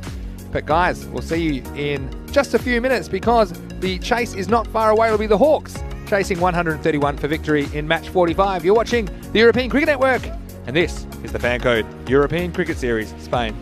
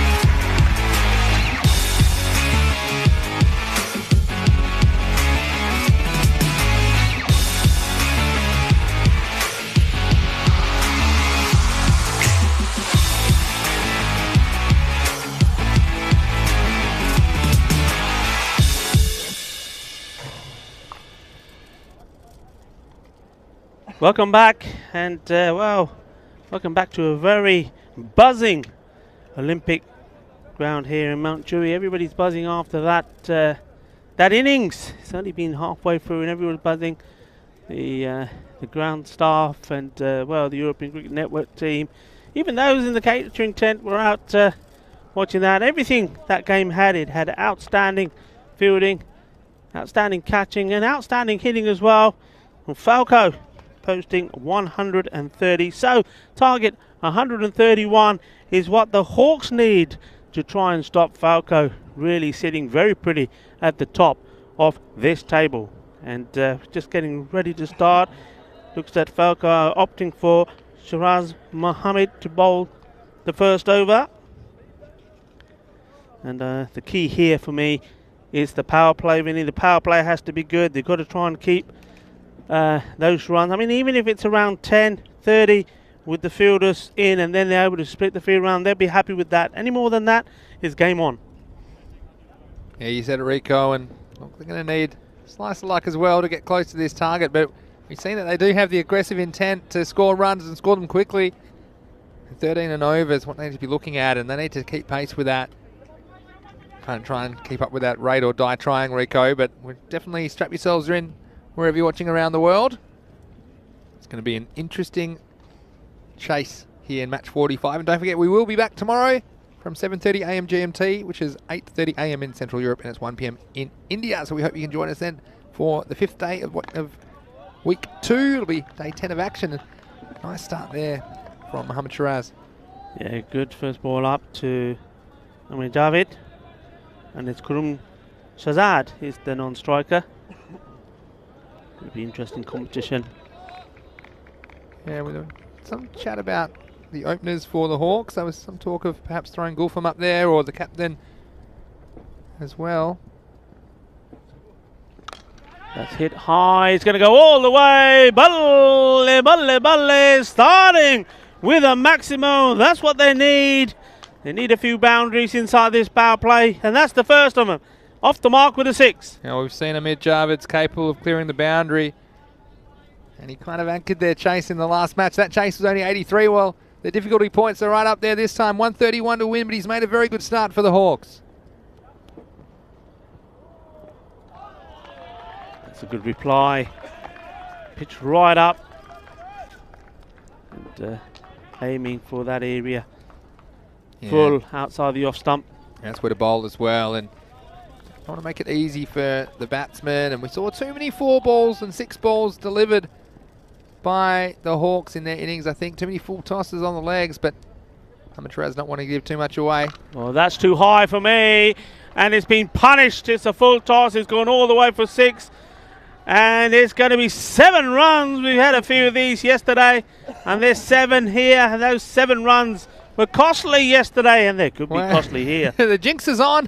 Mr. Maximo's big call. He said that there won't be he won't be bowled too many 4 or 6 balls. This is a 7 ball because it's too high. It's gone for 6. There'll be a free hit next as well. My big call was that the Hawks might just do this as well, but that was probably before there were 130 runs on the board. But again, this one, he's got to get some runs out of this. 4 or 6 free hit for the batsman. You get a single. Yeah, it's okay. There's no wicket down. We've already got good runs on the board. Like we say, inside the power play, they'll accept no less than 30. They would love 40, 45. So it's going to be Karum Shazad now. It's a swing and a miss. Just looking at the umpire. Yes, it is a wide, and but not only is he bowling extras, he's not getting his line right. So this is a top over for Hawks at the moment in their reply. Yeah, and we apologise for the scoreboard not being on the screen at the moment. We will keep you up to date with the score. The score is 14. Still 2 balls remaining left in this over from Mohammad Shiraz. Yeah, it's a bit unlucky with that call, I think. And that's good. Getting good away swing. So coming in naturally to the right-hander, and then the ball swinging away. Yeah, so that is 15 now the score. Pardon me, 14 with a ball to go in this over. lot of comments on the chat about the score not being up. I'll just say, turn the volume up, and I'll tell you the score. His last ball of the over. It's well played. Well, then there might have been a single there, but you can't blame Javid for wanting the strike. That's the end of the first over. And it is 15 for no loss after the end of the first. Yeah, that's a good start. The key thing for them here is not to lose wickets unnecessarily. So yeah, it's Javid. We talked about and want to start with the rate and need to hold on. 13 and over required. So they just need to keep going for it, and when they're not hitting the boundaries, they want to be getting the ones or twos. Yeah, this is going to be interesting for me because Zishan, when he's bowled before, and we've seen him bowl before, he does like putting in the short ball. And I was saying at the time, well, it's all right bowling short against some batsmen who are not liking it, but against other batsmen, especially on this pitch, you're going to take some punishment. Let's see what he does here. Oh no, there's big trouble. Oh, Messi there's just really got to get it big to the trouble. keeper. Go on, who's it going to be? Oh, and in the end, again, I'm not so sure about that decision.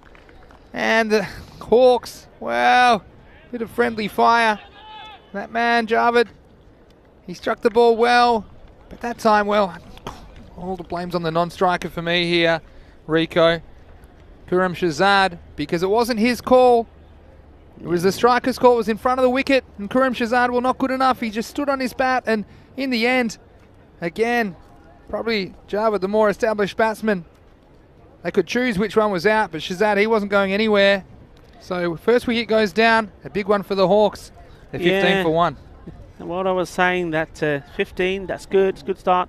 They're just going to make sure don't do anything silly, and what did they go and do? Give a wicket away, and well, you can see how important that wicket was to Falco.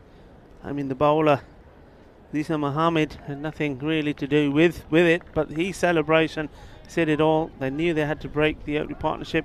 Javid, you can hit it big, we know that. So now a little bit of tense pressure on Hawks. They're going to be rebuild again, and most importantly, not only is a wicket going down, but that was also a dot ball.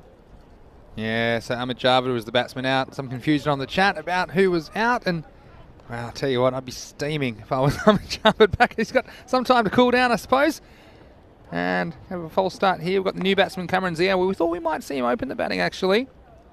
That's what was the word before the toss. But obviously, with slightly higher target, they decided to put some big hitters in with Javid and Kuram Shazad. But it's the captain coming out at number 3. Score is 15 for 1. 1.1 overs. Yeah, and he batted very well, didn't he, in that last game, Cameron Zia? And he'd be hoping to bring that form into this game. He needs to. Comes Zishan. And tell you what, Shazad, non-strikers end. He hasn't moved off that 1 square metre, has he? Not going anywhere. And if they want to get these runs, they're going to have to run a few. Again. How much does a run out like that play in the mind of the non-striker? I mean, he knows it's a key thing. I mean, he probably would have got a few words in his ear from Javid, so he's got to try and put that out of his mind, isn't he? Yeah, well, more about that in a second. Here's Zishan. It's up in the air. It's got the distance. It's going to pitch just inside the field of play and go for 4 runs. So 1.3 overs. The score's 19 for 1. 1.3 overs. Yeah, you tweet that run out, and again, like, there's some things you can avoid. Look, run outs are going to happen, miscommunications are going to happen, but it was dumb cricket, and the reason I'm saying that, Amir Javid, he was the man hitting the ball, he was hitting it well, and when you realise, well, look, you're both at one end, and really it was selfish cricket from Shazad. I hate to say it, Rico, but I've got to call it like I see it. He had to sacrifice his wicket and leave Javid there. In the end, he put more pressure on himself. I mean, knowing how I normally call him in Game 5, we'll probably score 100 now and take him to victory, but it puts a lot of pressure on you. And yeah, I think in the first place with that run out, it's the striker's call. He's hit the ball. It's in front of the wicket. Yeah. And even if you don't agree with it, well, it's the striker's problem. He's going to the danger end, the bowler's end. But here you got a situation where almost Javid couldn't believe it that Shazad wasn't coming through. And in the end, they were too close for comfort and a wicket went down. Next ball's whipped away. It's over the square leg boundary for 4. Yeah, so, well, he's not showing any signs of it affecting him. Mohammad Shahzad playing that one out. There's nobody there out there at the moment. We are inside the power play, so valuable runs these. The second boundary, second 4 runs. Yeah, so the score now 24, 1.5 overs. 24, 1.5 overs. There you go, put that in the chat, Luke. He's dictating everything for us in the chat. Love your efforts there. 24, last ball of the over. Hit that in the same area, and, well, we needed to get a hand onto that, or that would have been 4 more. Yeah, that's the end of the over. So they're after 2. It's 25 for 1, the Hawks. And again, just keeping pace with that rate. Again, apologies that we don't have the live scoreboard on the screen. There's a technical issue that we're working on behind the scenes, but we will tell you the score after, or at least after every ball or two, just to keep you up to date with what's required. And at the moment, the story is that 105 runs are required from 48 balls. So you see that 13 and over benchmark that we talked about. You know, they want to be around 39 or so then off this over. High 30s at least, and just can't let that slip up too high, that required run rate. At the moment, 105 required off 8 overs, so it's at 13.12 and over. Shiraz Mohammed is just adjusting his field as he comes to bowl. Went for 15 of his first over. Oh, what a catch! That is an absolute peach of a delivery. And the catch itself, well, 5 stars. Well, Mohammad Yassin, the assassin, he's got another victim. Well, we've seen some one-handed catches, haven't we, in this game already? Watch that absolute ripper. It's almost past him. And Yassin, the assassin, you called it. It was a big, thick edge. And tell you what, we've seen various levels of wicket-keeping in this Fancote European Cricket Series. That was first class. It was well balanced. He watched it all the way. He had to go, and he did. Throwing out the glove, and it stuck. What a piece of wicket-keeping from that man. And an important wicket. And I tell you what, Khurram Shahzad, well, he's got some issues. And he's going to have to go out and face Ahmed Javed off the field as well. And the Hawks, well, of course, we just saw them secure their first win in the last match since the 20th of October. They've got some serious problems at the moment. They're 25 for 2. Yeah, Mohammad Sohail, the new batsman coming in, and he knows that he now has to build something, a partnership with his captain.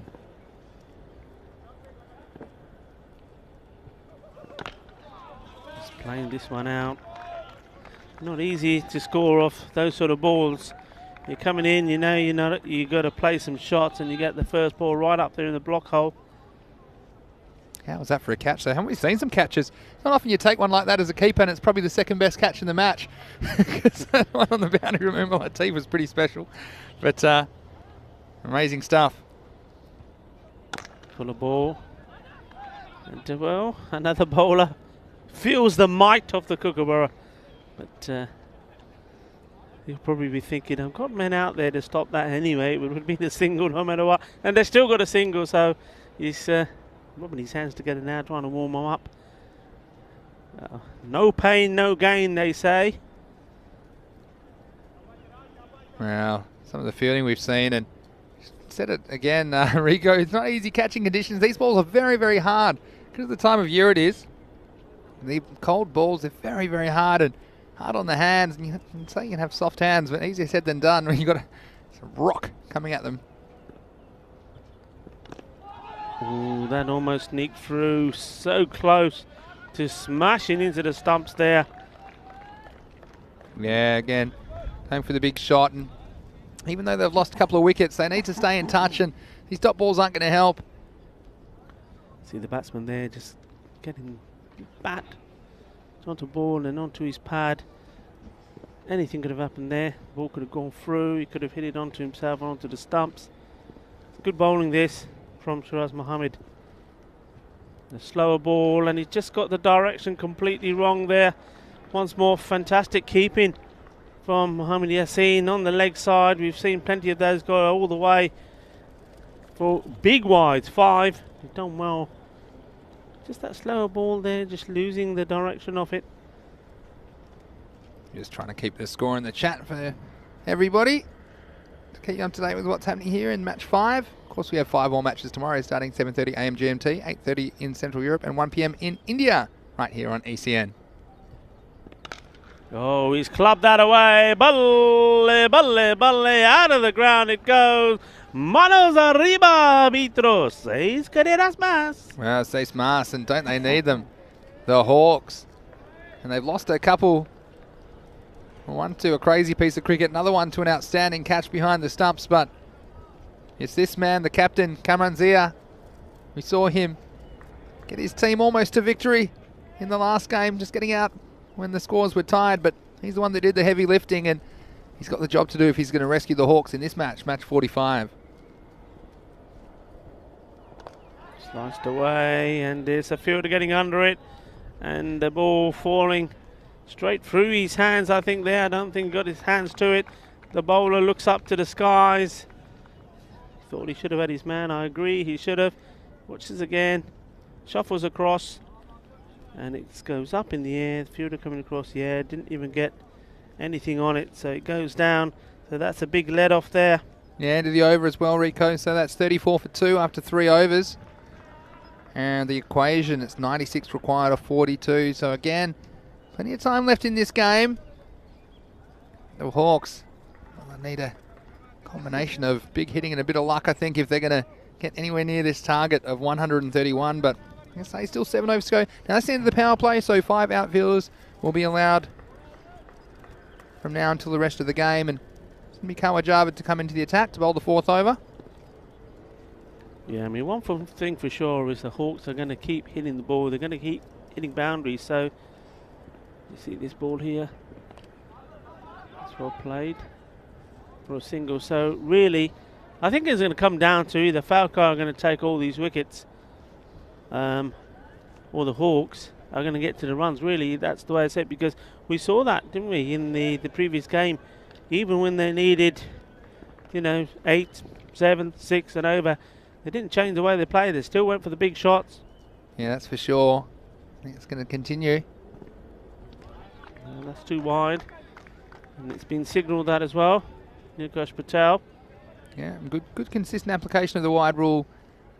And the umpires have done a very good job. These local umpires, under the scrutiny of the world watching, and they've held up, I think, Rico, and they can be very proud of their efforts. So thanks to them, and of course the match referee, Shub Navjot. Here's Kawajavid. Short one, that's pushed away. Well, more than a push, I should say. Punched away. The fielder did well. Yeah, and they only get the single, so that is a good stop. So Javid. 37 for 2, Rico, after 3.2 overs. So again, after the 4th over, they'd hope to be around 50. And with 5 outfielders back, of course, Falco can protect the boundaries a little bit easier, but they wanted to get away here. And Hawks will be right up with the rate. Be wide, and this time it did squeeze past Mohamed Yassin, but no damage done. Yeah, 2 wides there, so that'll be re-bowled. 39 for 2, 3.2 overs. Again, apologies to viewers. The scoreboard on the screen currently just fixing up a couple of technical faults there, but we're keeping up to date with the score, of course, verbally, but also in the chat. It's 39 for 2. And we're 2 balls into this, the 4th over, being bowled by Kawajavid. That's short, and that's been sent out of the ground for me. All the way, 6 runs, and that's exactly what they need to keep doing. They take the extras whenever they're there, the wides, take the singles, but every so often, a couple of boundaries and over just keeps them in this hunt, keeps them in this chase. Yeah, and height is everything, Rico. This one just got up enough in the sky, and that little breeze just taking it over the fielder, and it was a good effort from the long-on fielder. He gave himself every opportunity, but carried over his head. 6 valuable runs for the Hawks. He's come back strong. Quicker ball from Javid. He gave himself a few extra paces in his run-up. Yeah, so that's 46 for 2, 3.4 overs. So we talked about them needing to be about the 50 mark to stay on target at this stage, and they're just hanging in the game, the Hawks. They wouldn't want to lose another wicket. Mike Andre says, Maximo. He wasn't wrong. I'm just getting over the fielder for 6. Swing and a miss. Shabash from his team players. You just feel that another boundary here at the end of this over. Yeah. Will keep it interesting. They'll be more or less where they'd like to be. I mean, okay, they've probably lost 2 key wickets, but like I say, I don't think that's the key here. The key for me is that rate. Keep up with the rate. Last ball of the over. It's gone. It's gone. It's disappeared. And, well, that's what they needed. That keeps it interesting. And that's top batting that is there. So, Cameron Zia, the captain, he's going to make sure that his team take this all the way to the wire. Well, that's a great shot to finish the over. And end of the 4th over, the 50 comes up and they're right on target with this rate. They're going 13 and over. They're 52 for 2 after 4. And the equation, according to my mental arithmetic, they require 79 runs off the last 36 balls of this match. So a very good over. They were 18 off that over. And you see, they're the kind of overs, not quite one of your magic overs, but not far off, was it? Rico, and look, the Hawks. It'll be quite the chase. Still a lot of cricket to come in this one. It's going to be Abid Shahzad to bowl the 5th over for Falco. It's well bowled, and that's ideal, I think, at the moment here, because I think Zia hitting the ball well. So Mohammad Sohail just handing over the strike to him and saying, there you go, Skip. You do what you do best. 53 for 2, 1 ball into the 5th over. Ooh, this was on him a bit quicker than he expected, I think, the batsman. And he's going to have a look at his bat and tell you what, there might be a point where we run out of bats here in Barcelona, Rico. Yeah, I mean, that hit him quite high up, really. I mean, he can't, I don't know, the umpire's going to have a look and we'll decide, but well, he's given the nod. So, well, where are we at? So 53? We are 53. 53, we're into the 5th over, coming up to this halfway stage. So, well, if they can get, I don't know what, 14 to 18 of this over. Yeah. Halfway stage keeps it, well, I mean, have a look where they are now. I mean, if at the end of 4 overs, 52, 8 overs, if they go at the same rate, 104, and then, well, that's going to be well within their reach, as long as they've got those wickets in hand, because every batsman is capable of hitting the big shots in this team. Here's Shahzad again. And there we go, out of the ground it goes. Ginna Badda Shaka. Well, they're loving it there in the dugout. That's a lovely shot, and well, the captain, he's having fun. He's enjoying himself out there. Well, this one, just when they need it. He is having some fun, isn't he, the captain? Well, we saw him dismissed with the scores tied in the last match. I tell you what, the sun's not far away from setting on day 9 in Barcelona, but there could be just one more twist in the tail as the Hawks chase this improbable target of 131. Short again, this time along the ground. And well, maybe Falco, they've got to throw the dice while they've still got runs on the board to play with. They've got to turn to spin. Is it going to be spin to win for them? Well, I think so, because otherwise all of this bowling is very much the same. It's got to be something different that's going to take this, well, they need this wicket off the captain, Cameron Zia.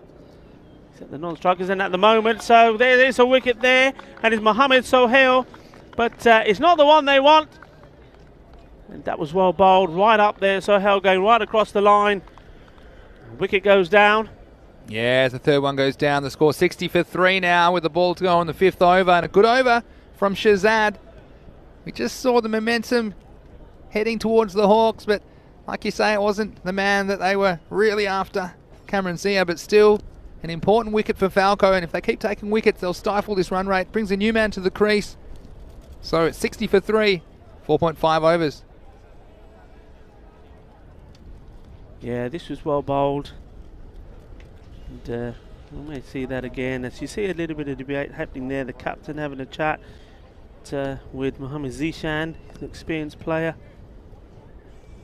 And I think it's all about who's going to bowl who and who's going to bowl when. I mean, he's got 1 over left, but they would like to hold on to him. He's reliable, but I still believe that he's there for the taking. I think if one batsman gets in, I mean, for example, I think it'd be a great contest. Kamran Zia against Mohammad Zishan. Anyway, new batsman has come out. Umar Latif, who we saw take that sensational catch earlier today, and he's going to start with a Maximo. What a lovely shot, and well, he knows what he's got to do. I think we saw something very similar from him when we've seen him before. First ball, smash over the top for 6 runs. Well, yeah, they have got a wicket, but they also got very valuable runs there as well. So 66, the score at the end of 5 at the halfway stage. Again, even though they lost a wicket, Rico, they got 14 off the over, so that's just keeping ahead of the rate and just shows you these batsmen are capable for the Hawks. And like I say, they won't want to keep losing too many more wickets, but what's more important is they keep up with the rate however they can. And 66 for 3 at the halfway mark. Well, if you double 66, you get 132. That's one more than they need to win the match. But again, it's going to be very difficult in the second half of this innings. And again, do we have another twist and turn in the day's play? You see so many in their 5 matches every day right here on the European Cricket Network. It's going to be Kawar Java to bowl his second over. Short, didn't quite time it. Fielder's coming across. They want to try and keep it just to the 1. Yeah, so 67 for 3, 5.1 overs. Well, attention. Look, you can feel the wickets might be an issue. I don't think they'd be too worried, Vinny. I think they've got the batting, they've got the depth, and more importantly, they've got batsmen that will keep hitting the ball. It's the run rate. They've got to stay with the run rate. They can't let it get out of hand. And so far, they're doing pretty well. I mean, the start of this over, 2 singles, but it just takes 2 big shots. Yeah, exactly right. And this is the thing as well, if you're Falcon, you just got to tell yourself even one tight over just puts the pressure back on the Hawks. And, you know, even the established man, Kamran Zia, puts a lot of pressure on him.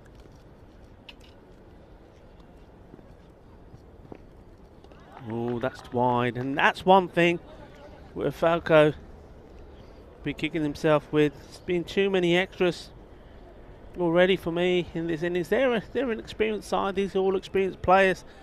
They've been here before. They played 3 of these European Cricket Series last year, October, November, including the smaller bash. So, well, to bowl wides and have to, well, giving the run A and then having to bowl the extra ball. Just losing his run up there. And the other thing, of course, Vinny, in these tight games like this, a lot of tension, a lot of making sure the field placements are right. Time is of elements as well, isn't it? I mean, a bowler running in, not completing his bowler, already bowled a wide, so has got to bowl an extra ball anyway. Short, and I think that one is okay. It's within the perimeters. He gets, well, it sounds like we've got an audience of people watching, which we haven't, of course, but that round of applause echoed around this ground, didn't it? Yeah, it certainly did, didn't it? So there's no wide call. Am I right? I'm trying to be a yeah, score no at the wide, same time. No wide call? No Okay, wide. cool. Good ball. So still 69 for 3, 5.3 overs. Maxi doing the scoring here as well. Multi-talented you are, sir, aren't you? You do say so yourself. Full of ball, and wow, that's been picked up beautifully. You know, Mark, that wasn't a particularly bad ball for me. It was right up in the slot. Okay, maybe we'll see more with the replay that it was probably too much down the leg. Here we go. But the way he picked this up, yeah, okay, drifting down the leg, and yeah, okay, I suppose it wasn't quite Yorker length. Made it into a full toss though, but still a good hit. Well, it's a full toss again. We've seen it disappear, and it is a baseball ground. There's been a few home runs today off those full tosses. So 75 for 3, 5.4 overs down. Short in the air. This is a chance, I think. Adil Sawa, how important is this? Oh, he's put it down. He's fluffed it. And will that be the one that makes the difference? And where's the ball ending up? Well, Mohammed Yassin stops it. That was a big opportunity, and don't they know it? Both Sawa and Zishan there heads to the skies, knowing what an opportunity that was. Well, it certainly was, Rico, and that was the chance to deal. Well, he batted so well, didn't he? But it was up in the sky a long time. And he couldn't put it down, couldn't come down with it. So 76 for 3, 5.5 overs. Last ball of the over here. 10 off this one so far. Well, make that 16. That's gone all the way. And how many have sailed over there? Not just in this innings, but in the last as well. That's been the most popular part of this ground. 6 after 6 after 6. 16 off the over. Game on. Certainly is. And 82 for 3 after 6 overs. And that means they require 49 off 24 balls. And with these two there, you wouldn't put it past them. It'd be an amazing chase. Remember Mr. Maximo's big call right back at the start of this? I said the Hawks to win. And I know some of you were doubting me. That's why it's a big call. It's not an easy call. But the Hawks, well, can they continue the assault here? 49 off 24 required, 82 for 3 the score. Again, we apologise for the graphics not being on the screen, but don't worry, I'll keep doing everything like an octopus. I've got 8 hands, one's scoring this, one's got the microphone, one's got in the chat, trying to make sure I don't give it too early. Right, here's Always Khan to bowl. Down the ground, it's going to go for 4, is it? Yes, it does. The fielder, that's the difficult part of the ground. I don't know how much that little ridge there played in this. The little mount, see the ball going in that area along the ground, and, well, yeah, it's very difficult there. Very, very difficult. 4 runs, though. This is a big call. A young man coming on to bowl here, Always Khan. Just for me, you see some fancy camera work there of the animal lifestyle that we have here, and it's that time of day. But going back to that, I think they're just missing the trick. They need to put a slower bowler on, otherwise they're just going to play the same shot over and over again. And they're playing it so well as well that you can put, well, you can, if you're allowed to, of course you're not. You can put 8 men on the boundary there, all waiting to take that catch. But the ball going over you all the time makes no difference. Maybe you need to try and take the pace off the ball for me. Always Khan. Yeah, we've got lots of good comments in the chat at the moment. Mark Andre saying, tension boys, what a good game. Well, it certainly is. Finishing up a great day's cricket here in Barcelona. Short, well bowled, dot ball. Lucky to get away with that one. I'm telling you what. Balls are gold dust. Very lucky. That was short, and that could have disappeared for 6 more, Rico. Could have done, but the good thing about it was, Vinny, that it wasn't short and down the leg side. Short and into the body. Yeah. And we don't see too many of them. So for me, it was not a bad delivery. Let's see what he does with this one. This one is on the legs, and it's going to be sent away. 6 more. He just cannot bowl at the legs, and once more it's in that area that I'm talking about. That's where they're ending up. Well, another 6 of the best, and score moves along to 93 for 3 off 6.4 overs. So they require 38 runs off the last 20 balls of this match. High tension and drama here in Barcelona. Short, and that's 4 runs, is it? No. Oh, he's bobbled all over the place. Well done to the fielder. You're already calling it early, weren't you? But he was hiding behind. He was hiding behind the umpire by the time he got to the ball, and then I saw the ball bobble, and I thought, oh. But no. Okay, it's only a single. Yeah, that's right. So 37 off 19, and just flirting with that tour ball at the moment. But look who's on strike. It's the captain, and you know how he likes to play. Slower ball, just like that. There you go. Fetch it. Don't bowl that to me. And that's 6 more. You know what? They may even finish this with an over to go at this rate. Well, that's incredible work. Now the rate comes down. Only 10.33 and over now. They need 31 off the last 18 balls. And the 100 comes up on the last ball of the 7th over. So the Hawks chasing an improbable 131 for victory here in match 45. They are 100 for the loss of 3 after 7. Well, this is just exceptional batting. I'm going to say it's not the most intelligent of bowling. Or maybe that's unfair. Not bowling, but captaincy. I think you've got to take the pace off the ball. They've kept it the same. And, well, they've kept it the same, and Hawks have kept it the same. They're just putting it away. Yeah, it's going to be Mohammad Zishan. No surprises. They brought him back. He was pretty effective in his first over. I'm going to go in for 10, and he'd love to have something in single digits as he bowls the 8th over. Here we go. Pushing that out and take the single. That's a... Well, if he hit, he was gone. Yeah, it was probably worth it. And I think Umar Latif's pretty happy just to take the one and leave it to the captain, Yeah. Cameron Zia. Yeah, that was what all that was about. It was a case of, look, whatever happens, I want the strike. And why not? He is seeing it so well and hitting it so sweet here at the moment.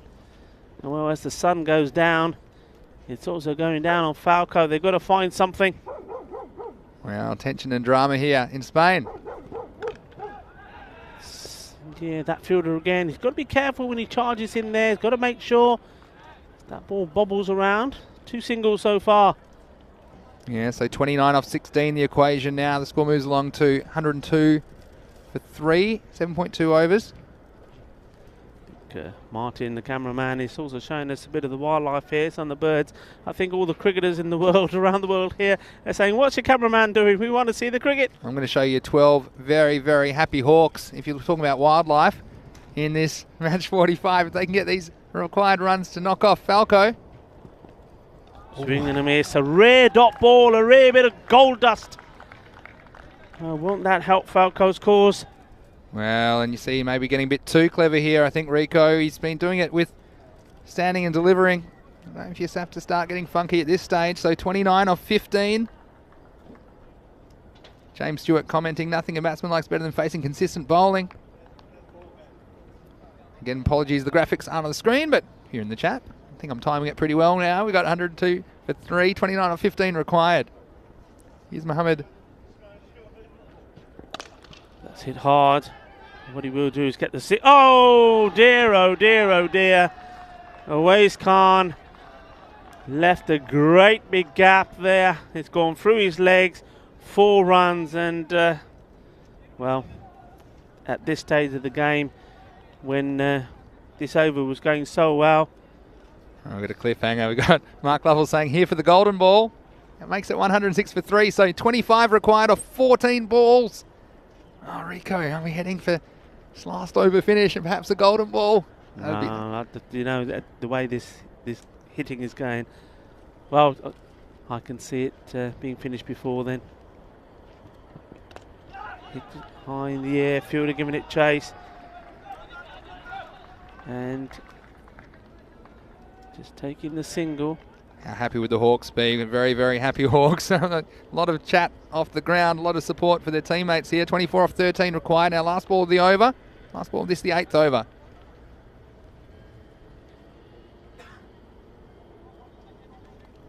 So you just wonder if you can get one away here.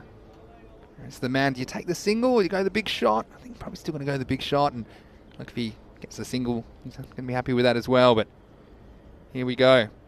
Mohammed Zishan. Oh, he's hit it all the way. Balle, balle, balle. And Shaba, Shaba. Kinna, Sona. He badia shot siga. 50 Hoagie. Well, congratulations to the captain. He's leading by example. Another 6, and that takes him past his 50. And what a knock this is turning out to be. Well, muchos, Maximo. And how about that for last ball of the 8th over, 6 more runs. Well, that takes the score to 113 for 3 off 8 overs. Now only 18 runs are required off the last 12 balls for victory. So can you believe it? High tension and drama here. Could we see an upset? Mr. Maximo's big call. If you everyone rewind, or maybe not now, at the start of this game, I said the Hawks to win. It was probably one of the biggest calls. Had the Guinness World Records people calling me. That's the biggest call we've ever seen. But it could come true here in match 45. 18 off 12. And you tell you what, you just feel like could be still another twist and turn in this game. It's the captain. Wow, Cameron Zia. Put a cape on him for the Hawks. Here's Abid Shazad to bowl the 9th. Ooh, that's a dot. Oh, crazy Just batting. got to be careful here now, because don't get too excited. We saw Minaj do that, didn't we, in that fantastic chase they had where they fell 1 short. You just got to keep your calmness, keep cool, keep your head screwed on, and don't start to play shots that you haven't been playing before. Get a single. Just get a single. Oh, he doesn't need a single. Get a 6. He gets a 6 instead. That's what I said. Get a 6. The Hawks coming from nowhere. Get a single. Oh, what am I talking about, Vinny? Let's go large. That's not the way the Hawks play. If they were going to do it sensible, they wouldn't be called the Hawks. So 6 more. The score goes to 119 for 3. And now 12 off 10. Well, tension all around this ground, and well, haven't they done well? They performed brilliantly in the game before here, set themselves up for this clash, and well, they'd be favourites here at the moment. That's hit hard. Well, Take some stopping. pressure on Khan again. This time, he gets in the right position, no mistakes, gets the throw in. Well, Mr. Maximo's big call is popular around the world, but they'd have to fall over to lose, wouldn't they? The Hawks from here, they need 11 off 9 balls. Can you believe it? Gets down. And Ramna. They know about the misfield earlier, so every time the ball's going anywhere near Awais Khan, everybody's shouting instructions to him. That's the worst thing you want. Who to thunk it, says Mark Lovell. I tell you who to thunk it, Mark. Nice to see you in the chat. Oh, Mr. Maximo's big call. MMBC. Hashtag MMBC. Follow me at Mr. Maximo. Here we go. Oh, swing and a miss. That's a good stop as well from the keeper. They really can't give any extras away now, Falco. And here we go. So 10 off 7. Oh, well, I'm nervous. And I'm a long way away from the centre. I'm pretty nervous for the Hawks here. 121 for 3, 8.5 overs. 10 required off 7 balls, Rico. I feel like a secretary here, just tapping away on my keyboard. And the gif of the cat typing. 10 off 7. Here we go. Looks like we're headed for a last over finish. Some discussion going on. I think they're showing the ball to the umpire. It's obviously got some damage. Well, that doesn't surprise me, Rico. It's hardly surprising. I'd like to know. I mean, this is be a good question actually for the tournament referee Navjot Shub Singh when we have a chance to talk to him. The average of balls, the number of balls that we've gone through for each match, because well, when they get hit all around this ground, they go out the ground, they're hitting metal poles and all things, and being changed regularly. How many balls do we go through a match? Plenty would be my answer. That's going to be in the gap. 1 bounce, 4 runs. Well, it's going to be a last over game. 6 off 6 required. The scoreboard's back up just in time. Well done, ECN. You've done it again. All the team of IT people in the background. And wow, we've had some highlights in this game, haven't we? And the Hawks, wow, they were gone for all money, you'd have to say. After Adil Sawa went absolutely bonkers in the first innings of this match. That man, Umar Latif, came up with a bit of magic on the boundary line, taking the catch of the tournament earlier. But here we go, 6 off 6. This is not a bygone conclusion. Again, here the sensible thing to do would just to keep scoring, nudge, just score off every ball, you win. But I know the Hawks. Are they Hawks? And they're Seagulls. But anyway, I know the Hawks. He's going to think, no, I've got 6 chances to win the game. I've got 6 chances to send the ball out of the ground. That's what he'll be thinking. Okay, let me talk you through the field. There's 4 back on the leg side. Just along off, out on the offside boundary. 6 to win. 6 to win still. 6 off 5 now.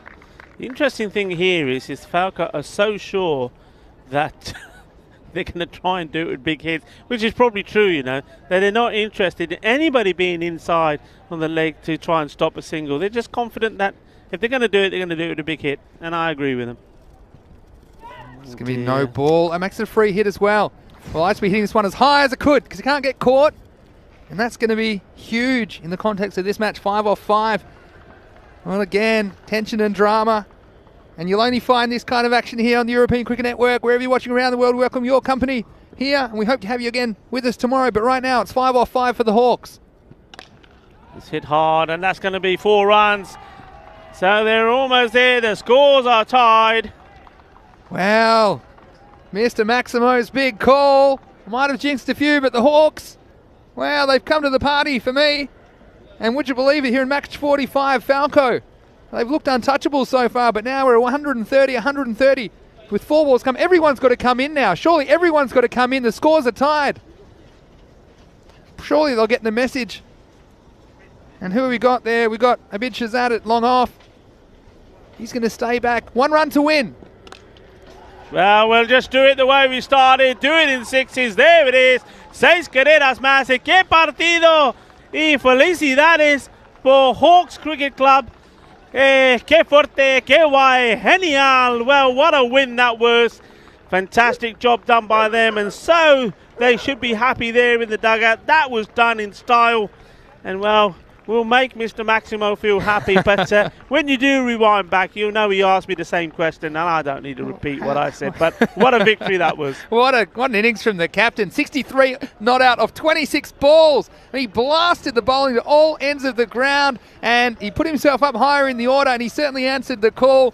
Hawks, they're flying here on day 9 of the Fancode European Cricket Series. They win this game 136 of 9.3 overs to 130. And I tell you what, we said if they could just keep up with the rate, then this game would be interesting. And every time they looked like they might fall off, or when they lost a wicket, then they just managed to stay in the game. And it was their captain, Cameron Zia, that took them home. Yeah, I mean, it's Hawks.